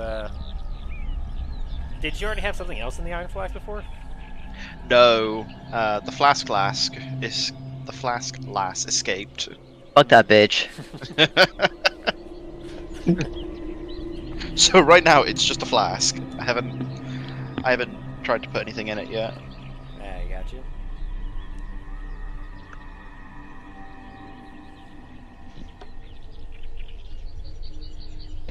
The lass in the flask. Okay. And you fill up the flask with just the unopened bottle of rum. With the unopened bottle, yeah. You pop it open. Well, it's already been popped open because you smelled it, but Well, yeah. you you fill it up with the flask up with the rum. You now have an iron flask filled with bootleg rum.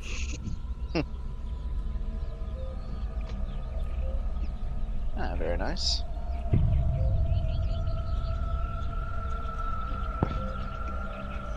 Well, seeing as I'm already up, I'll take second watch.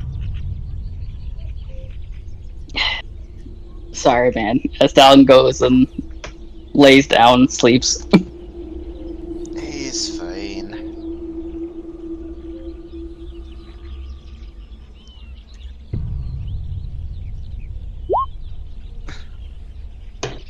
Perception check there, Dain. Oh, perception was it? Sorry, my bad. Ignore that one. Perception. Not Yeah, much it's not, better. it's not much better. No, to be fair, you did double your roll.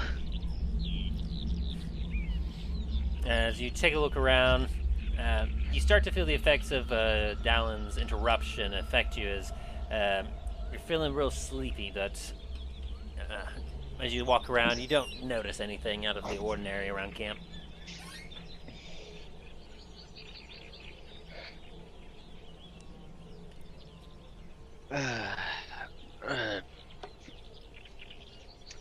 With nothing going on, I'm gonna go and nudge Milo.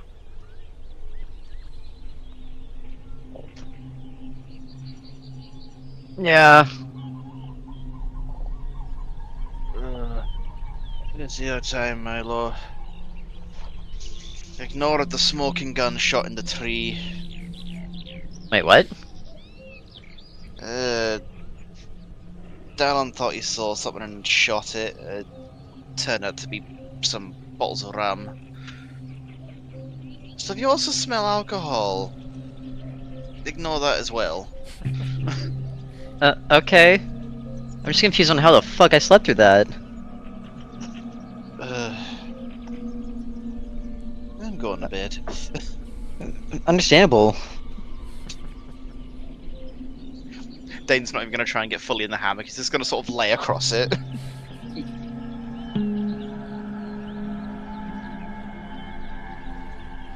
Alright, and Milo comes up to you.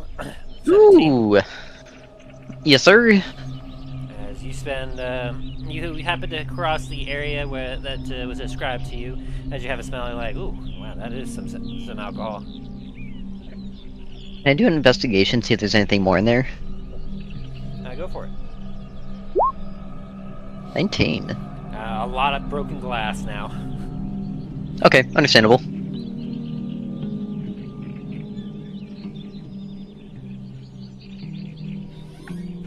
Yeah, it looks like only the one bottle that Dain claimed was all that remained. As the rest of your shift goes off without a hitch, and as the sun rises up, Milo and Hemlock, they both get a long rest. The rest of you get a short rest.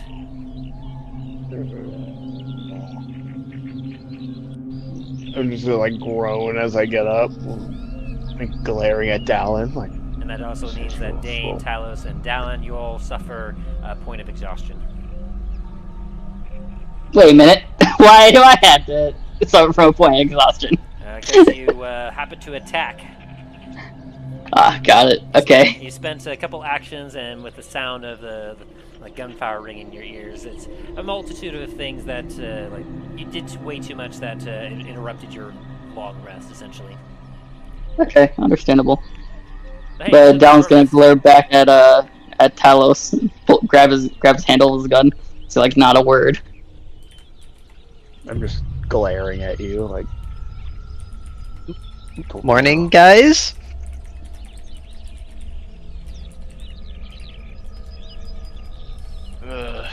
I was just gonna grunt and like, Dallen's gonna go to the other side of the camp. Just doesn't want to look at Talos. The shame. Okay then. As Milo then starts to go and prepare some rations for, or some food for before the road. Well, Milo, it appears that you're in good spirits. It appears that the rest of our companions seem to not be quite as rested. Yeah, Dain was saying something about gunshot and broken bottles, and I guess neither of us woke up to it. Oh. Oh my. You see in the background as Dain just undoes his flask and just takes a sip. If I had to guess, probably that. Whatever Dain is drinking. I see. Well, I hope that won't run afoul of our festivities for today, as we must get on with our quest to find the perpetrators of those murders, as well as perhaps the current holders of the Black Spire armor. I do have to ask though, what's gonna happen to the armor after we find it? Are we returning it to the family? Well, officially, I'm either supposed to return the armor or perhaps the funds that were used to purchase the armor, and seeing as how perhaps it's hard to say exactly what will happen. But I suppose we'll have to see if we can indeed find the armor, and, well, perhaps if I can bring the criminals to justice, it might be more than enough, but we'll find out. I know how much this means to Dain. Would you be, perchance, willing to turn a blind eye if something disappears? Well, technically, it rightfully belongs to Dain's family, since it was stolen. Quite I thought Talos was on the other side of camp. Well, I am duty-bound as a detective to locate this armor and return it to the rightful owner. And if this, well, we don't have much information, but if this does indeed happen to belong to Mr. Dain Blackspire here, well, I dare say he would be the rightful owner, so wouldn't he? As he gives you a wink.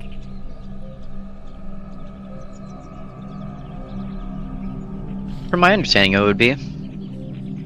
Plus, knowing how dangerous these criminals are, and seeing as how they must have absconded with whatever else was on the person of the individual that purchased the armor, which I'll tell you now, he was known to be quite frivolous with his money.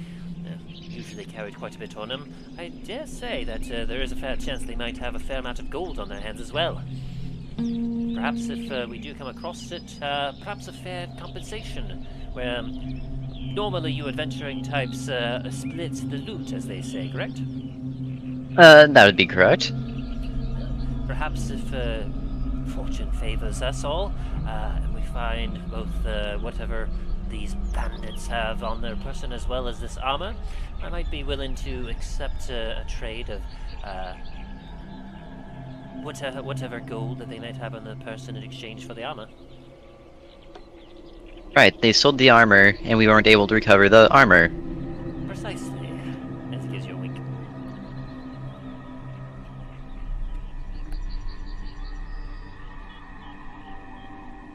Well, enough dallying here. As he finishes packing up his hammock. We shall be off, gentlemen. As a groan comes from the other three. Would it be possible for the three of them to take a long rest on the flying carpet while me and Hemlock continue walking, or no? Afraid not. Okay. That's come up in a few different things at times, but the fact is the flying carpet isn't. It's more of like a non-Euclidean fluid, where yes, it is solid while you're on it and you're able to transport yourself on it, but the way it kind of waves in the wind and it's not like rigid, and as a result, it Gotcha. with the wind and everything else, as well as the light outside, it'd be very difficult. You could get a short rest, but not a long rest. Okay, fair enough.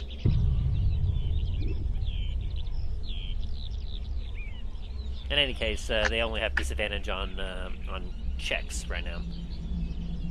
Only when we're trying to make checks. Talos doesn't have any lucky points either, because I believe those restore themselves on a long rest. Yep.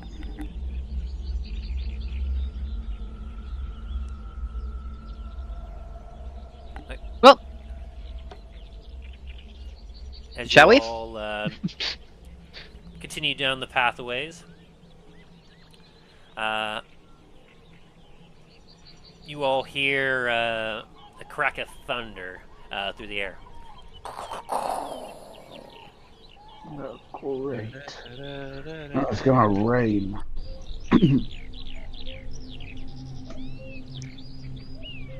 It definitely sounds like it. Which, I don't know about you.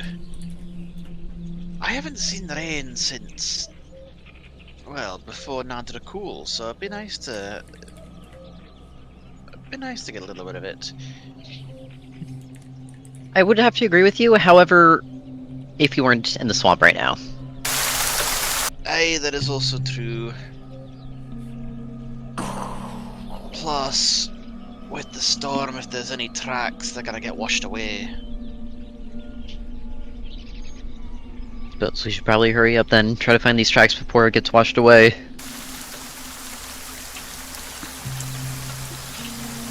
As a decent downpour starts up in the swamp. Can Milo have the flying carpet just flying right above him to block the rain? Yes, you can.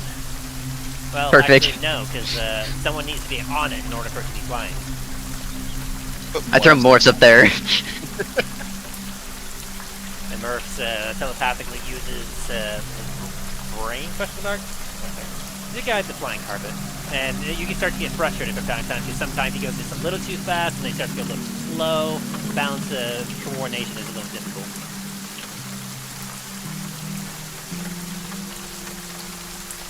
He's trying his best, I appreciate it. You all can roll a survival check to see if you can locate the trail. It's cool.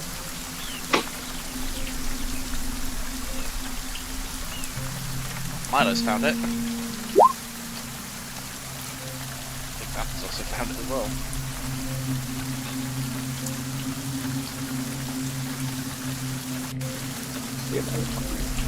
Sorry, I'm trying to reload this Very thing. So, as you all are making your way,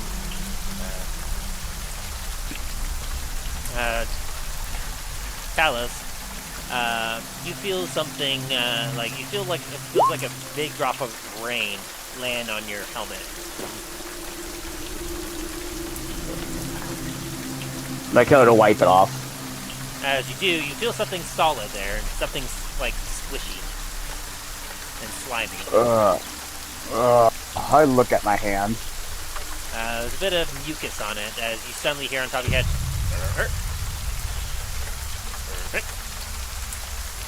I look up. You look up and you see the face of a toad, just kind of looking back down at your face.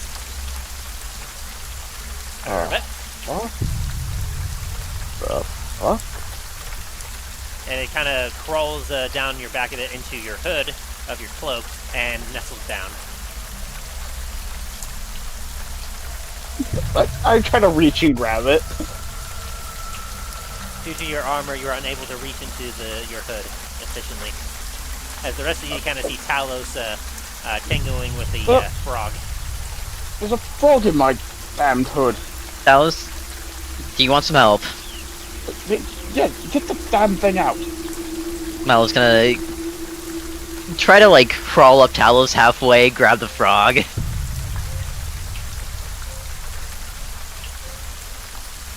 Give me a athletics check to grapple.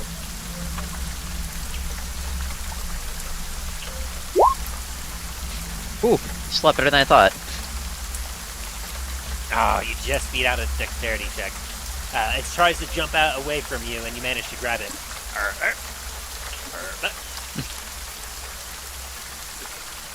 You're my friend now. Milo's gonna carry this frog. It nestles itself out of the rain in your clothes.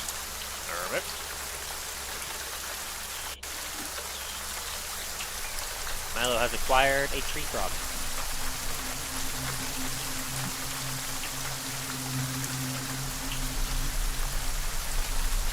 Don't look it.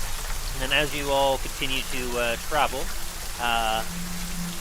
Milo and Dallen, your combined efforts are able to kind of keep track of the trail. And you notice that through the rain, you're able to find that there seems to be a bit of a pathway as you continue traveling through this small path that appears to almost have some more activity involved. There seems to be some trees and some of the shrubbery around seems to have been trimmed away a bit, as it almost looks as if there are signs of some life here, like some more sentient life. As off in the distance ahead of you, you happen to see what looks to be a gnarled, larger tree, with what looks like to be perhaps some sort of strange vegetation, and some interesting, what looks like stoneworks kind of scattered about here and there.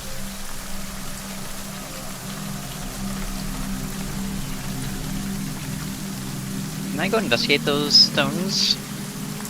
Certainly can. As you all kind of travel up a little bit, Milo, as you take a look, you see a almost frighteningly lifelike visage of an orc.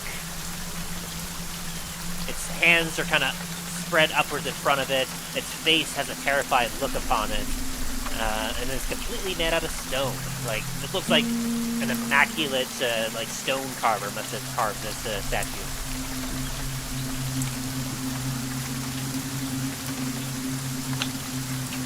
Him? Yeah. Are there 3 of them, perchance? Give me a perception check. Damn. With the 6, the rating is heavy, and as you look around, there's at least 3. Looks like there might be more, like 4, maybe 5. With your 17 Milo, I'm assuming you're looking around as well? Yeah, might as well. I'm already looking at the stone. As you look around, you do see, like kind of spread out in the nearby area, you do see 3 orcs. And a few other places, you see some statues of what looks to be some sort of humanoid lizard-like creatures. And then a few others, you see some, like, almost as tall as you, Milo, like, almost like some frog, like large frog things. They appear to have some, like, almost looks like some spears in hand, and some of them appear to, like, they're rather odd. Give me a nature check or history check for these things. You're not sure what these are. They're some sort of humanoid-looking frog. I'm just gonna look down to the frog in my cloak and be like, is that a relative of yours? Alright. What are you history checking, Dain? I'm kind of following behind Milo and see the sort of outline of If these you look frogs. at this thing, this humanoid-like frog, you've never encountered them yourself, but you've heard tales of in some wetter conditions and other areas, creatures known as bullywugs. Some sort of almost kind of like tribe-like, frog-like creatures that are a little bit primitive, but generally sentient. You never expected to see like a statue carved of one, but you're kind of glad you did, because you finally get to kind of see what one should maybe look like. Well, that's interesting. Between the lizard folk, the bullywugs, and the orcs, you just got a bit of a macabre set of statues in this garden here. Often, many of them like have either a couple of them have some neutral faces, but then some of the rest of the same type of statue have a bit more of a terrified look on their face. I wonder why the stone carvers went through the, went through the trouble of making them look terrified. That's not normal for stoneworking. And you'll hear a creak from the large tree. My! Yes, I have visitors. Oh, it is raining quite a storm out there. Please, come take shelter in my little hovel. It is dry in here. You all happen to look over at the tree where you did happen to notice it before, but there was a door there and a couple of windows somehow carved into this tree, and an old lady is like with a kindly-looking face is beckoning you towards her.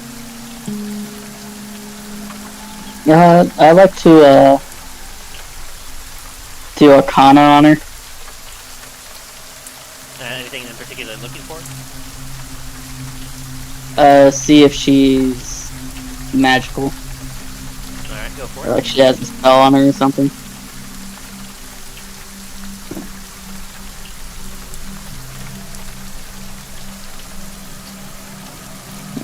And if you do that, Dain, give me a quick perception check. 21. Well, a natural 20. Because you get advantage on this one. Oh no. As Dallen, as you kind of take a look at this old lady, you kind of focus your senses a little bit. The feel of magic is emanating all around you. Like, magic that seems to be embedded in everything. As you kind of look at the statues, you can feel a strong magical essence coming from them, and as you look at her, it's a bit of an unsettling magical essence. As Dain, as you're looking around, you look at one of the orcs statues that are standing there with a terrified face. Its face looks terrifying as it is raising its sword and striking forward, but that's not what catches your eye. What catches your eye is the armor it's wearing. As you see, in a strangely, perfect stone-like fashion, it is completely, stonified, but it looks like the armor itself looks to be carved exactly like Thudgard's armor. Oh no. And you feel that maybe it might be a good time to perhaps use a certain spell. Yeah, I'm going to use locate object. As you do, you get a strong and immediate ping as this statue glows in front of your eyes. None of the rest of you see this, but you see it, you feel it. You have found the armor. As you hear the kindly voice come from the tree go, "Oh, please, Dain, come inside. I have some tea. Get out of this cold and come into my warmth." As that is where we're going to end the session for today. Talos is just what? Oh, I can just imagine the others.